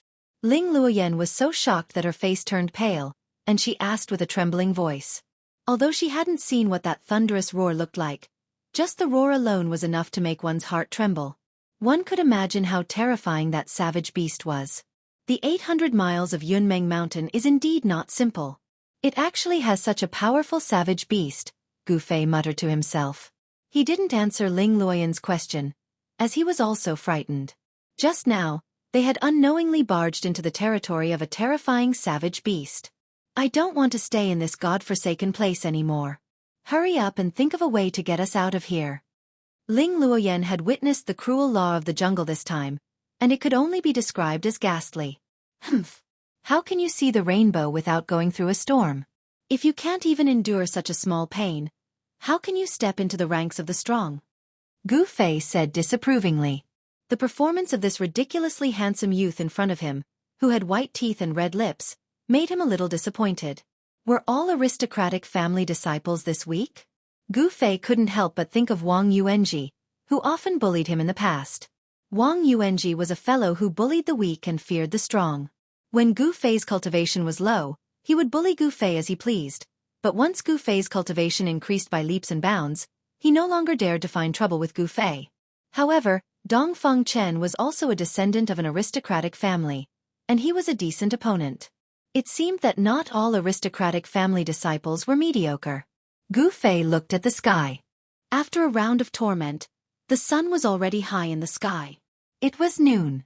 Fei thought, Luoyan, and Gu Fei and Gu Fei, Luoyan, Gu Fei. Ling Luoyan glared at Gu Fei and said loudly, "Who said that to become an expert, one has to be a savage in the mountains? Hee, if you want to leave this place quickly and return to your comfortable ship, there's actually another way." Gu Fei suddenly looked at Ling Luoyan with an evil smile. "What do you want to do?" Ling Luoyan asked. Hee, if you want to leave this place quickly and return to your comfortable ship, there's actually another way. Gu Fei suddenly looked at Ling Luoyan with an evil smile. "What do you want to do?" When Ling Luoyan saw Gu Fei's expression, she subconsciously tightened her clothes and shrunk back a little. Gu Fei walked towards Ling Luoyan with an evil smile and reached out to grab her. "Don't!" Ling Luoyan was afraid and immediately dodged. "Don't, my ass!" Gu Fei cursed in a low voice, then used one hand to clamp Ling Luoyan under his ribs. His feet stepped on the ground, and he flew up, jumping onto the crown of a nearby tree. So he wasn't up to no good. Ling Luoyan couldn't help but blush as she thought of this, revealing an infinite amount of shyness.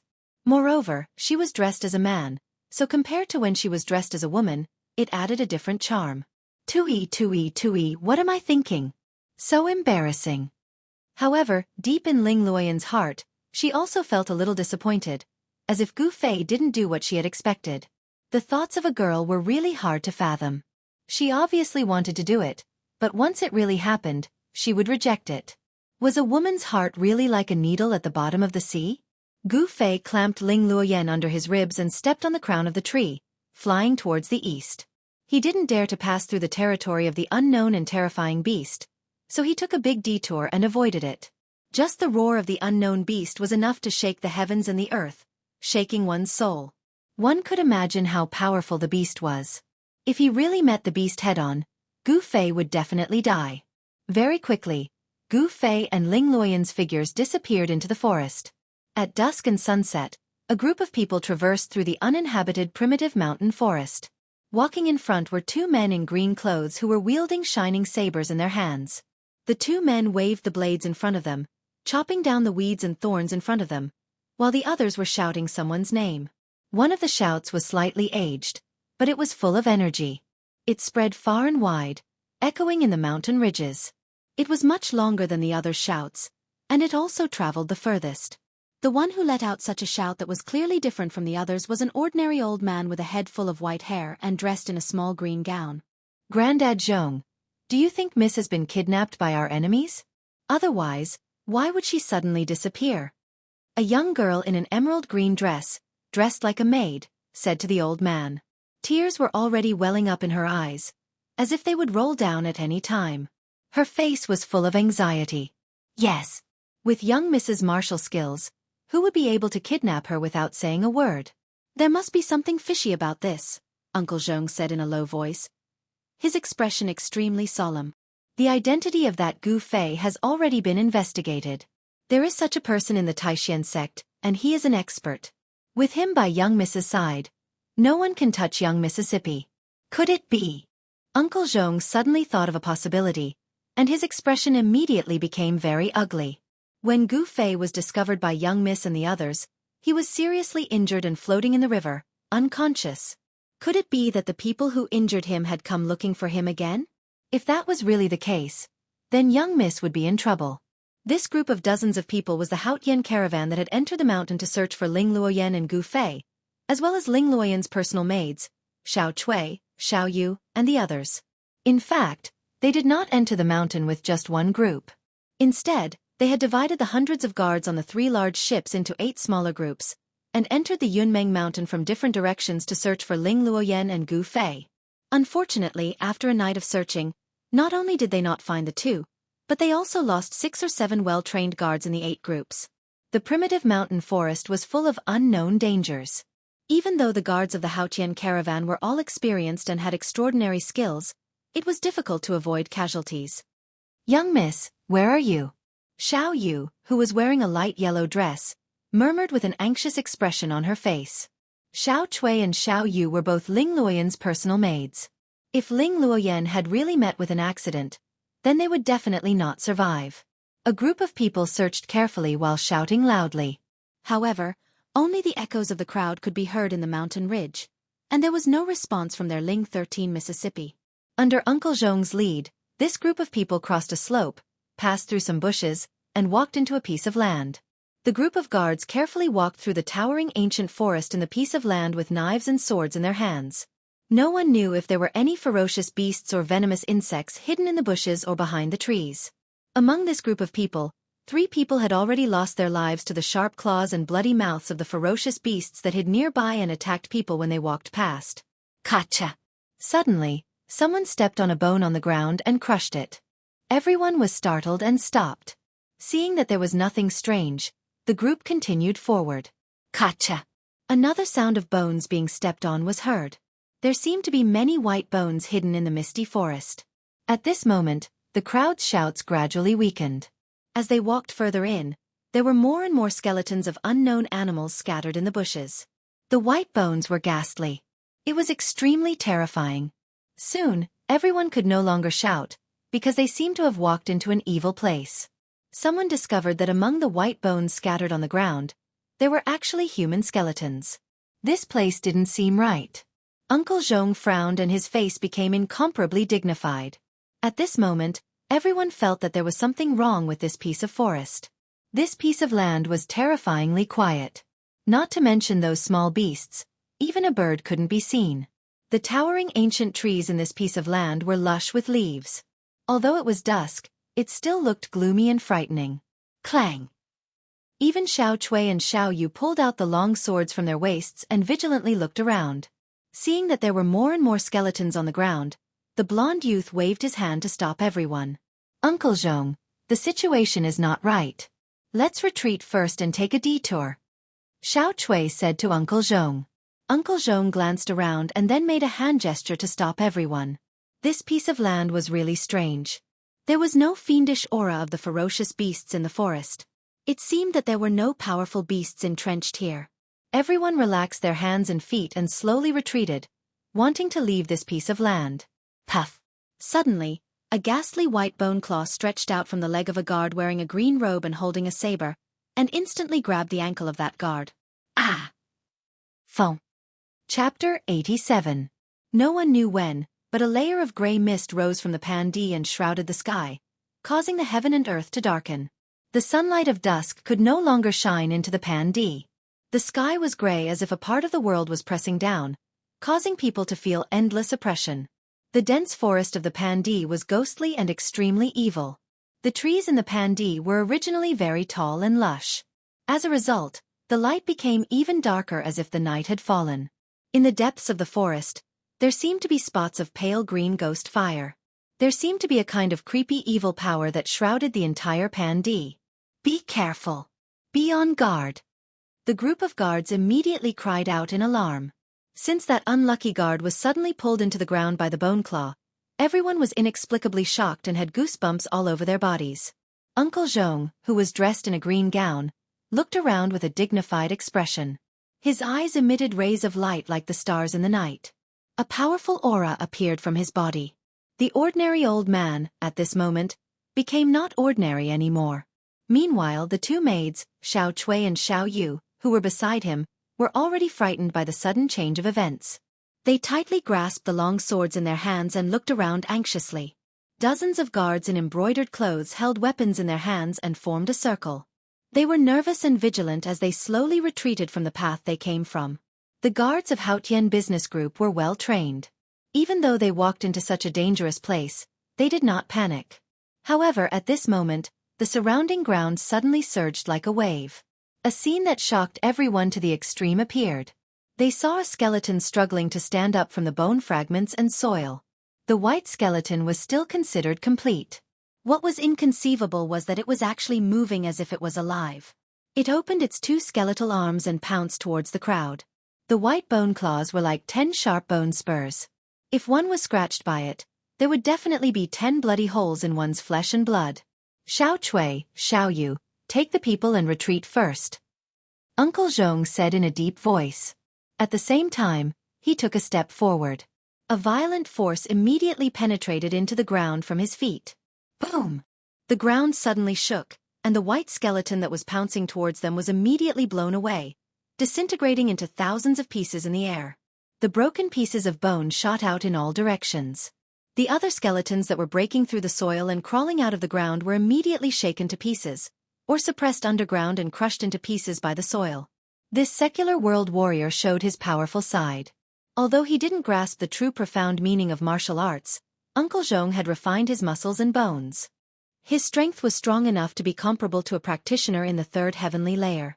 Unfortunately, his cultivation would stop here for the rest of his life, and he would not be able to advance any further. In a situation where he did not receive the true inheritance, this Uncle Zhong was actually able to train his body to such a strong state with such a simple martial technique. This was truly an anomaly. After all, only those who had truly touched the threshold of martial arts could be called a true expert. For example, those guards only knew some fighting techniques. Once they were proficient in those techniques, they would be much stronger than ordinary people. However, in the eyes of a true expert, those techniques were merely showy but impractical, not up to standard. Martial arts had declined, and the profound things had long been lost. The martial arts that were widely spread in the world only had the form, and there was no spirit inside. No matter how refined the external moves were, they could only play the role of tempering the muscles and bones. Uncle Zhong took a step forward and shattered more than 10 skeletons that were crawling out of the ground. Then he punched out, and the rolling fist strength surged forward. The sound of "kacha, kacha" was incessant. More than 10 skeletons that were rushing over were immediately swept away by the fist strength. They disintegrated and collapsed in the air, and a piece of white bone sprinkled down from the sky. The scene was extremely shocking. Roar! Kill! Fight! In an instant, dozens of guards who had formed a circle roared and brandished the weapons in their hands. They clashed with the white skeletons that were pouncing on them. A great battle broke out. Suddenly, the shadows of swords and knives flashed in the forest. The cold light reflected off the swords and knives flickered in the forest. Pang! A cold light flashed, and a skeleton was chopped into 2 halves. The bones scattered on the ground. Bang! One of the skulls was sent flying, and with a kacha sound, it smashed into the sternum of a skeleton that was pouncing on him from behind, and got stuck in that skeleton's chest. Then that skeleton was kicked to pieces. Those skeletons weren't as terrifying and powerful as they had imagined. The fear in the hearts of the guards immediately subsided. Their spirits were greatly aroused. They shouted and brandished the weapons in their hands, and ruthlessly hacked those skeletons that were rushing over. Soon, A layer of broken bones and broken skulls was spread under everyone's feet. Everyone slowly moved out of the forest. However, there were still skeletons crawling out from the ground. It seemed like there was a strange power that was summoning these skeletons from the ground. In the forest, the shadows of ghosts collided. Not all of the skeletons crawled out from the ground. There were also some skeletons that walked out from the depths of the forest. While the skeletons were walking, their bones made a kacha-kacha sound, which made people's hair stand on end. Being surrounded by thousands of skeletons that were supposed to be buried in the yellow soil, there was no one who wouldn't be afraid. Swoosh! Xueqi pierced the skull of a white skeleton in front of her with her sword. She said to Uncle Zhong with a pale face, "What should we do? These damn things seem to be endless." Wah! At this time, a tall guard's arm was grabbed by the sharp claws of a skeleton. He was dragged out of the circle. "Help! I don't want to die." The guard brandished the single blade in his hand in terror, chopping the skeleton that had dragged him into the crowd of skeletons. He wanted to rush back to the group, but he suddenly felt a pain in his chest. A bloody bony claw had pierced through his back. Blood spurted out from his mouth, and his eyes instantly lost their luster. After that, the guard was pounced on by the skeletons that surged from all directions, and he was forcefully torn into pieces. The scene was extremely bloody. All of this happened in a short moment. Even if everyone wanted to save him, it was already too late. Send a signal. Gather the people nearby to help. Seeing this, Uncle Zhong's eyes couldn't help but turn red. This group of guards that followed Ling Luoyan was personally trained by him.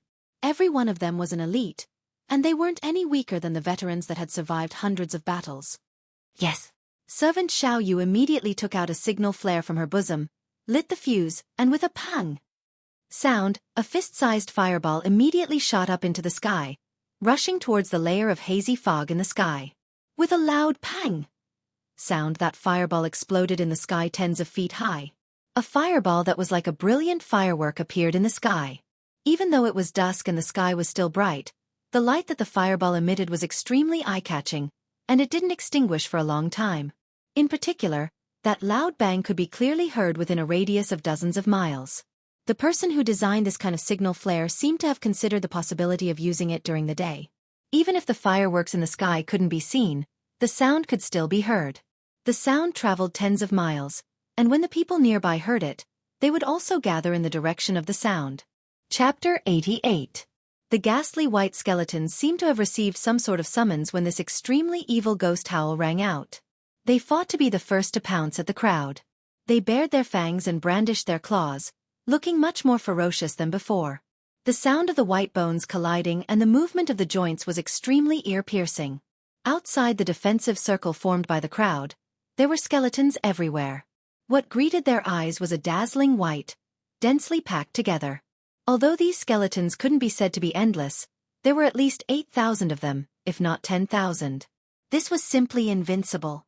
Uncle Zhong was secretly shocked. He knew that if he delayed any longer, he would either be torn apart by the thousands of white skeletons or be exhausted and die of exhaustion. Skeletons were not humans. These evil creatures did not know what exhaustion was. However, humans were different. Their physical strength was limited. The fierce killing and waving of the weapons in their hands consumed their physical strength. If they could not break out of the encirclement of the white skeletons, they would die after their strength was exhausted. Which divine emperor of Black Voodoo cult is here? Please come out and meet me. Uncle Zhong smashed dozens of skeletons that were charging at him with one punch and shouted loudly. He knew that he had fallen into someone's ambush. Someone had calculated the place that they must pass, set up an ambush, opened the pocket, and waited for them to walk into the encirclement. This made Uncle Zhong, who was extremely experienced, very frightened. Uncle Zhong's shout was filled with vigorous true qi. His voice was transmitted far away, echoing in this gloomy place. Hee hee. I didn't expect someone to know about the existence of our Black Voodoo cult. This is really surprising. As soon as Uncle Zhong finished speaking, a cold voice that was even more unpleasant than the wailing of ghosts and the howling of wolves came from the depths of the Pandi. It's really the people of Black Voodoo cult. We're in trouble. Hearing the voice coming from the depths of the Pandi, Uncle Zhong felt a chill down his spine. Black Voodoo cult was an extremely mysterious evil cult. Legend had it that the Black Voodoo cult could punish ghosts and gods. These thousands of skeletons. It seemed that the legends about black voodoo cult on the continent were not groundless. But this black voodoo cult has disappeared from the world for 200 to 300 years. Why would such a powerful person suddenly appear in this cloud mist mountain? Grandad Zhong was astonished. While he was pondering, his hands and feet didn't stop moving. He repeatedly blasted out palm force that could topple the mountains and overturn the seas, shattering the skeletons that ferociously pounced at him. My Clear Sky Merchant Group has no enmity with your black voodoo cult in the past. Why did you attack us? Count Zhong said solemnly. After confirming the other party's identity, he could no longer maintain his composure. Hee hee. A sinister sneer came from the depths of the ground. An innocent man gets into trouble because of his wealth. I want that thing on you. That black voodoo cult demon was hiding on the ground and controlling thousands of white skeletons to madly attack Uncle Zhong's group. However, he didn't show himself.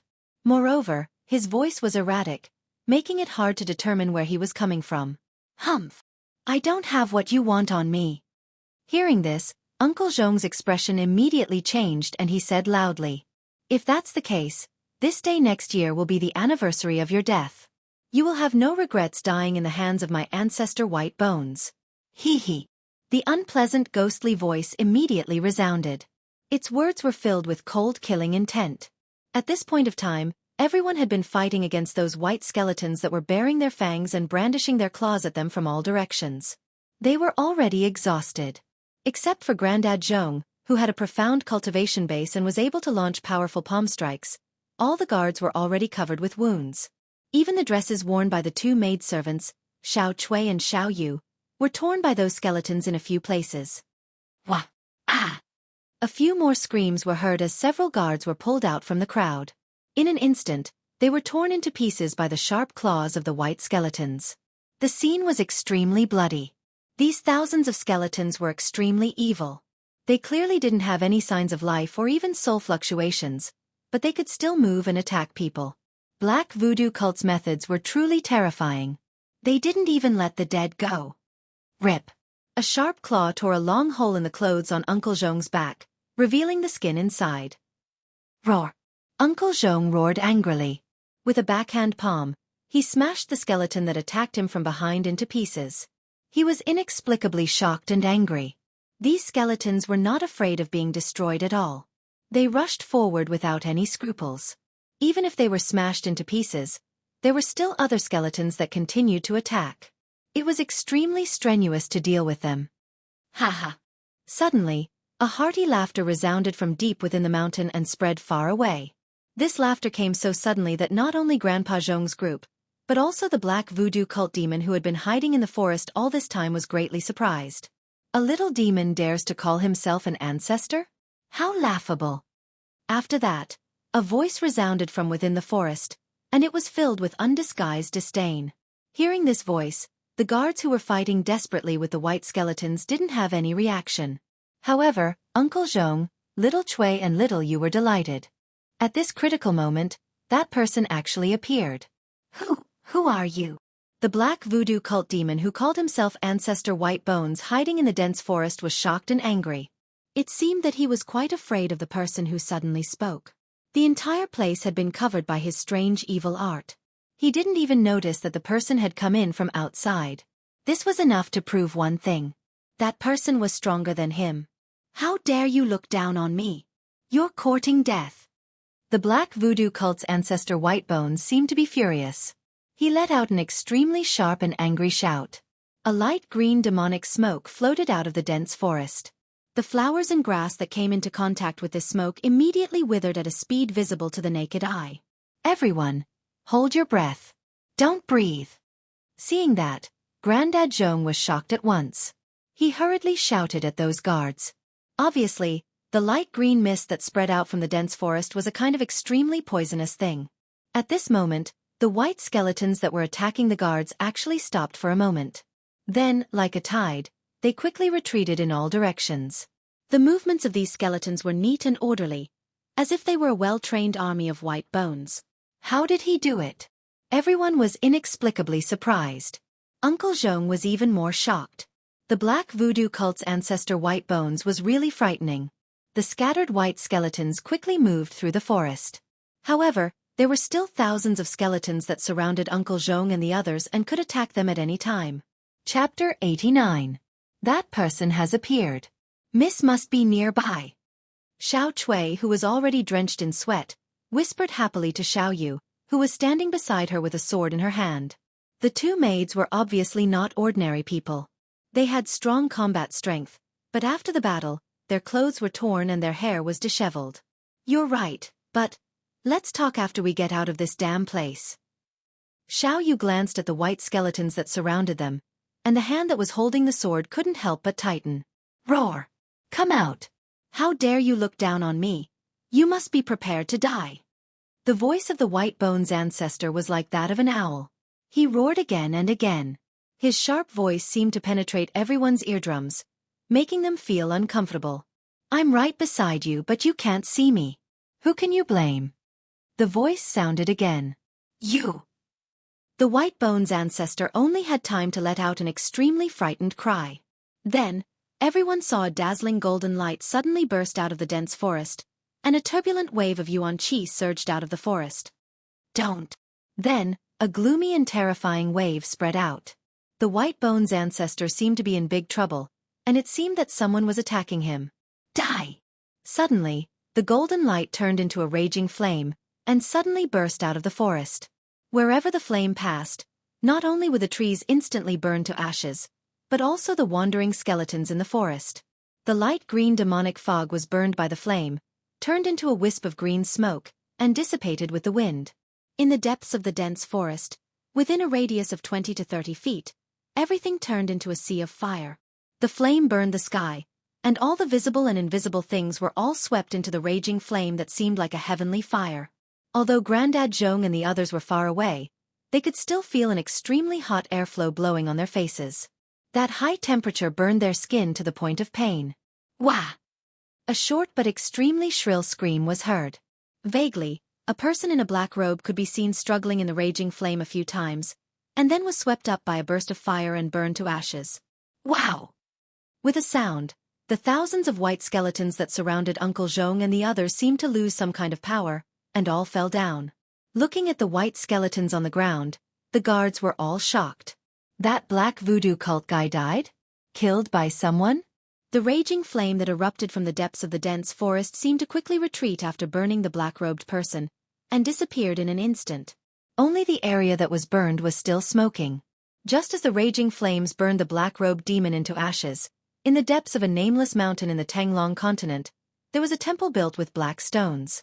One of the 4 jade-green ghost flames that were being worshipped on the altar was suddenly extinguished for no reason. Then, an angry roar came from a gloomy swamp a dozen miles away from the temple.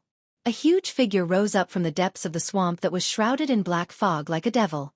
Who dares to kill my people? A cold voice came from the depths of the swamp. The black fog that shrouded the swamp immediately shook, and a huge demonic shadow appeared and disappeared in the black fog, emitting an endless amount of fiendish and evil aura. The black mist on the periphery of the swamp was swept away. Within the swamp, the pitch-black muddy water was tumbling, constantly bubbling with a fishy smell. Skeletons were floating in the ink-like muddy water. Whoosh! A figure flashed in front of everyone, and a young man dressed in white was already standing in front of them. Gu Fei? Uncle Zhong blurted out as soon as he saw the young man. The young man dressed in white who appeared in front of everyone was Gu Fei. The signal flame that the maid Xiao Yu had sent out had attracted Gu Fei.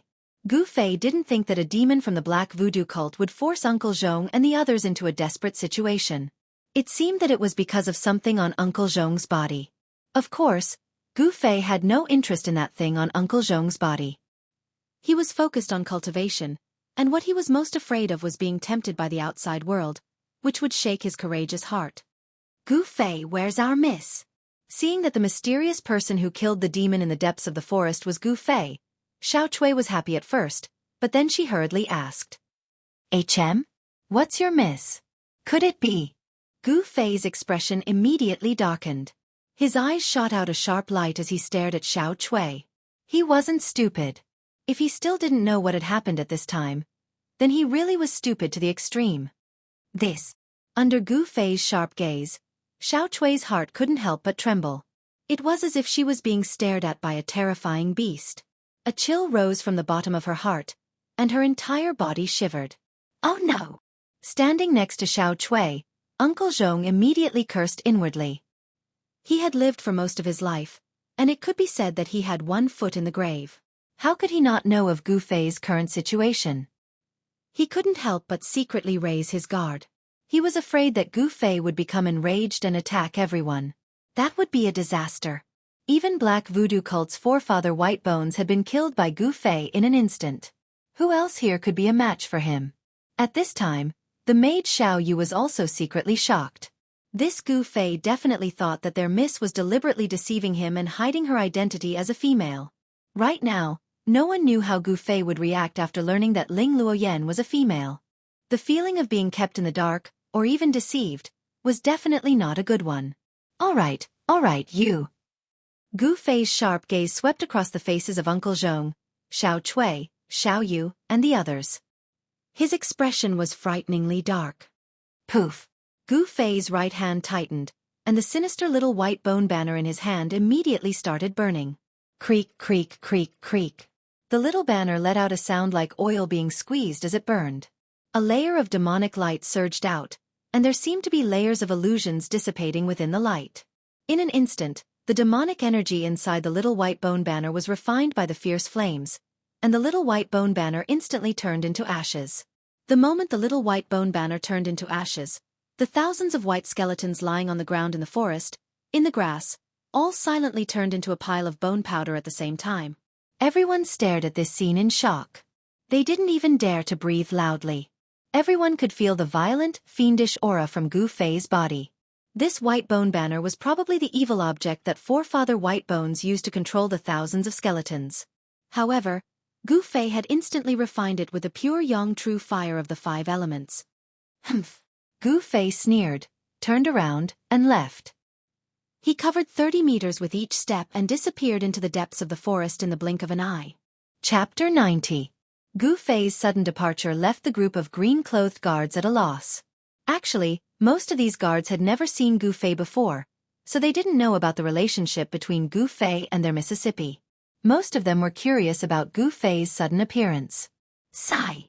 After a while, Uncle Zhong let out a long sigh and muttered to himself, "Such a person, what a pity."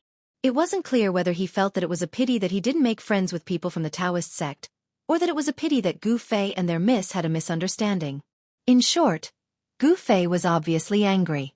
Let's go. Uncle Zhong looked in the direction where Gu Fei disappeared and walked out of the land. This time, they had entered the mountain to search for Ling Luoyan and Gu Fei, and they had suffered a great loss. Especially the death of more than 10 green-clothed guards, it made Uncle Zhong's heart ache. It took a lot of time, blood, sweat, and money to nurture an outstanding guard. When Uncle Zhong and the rest walked out of the land, they saw that there were more than 100 people gathered at the foot of the hill in front of them. Most of these people were green-clothed guards with weapons hanging on their waists. These guards, under the leadership of 2 yellow-clothed commanders, were anxiously looking in the direction of the land. In front of the 2 yellow-clothed guards stood a calm and handsome young man. This young man's eyes were as beautiful as a painting, and his fine black hair draped over his shoulders. As he looked around, he was a breathtaking sight. This young man was Ling Luoyan, who was disguised as a man. With Gu Fei's help, he should be able to rescue Uncle Zhong, Xiao Chui, Xiao Yu, and the rest who were trapped inside, so she wasn't worried. Ling Luoyan saw Uncle Zhong, Xiao Chui, and Xiao Yu walking out of the land with a group of guards, and immediately greeted them with a smile. The 2 yellow-clothed guard commanders hurriedly brought their men and followed. "That's great, all of you are fine," Ling Luoyan said with a smile. However, when she looked around, it seemed that one person was missing. "Where's Gu Fei?" Ling Luoyan couldn't help but be startled when she saw that Gu Fei wasn't among the people that came out from the dense forest, and then she hurriedly asked Uncle Zhong, Xiao Chui, and the others. Grandpa Zhong didn't know what to say when he saw his mistress's anxious look. No one expected that Gu Fei would leave. Miss Gu Fei." Xiao Chui was so frightened that she wanted to say something, but stopped. Her eyes were fixed on her toes, not daring to make eye contact with Ling Luoyan. "Xiao Chui, tell me what's going on?" Ling Luoyan's voice turned cold when she saw Xiao Chui's expression, and her face seemed to be covered by a layer of frost. "Miss, I was anxious.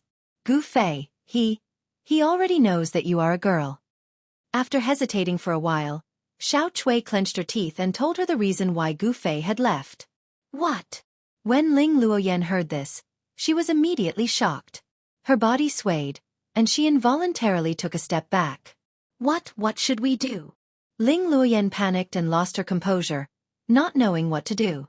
Xueqi and Xiao Yu had never seen their mistress so flustered before. They couldn't help but look at each other as they thought, could it be that the mistress has fallen in love with that Gu Fei? At this moment, Gu Fei had already walked out of the dense forest from another direction. After leaving the people of Haotian Business Group, he felt like a fish returning to the sea, and a bird returning to the woods. That's really preposterous. I treat people with sincerity, but I was fooled by them. This is really... humph. When Gu Fei thought of being deceived by Ling Luoyan in men's clothing, he couldn't help feeling irritated. That's good too. As long as I follow the people of Haotian Business Group, I can also reach Dragon Emperor City in the southern wilderness. The mutual deception in the secular world is really annoying. After saying this, Gu Fei flashed into the mountain ahead. Gu Fei was focused on cultivation. How could he be used to the conduct of secular people? Moreover, Ling Luoyan had deceived him. He also didn't want to travel with the people of Haotian Business Group. Gu Fei's thoughts were very simple. If he wanted to do something, he would do it without any worldly restraints. On the other hand, Ling Luoyan and the others had to consider many things. Sometimes, they couldn't even control themselves. As a result, they couldn't focus on cultivation. This was also the reason why most experts stayed in the woods. Only by distancing themselves from the worries and restraints of the secular world and wholeheartedly immerse themselves in cultivation could they break through the difficulties on the path of cultivation and become one of the experts. Since Gu Fei refused to meet her, Ling Luoyan couldn't do anything about it. She could only lead her subordinates and dejectedly return to the small pier by the Swallow River. The 3 ships were 20 to 30 meters long, 70 to 80 meters wide, and 3 stories high. The decorations inside were classical, but not luxurious. Moreover, there were hidden arrow pavilions on the ships. There were people on guard 24 hours a day. If there was an enemy attack, they could shoot arrows at any time. Although they weren't armed to the teeth, they were more than enough to deal with the bandits who were active in the waterways of Yunmeng Mountain. It seemed that no bandits dared to attack the ships of Haotian Business Group. Ling Luoyan was obviously in a bad mood. After returning to the ship, she locked herself in her room. Even Xueqi and Xiao Yu, her 2 personal maids, weren't allowed to enter. The 2 maids could only guard outside the door and await her orders at any time. Ling Luoyan's disappearance had thrown the entire caravan into chaos. After she'd safely returned, the entire caravan had started preparing to set sail the next day. Hence, from nightfall onwards, one could see green-clothed guards hurrying about on the 3 ships anchored at the pier. These cyan-clothed guards busied themselves until late at night before stopping. The cyan-clothed guards were in charge of the inventory of the goods and the supplies on the ships. The bright moon shone high in the sky, and the sound of water lapping against the sides of the ship could be heard. The pier was very peaceful in the middle of the night. The 3 ships and the other ships anchored at the pier were all brightly lit. All the ships that dared to travel along the waterway of Yunmeng Mountain hired some bodyguards and warriors. No one knew if they would encounter those ferocious bandits on this waterway. Uncle Zhong's room on the ship had its doors and windows tightly shut. Light shone through the window, but it was blocked by a layer of paper. It was a different scene inside the room. The candlelight swayed, and the room was brightly lit. Although it wasn't as bright as day, it wasn't much different. At this moment, the white-haired old man, Uncle Zhong, was sitting at a table in the middle of the room. He nervously took out a rectangular brocade box from his pocket. The brocade box wasn't big. It was only 3 fingers wide and 2 thick. Uncle Zhong carefully held the brocade box and placed it on the table in front of him. The way he held it made it seem as if he was holding the entire world in his hands. Chapter 91. How could such a small brocade box be so extraordinary? Even being sealed by talisman, it still gave out a faintly ferocious qi, which was really creepy. What's in this box? Granddad Zhong muttered. He didn't know the existence of this brocade box until he set off. Additionally, It was the clan head who ordered him to take the brocade box with him and give it to the owner of the brocade box when he arrived at Dragon Emperor City in South Wilderness. Grandad Zhong was the one with the highest cultivation base among the caravan heading for South Wilderness. He was already a rare powerhouse in the secular world. It indicated that the head of Ling clan attached great importance to the item in this box. Grandad Zhong gazed at the small brocade box on the table in front of him for quite a while before putting it away in his private pocket meticulously. However, when Grandad Zhong put away the brocade box, he suddenly changed his face. Closely after that, he punched towards the window in front of him on the right. Bang! Under the impact of Grandad Zhong's extremely powerful palm strength, the window instantly turned into sawdust and scattered in all directions. Vaguely, a black shadow flashed and disappeared outside the window.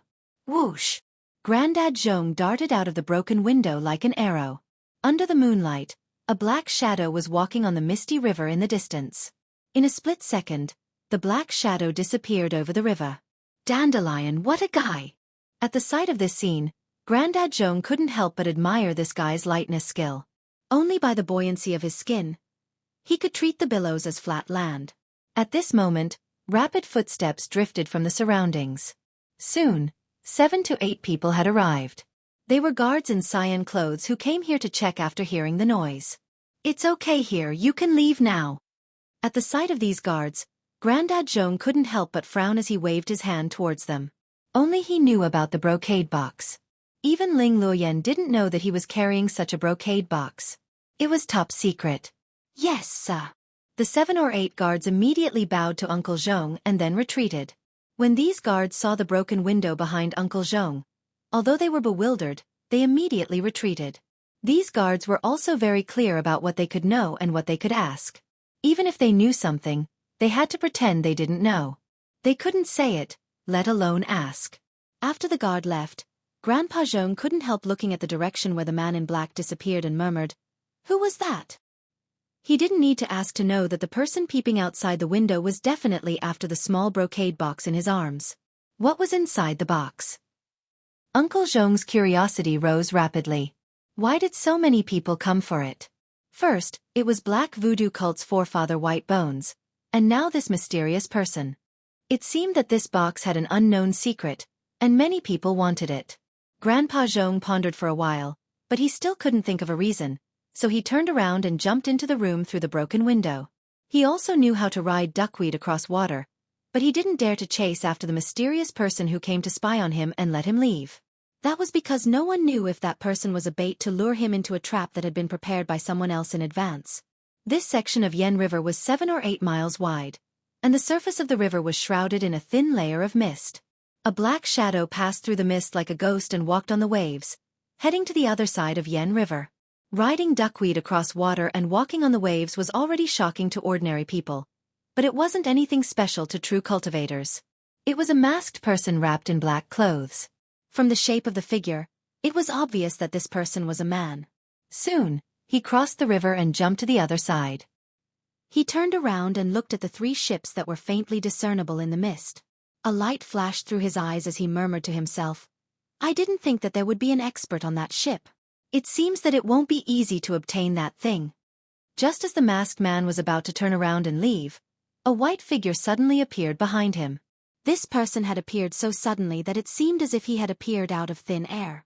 In an instant, the masked man's movements froze. He felt his scalp go numb as an extremely dangerous aura enveloped him, causing him to feel as if he had suddenly fallen into an ice cave. His entire body was ice cold. "Why did you spy on the Haotian caravan's ship?" The white figure behind the masked man stood there quietly without moving. However, the masked man could sense the threat of death when he sensed the presence of the white figure. The masked man knew that if he didn't answer, the person behind him would kill him without hesitation. This was undeniable. It's for something. In a situation where his life was seriously threatened, the masked man had to admit that the threat posed by the person behind him was too great. His life or death was in the hands of the other party. "What is it?" the man asked again. Although his tone was calm, there was an undeniable force in it. I don't know." The masked man's clothes were drenched in sweat, and his voice was trembling. The unparalleled pressure from the person behind him made him feel extremely terrified. "You don't know?" Then you can die. The man in white took a step forward. Bang! The entire ground shook. Then, his 5 fingers grabbed forward like steel hooks. No! The masked man was scared out of his wits. He pushed his feet against the ground and tried to rush forward. However, he was horrified to find that he couldn't move. It was as if he had been imprisoned by an unfathomable force. No matter how hard he struggled, he couldn't move his feet at all. Spare! The masked man opened his mouth to beg for mercy, but it was already too late. He only felt the back of his neck tighten, and then heard a faint, "Gotcha" sound. His consciousness fell into boundless darkness, and his head drooped down softly. The man in white had actually broken the masked man's neck in an instant. Then, he waved his hand and threw the masked man's body into the river as if he was throwing a rotten sack. Plop! The masked man's body fell into the river and was instantly washed away by the water. What is that thing? So many people are targeting the Haotian caravan, the man in white muttered to himself. He suddenly looked at the 3 ships on the opposite side of the river. Chapter 92. Gu Fei did not go far. Instead, he wandered around the nearby mountains in an attempt to find some vicious beasts to practice with. However, he did not find any vicious beasts. Instead, he discovered a masked man spying on the Haotian caravan's ship. As a result, he decided to make a move.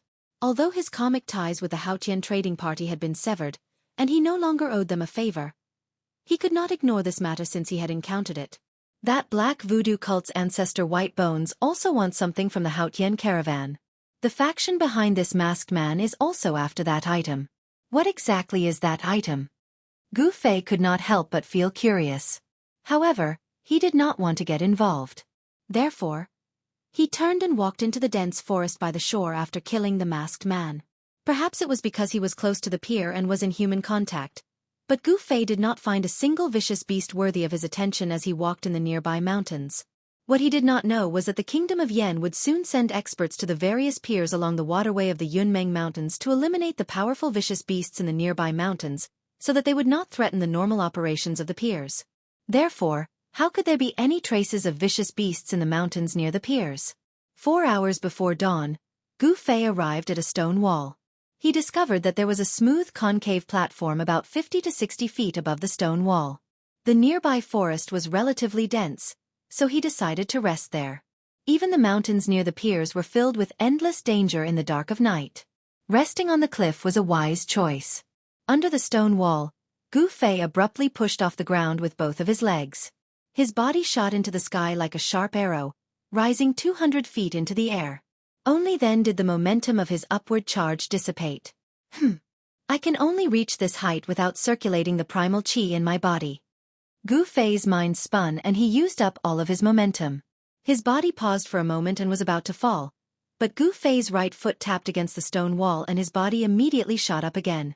Just by relying on the explosive power of his muscles and bones, he could climb up this precipitous cliff like it was flat ground. Swish! Swish! Swish! After swaying a few times on the cliff, Gu Fei had already stepped onto the platform. His gaze swept across the area, and every detail of the platform was immediately reflected in his eyes. Not bad. Gu Fei nodded. This concave platform on the mountain wall was only 20 to 30 feet in circumference, but there was not a speck of dust on it, perhaps because of the wind and the sun. Gu Fei sat cross-legged with his back against the stone wall. The lights of the distant pier flickered. Under the shroud of darkness, he could vaguely see the ships docked at the pier.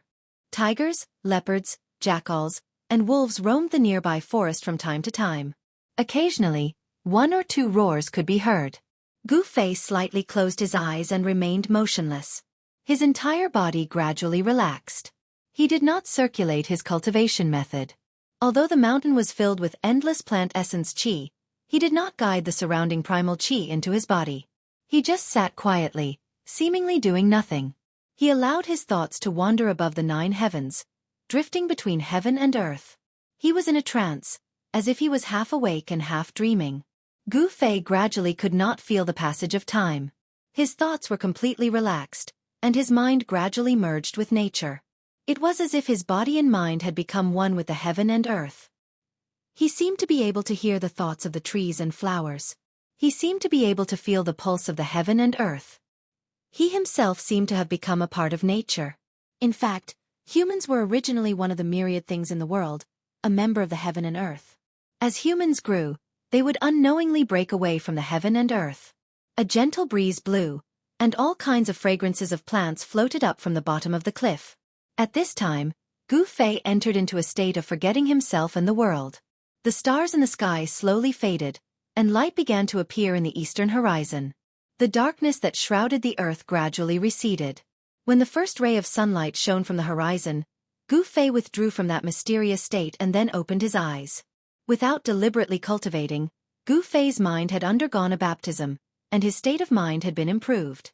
Naturally, his cultivation had reached the peak of the 8th heavenly layer. This time, the improvement of his cultivation seemed to be a matter of course. On the path of cultivation, every insignificant improvement would accumulate, and at a certain time, it would naturally cause his cultivation to take a big step forward. Gu Fei stood up, and the temperament of his body seemed to have changed a little. He was no longer showing off, and his sharpness and killing intent had been greatly restrained. His body then had an otherworldly aura. Previously, Gu Fei was like a piece of jade that had not been polished. Although the quality was good, it was not revealed. But now, this piece of jade was being polished. Are they about to leave? Gu Fei's deep gaze seemed to be able to penetrate the void. On the distant pier, he could clearly see the people walking on the 3 big ships. Whew! Gu Fei directly jumped down from the cliff, and the speed of his body's fall became faster and faster. Boom! With a loud sound, the hard rocky ground was trampled into a pit half the depth of a person. The ground cracked, and stone chips flew everywhere. About a height of 500 to 600 feet. Purely relying on my body, I can withstand the impact when landing. Gu Fei secretly nodded. He was very satisfied with the strength of his body. If it was an ordinary person, even if they had iron bones, but if they jumped from such a height, even if their muscles, bones and skin were not injured, their organs would be severely shaken, and it was inevitable that they would suffer internal injuries. The organs were the most vulnerable parts of a person's body. If they were shaken, it was easy to be injured. However, Gu Fei had already tempered his body to the point that the inside and outside were one. His organs were also strengthened, and they were as tough as skin and flesh. If I use Yuan Qi inner strength to reduce the weight of my body, then the speed of my body's fall will be reduced a lot. If I use a combat skill to reduce the force, I can fall from a height of 100 to 200 feet without relying on any external objects to reduce the force. Gu Fei was very clear about his own strength. After being tempered day and night, his body had become tough to an unimaginable extent. If he wanted to advance a step further, then he would have to refine his skin and flesh to the point of being brand new and completely reborn. Gu Fei walked out of the stone pit step by step. Having reached the awakened 8th celestial layer, his strength had increased by quite a bit. At the very least, he was confident that he could easily defeat Li Lingfeng, who had awakened 9th celestial layer. Chapter 93. As the sun rose in the east, the docks gradually became lively. Merchants traveling between the north and the south, pot-bellied ship owners, and fierce-looking guards with weapons shuttled back and forth on the docks. The wealthier a person was, the more he was afraid that others would harm him. Therefore, there were always murderous bodyguards around the rich. People came and went at the docks. After a whole night's rest, everyone was full of vigor and vitality in the early morning. The people of the Haotian merchant group also started to get busy. Black-robed guards hurriedly walked on the ship. About an hour later, the Haotian merchant group's ship left the docks along with the other ships docked at the docks and headed south with the wind and the current. Gu Fei had already set off. He was not worried that the Haotian caravan ships would disappear right under his nose. He went down the river alone. Furthermore, the terrain was steep, and the forest was lush, so he went in that direction. For 2 days in a row, whenever the Haotian merchant group docked at the riverside docks at dusk, Gu Fei would go into the mountains to find the exotic beasts and fight them. Along the way, he indeed encountered a few exotic beasts in the mountains along the river and fought them. Tonight should be the last night. Gu Fei stood on the top of a mountain and gazed into the south. Under the starry sky, a huge river flowed through the endless primitive jungle. The terrain was flat, and there were no mountains or ridges. Although Gu Fei hadn't contacted the people of the Haotian merchant group in the past 2 days, he had vaguely heard their conversations. It would only take 1 day for the fleet to leave the cloudy mist mountain and arrive at Bluestone Town the next evening. One had to admit that the Tenglong continent was truly vast. Bluestone Town was only the periphery of the southern desolate region. It was still 1,000 miles away from the southern desolate region to the southern desolate Dragon Emperor City. Even the southern desolate Dragon Emperor City wasn't the center of the southern desolate region. The real center of the southern desolate region was the 100,000 mountain range, a truly boundless wilderness. The 100,000 mountain range was full of mysteries and unknown dangers. Legend had it that someone had seen the figures of primordial savage beasts in the 100,000 mountain range. Even void-controlling stage cultivators weren't willing to set foot in there. The 100,000 mountains, the Ruin Heaven Realm. There's less than a month left until the Ruin Heaven Realm opens. When Gu Fei thought about this, he couldn't help but frown. He had been separated from his sect members. He hoped to join the others in Dragon Emperor City as soon as possible. The people of the 3 major Taoist sects would meet each other in Dragon Emperor City before entering the innumerable huge mountains together. There was less than 1 month left. If nothing unexpected happened, they should be able to arrive at Dragon Emperor City within 1 month. Roar! At this moment, the roar of a ferocious beast suddenly rang out from the depths of the mountain ridge. Immediately, there was a strange movement in the depths of the mountain ridge. Then, countless night birds could be seen soaring into the sky, flying out from the mountain ridge in front of them in a panic. All kinds of wild beasts also ran out of the mountain ridges. Among the fleeing beasts, there were a few behemoths. They were giant elephants that were 6 to 7 meters tall. Hundreds of beasts ran madly, trampling the ground, giving off rumbling sounds like muffled thunder. Standing on the top of the mountain, Gu Fei's eyes were as sharp as lightning bolts. He had already seen everything. He had long known that there was an extremely powerful exotic beast in the depths of the mountain ridge in the distance. All powerful exotic beasts had a common characteristic. They would leave a violent, ferocious, and tyrannical chi in the vicinity of their appearance, which would frighten all the beasts. Once such a fierce beast showed its might, it would definitely wreak havoc in all directions, causing all the beasts to flee in fear. Humph! I dare not challenge that savage beast in the depths of Yunmeng Mountain, but this fierce beast. An extremely sharp killing light flashed across Gu Fei's eyes. Then, he leaped up and rushed down the mountain. The distance of dozens of li seemed very short for Gu Fei. Soon, he appeared outside the mountain ridge. In front of him, there was a rumbling, muffled phenomenon. The ground was shaking as dozens of fierce beasts rushed out in a panic. With a smile, Gu Fei directly rushed up. Whoosh! He rushed into the herd of beasts in front of him like a gust of wind. Roar! A ferocious tiger pounced forward with its claws and fangs bared. However, it was only a foot away from Gu Fei when it was sent flying by great force, crashing into the woods at the side. Bang, bang, bang! At that moment, a huge elephant charged toward Gu Fei like a moving mountain. The elephant's legs were like huge tree stumps, leaving a deep footprint on the ground with every step it took. Move aside! Gu Fei waved his right palm and a powerful palm force surged out, sweeping towards the giant elephant. Rumble! The elephant let out a long hiss as it was actually flipped over by Gu Fei's palm. Its huge body tumbled to the side. Even its 2-meter-long tusks were broken during the tumbling, and many fierce beasts nearby were crushed to death. The herd of beasts was instantly thrown into chaos. The beasts roared and fled in all directions. However, the cause of all this, Gu Fei didn't care so much. Like a gust of wind, he rushed through the herd of beasts, knocking them all over the place, and directly rushed into the depths of the mountain ridge. On top of a huge boulder in the mountain ridge, a shocking scene was happening. A huge humanoid monster was roaring at the moon. Bang! Bang! Bang! That huge demonic figure that was 6 to 7 meters tall was beating its chest like a thunderous war drum. This was a violent ape that emitted an endless fiendish aura.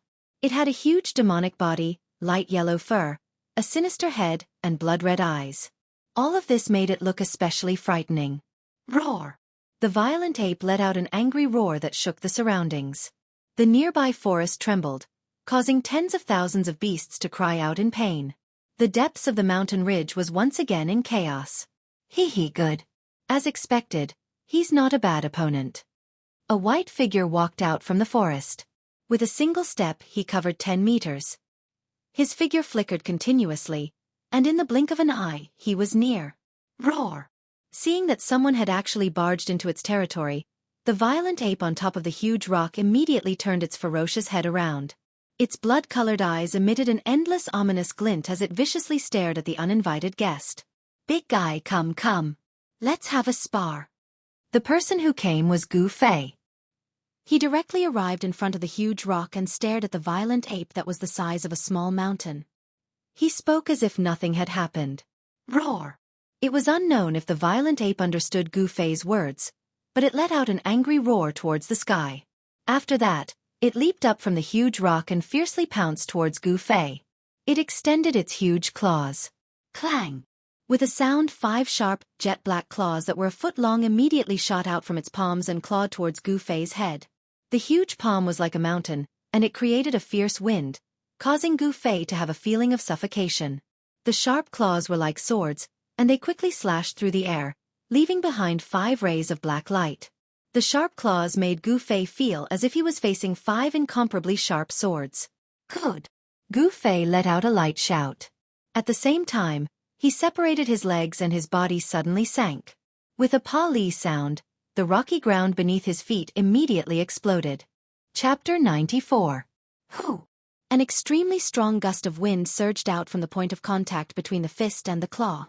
Immediately, sand and stones flew around Gu Fei, the sun and moon lost their light, and a circle of air waves surged out in all directions. The huge claws and Gu Fei's fist were not symmetrical at all. When the violent ape's claws opened up, it covered a radius of 2 meters, forming a sharp contrast with Gu Fei's fist. However, it was Gu Fei's seemingly weak fist that sent the violent ape's claw flying. Even the violent ape's body, which was like a small mountain, was sent flying backwards. However, Gu Fei was not in a good condition either. The violent ape's claw was extremely powerful, and when the fist and claw collided, the hard rock beneath Gu Fei's feet immediately became as soft as tofu. Gu Fei's body directly sank into the ground, up to his waist. The violent ape's claw slammed Gu Fei into the ground like a wooden stake. The huge force caused the blood in his chest to churn. Roar! The violent ape that was sent flying by Gu Fei's fist somersaulted in the air, and actually nimbly landed on the huge rock it was originally standing on. This violent ape seemed to have gained intelligence, and was not like other fierce beasts that only knew how to instinctively pounce and bite. Its pair of blood-red eyes stared at Gu Fei below, and a fierce killing intent surged out from its body. It was actually a little hesitant. Heh! As expected, you did not disappoint me. Gu Fei sneered, and then with a leap, he rushed into the sky from the ground. Pang! With a sound, the ground around him that had already been shaken into powder immediately exploded. Billowing smoke and dust swept out in all directions. 8 desolate steps, 8 steps, 8 kills. Gu Fei let out a cold shout. His body was like the wind and lightning as he rushed into the sky, reaching a height of 30 meters. Then with a step, he arrived at the head of the violent ape in an instant. That step he took directly stomped down on the violent ape's head that was as big as a water tank. It seemed like a casual step, but it contained astonishing power. The space beneath his feet immediately rippled, and a terrifying power wreaked havoc. Roar! The huge violent ape instinctively felt danger and quickly retreated, wanting to avoid Gu Fei's step. The violent ape looked huge and cumbersome, but it was extremely agile when it moved.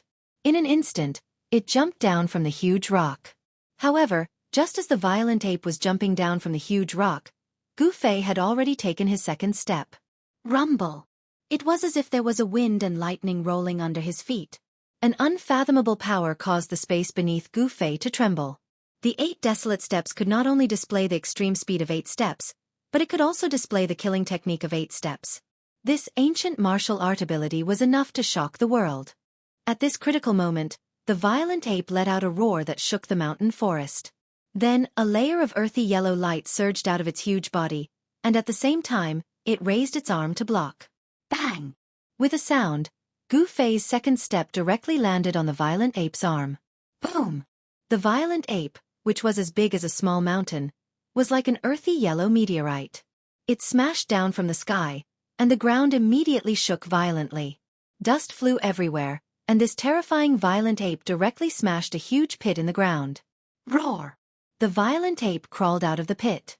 Bang bang! It madly beat its chest, and continuously roared at Gu Fei, who was on the huge rock. This violent ape was extremely wild. The earthy yellow light on its body danced like a flame, and its fierce aura was enough to make Gu Fei's heart tremble. Earth elemental power? The power that surged out of the violent ape was not unfamiliar to Gu Fei. This violent ape could actually control the earth elemental power, which really made Gu Fei feel surprised. Everything in the world could not be separated from the 5 elements of yin and yang. However, there were very few vicious beasts that could truly control the 5 elements of yin and yang. This was because the vicious beasts that could use the 5 elements of yin and yang to cultivate were no longer vicious beasts, but existences that had evolved into demonic beasts. Demonic beasts were half-demonic beasts. They were not real demons, but they had already shed their bestial nature. They were not simply vicious beasts, but a powerful variant that was between demons and beasts. If they could finally grow into demons, then the cultivation of this variant would not be lower than that of a transcending mortality realm cultivator, and their intelligence would not be lower than that of a human. Roar! The furious violent ape fiercely rushed out of the pit, turned into a yellow shadow, and rushed towards the huge rock that Gu Fei was standing on. Boom! A loud sound rang out, and immediately rubble flew across the sky. A huge rock that was the size of a small mountain was directly smashed by the furious demonic ape. Stone fragments shot out in all directions, and the earth quaked and the mountains shook, as if the end of the world had come. Good fellow! Gu Fei soared into the sky, and his protective aura blocked all the flying stones outside his body. However, below, the violent ape's thick and strong arm that was like a tree directly grabbed him from below. Chi-chi! The 10 sharp claws were like 10 demonic swords that emitted a dark light, as if they were going to tear the void apart, and made a heart-palpitating sound. Gu Fei's expression changed, and he used the desolate steps. Swoosh! In an instant, he left an afterimage on the spot, and in the next moment, as if he had teleported, he appeared 10 feet away, and avoided the violent ape's thunderous grab. There was no way to exert force in the air, but the desolate steps could allow Gu Fei to change his position within a short distance. Gu Fei's body rapidly descended from the sky, but the moment his feet touched the ground, countless sharp stone pillars abruptly pierced out of the ground with a swoosh swoosh swoosh. Preposterous! The sudden turn of events shocked Gu Fei. Pang! 7 to 8 spiked stone pillars instantly collided with his feet and body. This demonic ape could actually control the thick earth power to launch such an attack, which made Gu Fei feel inexplicably shocked. This violent ape was not simple, and it could already use supernatural power. If ordinary cultivators encountered this kind of attack from sharp stone pillars that suddenly pierced out from the ground, they would only end up with flesh and blood. Even if Gu Fei had a steel-like body, he still felt as if his body was being bombarded by 1,000 catty heavy hammer. Although the stone pillars broke the moment they collided with his body, the force of the collision still knocked Gu Fei into the air. Oh no! Gu Fei couldn't help but cry out in his heart. Sure enough, the violent ape pang! Pang! It rushed over with large steps, and the densely packed stone pillars on the ground were crushed by the violent ape, unable to harm it in the slightest. Whoosh! The violent ape rushed out from the sky full of dust, and with a roar, it directly punched towards Gu Fei. The huge fist was surrounded by a faint yellow light, and with the force of a thunderbolt, it heavily smashed onto Gu Fei's body. Even though he used both hands to block, he was in the air and had no way to exert force. Gu Fei was directly blasted hundreds of feet away, and directly smashed into the distant dense forest. Pang! Pang! Pang! Pang! Pang!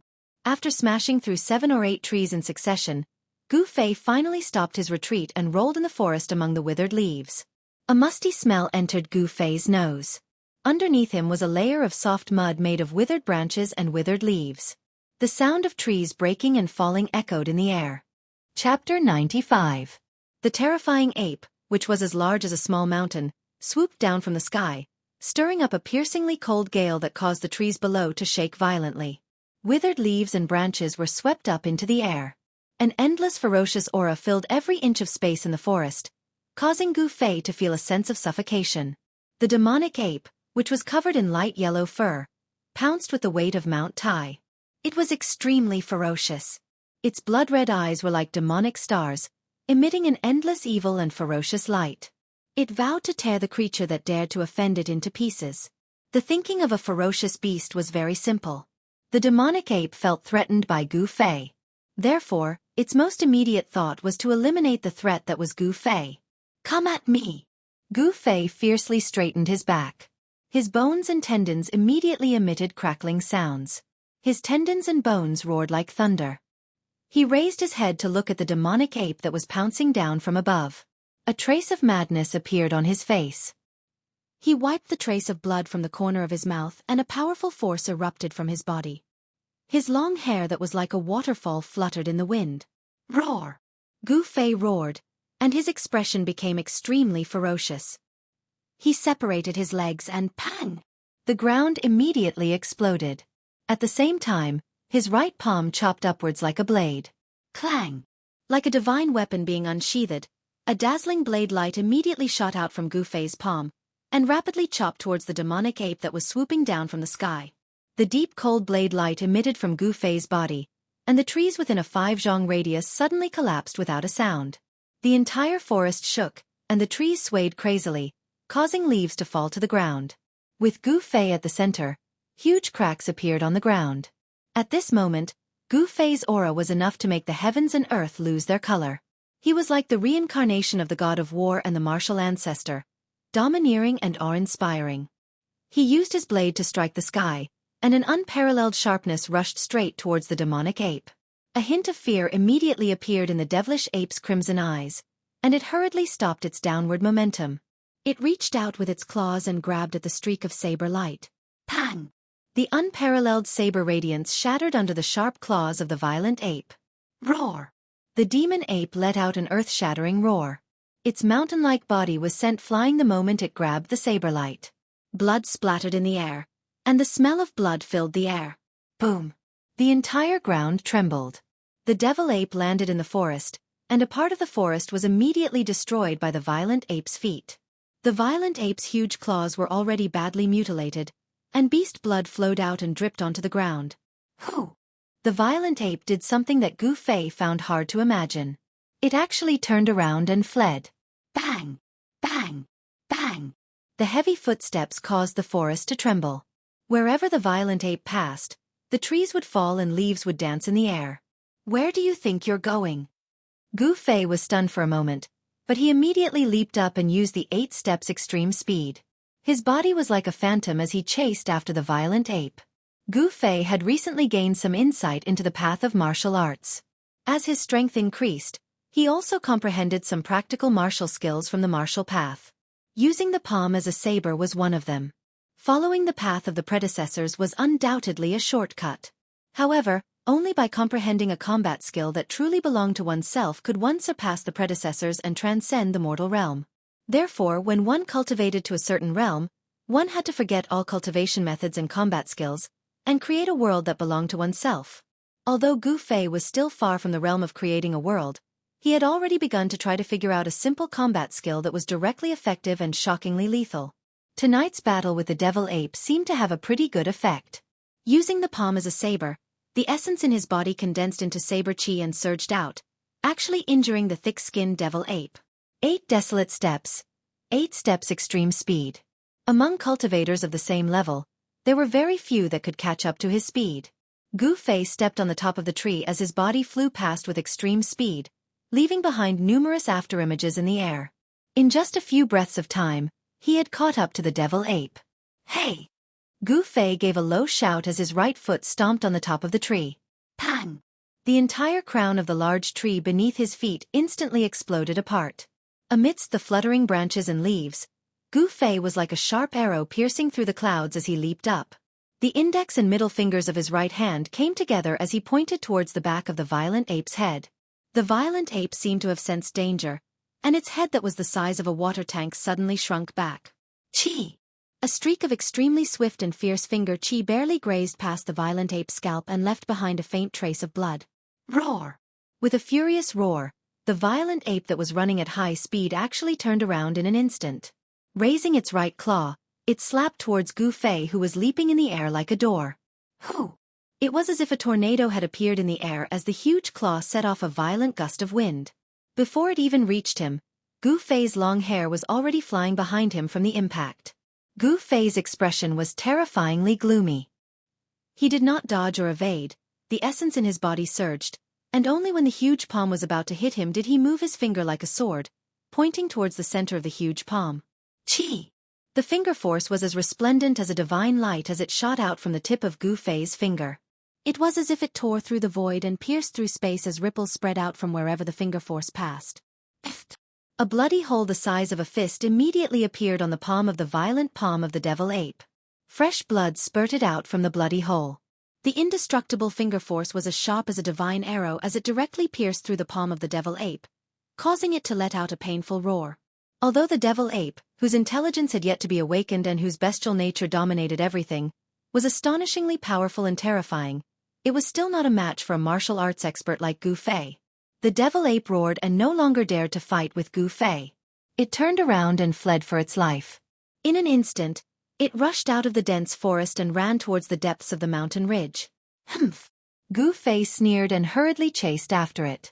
At the same time, his right hand shone with a purple light as a cold divine weapon chi was drawn out from his body. A dazzling long sword was condensed and gradually materialized. Clang! With a clang, a dazzling purple light beam shot out from Gu Fei's right palm. A purple light sword completely appeared, its brilliance dazzling and captivating. Trying to escape? It's a pity that you must die tonight, Gu Fei said in a low voice. With his 8 steps extreme speed, he had already caught up with the devil ape. His long hair fluttered even though there was no wind. A cold light flickered in his eyes, and his tall and straight body emitted an extremely tyrannical aura. Die! Gu Fei shouted and raised his right hand. The violet light divine sword immediately shot towards the demonic ape like a bolt of purple lightning. The purple sword light pierced through the back of the devil ape's heart and came out of its chest, bringing with it a large amount of blood. The devil ape let out a sorrowful roar as its rapidly running body smashed into the ground with a boom sound. It slid on the ground, smashing the mountain rocks into pieces and creating a loud noise. Everywhere it passed, whether it was rocks or trees, they were all smashed into pieces. The devil ape's huge body slid for a full 20 to 30 feet before it stopped. At this moment, the dazzling purple sword light made a turn in the air and flew back towards Gu Fei, directly entering his body. Chapter 96. The weapon refinement body transformation was a rare martial skill. Not only could it refine magic weapons into essence chi and integrate it into the body, but it could also guide the essence chi of magic weapons that had been refined into the body out of the body, transforming it into a real magic weapon. Unfortunately, the short stick passed down by Gu Fei's master was not a complete magic weapon. Judging from the unparalleled sword chi it contained, Gu Fei could only guess that the short purple stick was a sword hilt. Therefore, when Gu Fei guided the magic weapon chi in the blood and chi in his body out, it could only turn into an energy sword. Even so, this energy sword was like the 100 steps flying sword of a sword immortal. It could be controlled outside the body to kill enemies and was not inferior to a flying sword. However, Gu Fei's weapon refinement body transformation was not the way of a sword immortal after all, so its range was limited. At most, he could take the head of someone from 100 steps away. After all, the martial way magic was not the way of a sword immortal. It could not be like a sword immortal, who could take the head of an enemy from 1,000 miles away with a flying sword. The huge demon ape lay on the ground. Its blood-colored eyes, which were the size of an ordinary person's fist, had long lost its luster. There was a bloody hole in its chest that was spurting out bright red blood. Soon, a puddle of stinking blood gathered under the violent ape's body. How can there still be energy fluctuations? This is impossible. Gu Fei came to the side of the demon ape's corpse with a puzzled look on his face. He had killed many fierce beasts, but he had never encountered such a thing. Once a fierce beast died, its power would dissipate and there could no longer be energy fluctuations on its body. Unless... Gu Fei thought of a possibility. Therefore, he leaped onto the huge demon ape's body. A bright light rushed out of his right hand and struck at the demon ape's abdomen. That was where the energy fluctuations were coming from. Very soon, Gu Fei found the source of the energy fluctuation. As expected, there was an earthen yellow crystal that was even larger than an adult's fist hidden in the abdomen of the devil ape. Gu Fei held the strange crystal and jumped down from the demonic ape's body. The crystal in his hand was like a gem, emitting a misty brilliance. It was a kind of earthy yellow brilliance, the result of the thick earth chi that seeped out of the crystal. The hazy earthy yellow brilliance made this crystal look dreamy and magnificent, as if it was the most perfect masterpiece of the heavens. The crystal was rhombus-shaped, like an earthy yellow crystal, and it shone with hazy and resplendent light. Yes. In another 10 or 20 years, this devil ape will probably transform into a demonic beast. Gu Fei felt the huge spiritual yuan fluctuation in the earth-yellow crystal in his hand, and felt a little regretful in his heart. After all, not every ferocious beast could transform into a demonic beast. It would be a pity to kill a ferocious beast that could grow into a demonic beast. However, killing it was killing it. Gu Fei did not care too much about it. This crystal was not the inner core that was condensed in the body of the demonic beast, but it contained a huge amount of spiritual yuan, which surprised Gu Fei. However, after thinking about it, he understood that this devil ape was probably at the critical moment of transforming into a demonic beast. Therefore, its body condensed a crystal that was similar to the inner core of the demonic beast. This kind of beast crystal should be the predecessor of the inner core of the demonic beast. Perhaps the body of other ferocious beasts also had this kind of crystal, but it had not reached the stage of transforming into an inner core, so he could not find it. Gu Fei was right. In reality, the body of an ordinary ferocious beast did not have this kind of beast crystal. Only ferocious beasts that were much stronger than ordinary ferocious beasts, and could already rely on their instincts to cultivate, would condense a beast crystal in their body. What Gu Fei did not know was that this kind of ferocious beast's crystal, although it was not a rare item in the Tenglong continent, it was not something that ordinary people could have. This was because the beast crystal contained pure spiritual yuan. When cultivators cultivated, they could refine the spiritual yuan in the beast crystal for their own use. When cultivating, they would get twice the result with half the effort. Therefore, in the secular world, this kind of beast crystal was very precious. Only some big clans or disciples of big forces could afford to use this kind of beast crystal. Of course, Gu Fei did not know about this. However, the huge amount of spiritual yuan that the beast crystal in his hand contained made him a little excited. The huge amount of earth elemental energy was much purer than the earth elemental energy in the outside world. After all, this beast crystal was condensed from the thick earth qi that the violent ape absorbed day and night. In other words, the thick earth qi in the outside world had already been refined by the violent ape once. Of course, it was much purer than the thick earth qi in the outside world. The impurities that the earth qi contained had even reached a negligible level. If this energy was guided out from the beast crystal and refined into the body, it would definitely be of great benefit to one's cultivation. Gu Fei looked around. Under the moonlight, the surroundings were silent. This was the territory of the violent ape. There were definitely no other beasts that dared to come close. Thus, Gu Fei held the earthen yellow beast crystal that was the size of 2 normal people's fists in his right hand. Then, he circulated the yuan in his body and surged towards the beast crystal in his hand. After a while, the earthen yellow light surrounding the beast crystal gradually became stronger. Seeing this, Gu Fei could not help but be overjoyed. The huge amount of earth elemental spiritual yuan in the beast crystal had really been stimulated. Gu Fei hurriedly circulated his qi to absorb the earth elemental spiritual yuan that was guided out from the beast crystal. Threads of earthen yellow energy light seeped out from the beast crystal and entered Gu Fei's body. And, after all, it is the energy that has been refined by a fierce beast. Although it is much purer than the yuan qi in the outside world, it seems to be much more difficult to refine than the yuan qi in the outside world. The threads of beast crystal spiritual yuan were absorbed into Gu Fei's body. They were not refined by the life essence in his flesh and blood.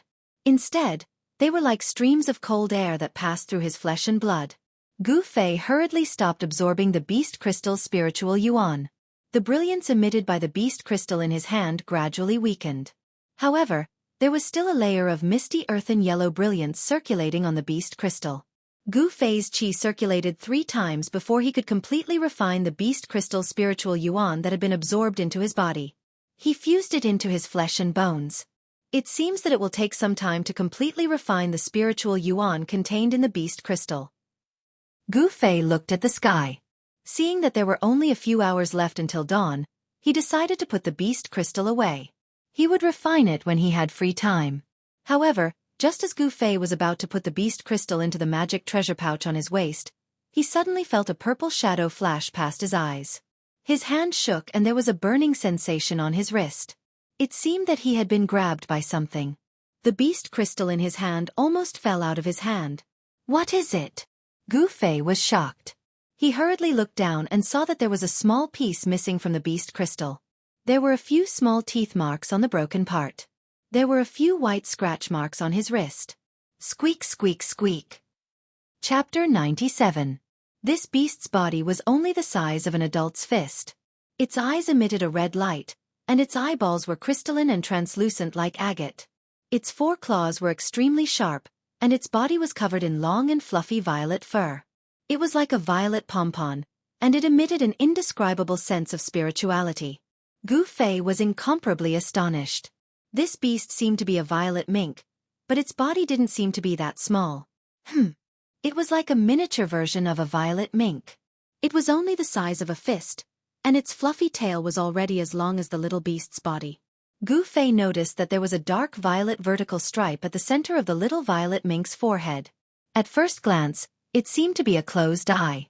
At this moment, the cute little beast's large and round eyes were occasionally glancing at the beast crystal in Gu Fei's hand that was extracted from the devil ape's body, and it actually revealed an extremely human-like expression of yearning. It wants this beast crystal?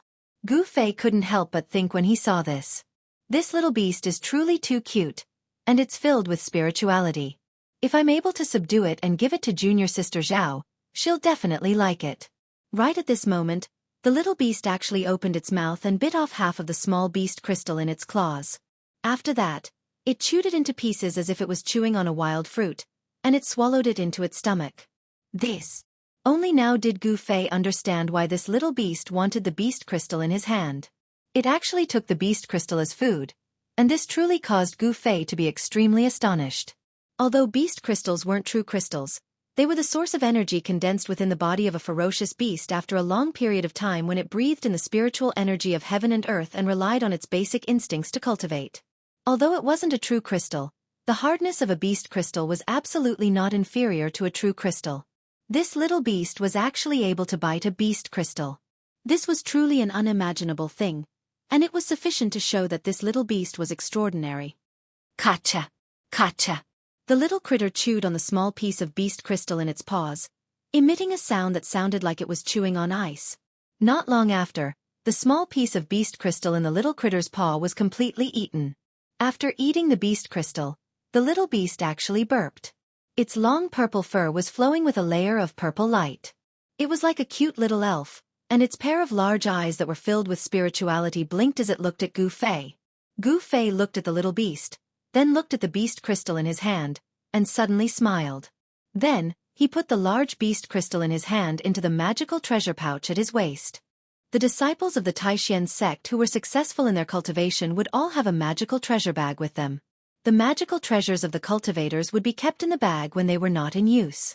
However, Gu Fei did not cultivate Dao techniques, nor did he practice Dao techniques. Therefore, he did not know how to blood bond with immortal treasures. Gu Fei did not have any immortal treasures. If other cultivators knew that Gu Fei actually used a magical treasure pouch as a storage pouch, they would definitely scold Gu Fei for being so wasteful. A magical treasure pouch was different from an ordinary pouch. It was something similar to a magical treasure refined by a great cultivator at the void-resisting stage in the sect.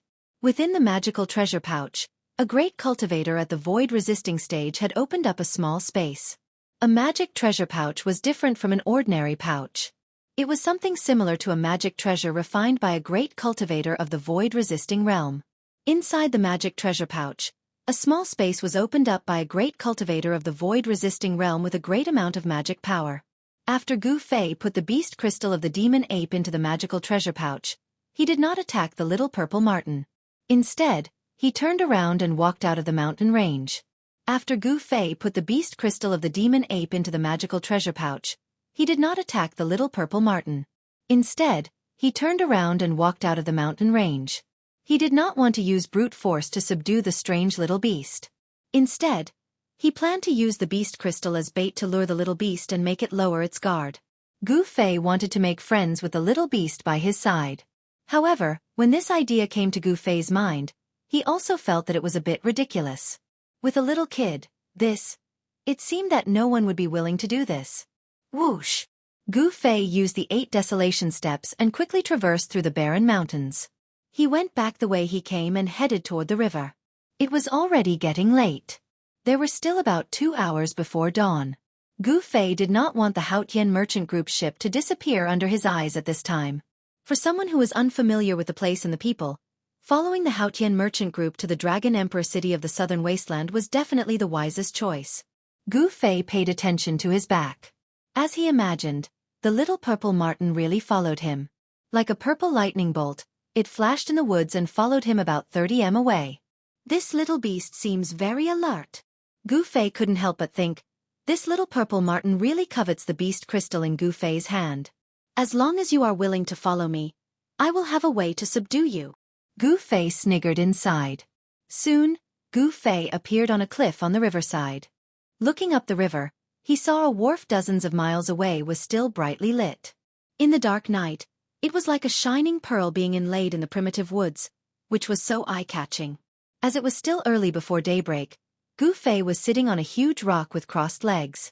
Facing the cool breeze, he looked very calm. He knew that the little beast was nearby. He didn't care about it. Instead, he slightly closed his eyes and focused on cultivation. Of course, he dared not enter a deep state of meditation in this place at this moment. With a wisp of spiritual energy, Zhang Tai paid attention to everything around him.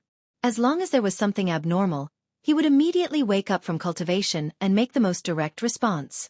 A misty glow started to appear on Gu Fei's body. Although he didn't purposely absorb the essence of the universe, various essences still gradually converged towards Gu Fei, causing him to be surrounded by glow. As time passed, the spiritual energy around Gu Fei's body grew denser and he exuded a sacred and peaceful aura. Suddenly, a purple figure jumped out from the bushes beside Gu Fei. A pair of agate-like eyes secretly looked at Gu Fei, who was surrounded by aura, full of curiosity. The little sable seemed to want to come closer, but it was a little afraid. Its pair of bright eyes carefully observed Gu Fei until it saw that Gu Fei was still absorbing the surrounding aura. Only then did it jump onto another big rock beside Gu Fei. Then, Gu Fei once again saw how extraordinary this little beast was. It squatted on the big rock, its claws scratched the ground, and stretched its neck towards the moon that was already setting in the west. It was actually absorbing the rich aura around it. Absorbing the essence of the sun and moon and gathering the aura from all directions, this little beast actually knew some simple cultivation methods. The little beast's small mouth opened and closed rhythmically. The light in its mouth was weak, but it could be seen clearly. Gu Fei, who was constantly paying attention to the movements in the surroundings, was really dumbfounded.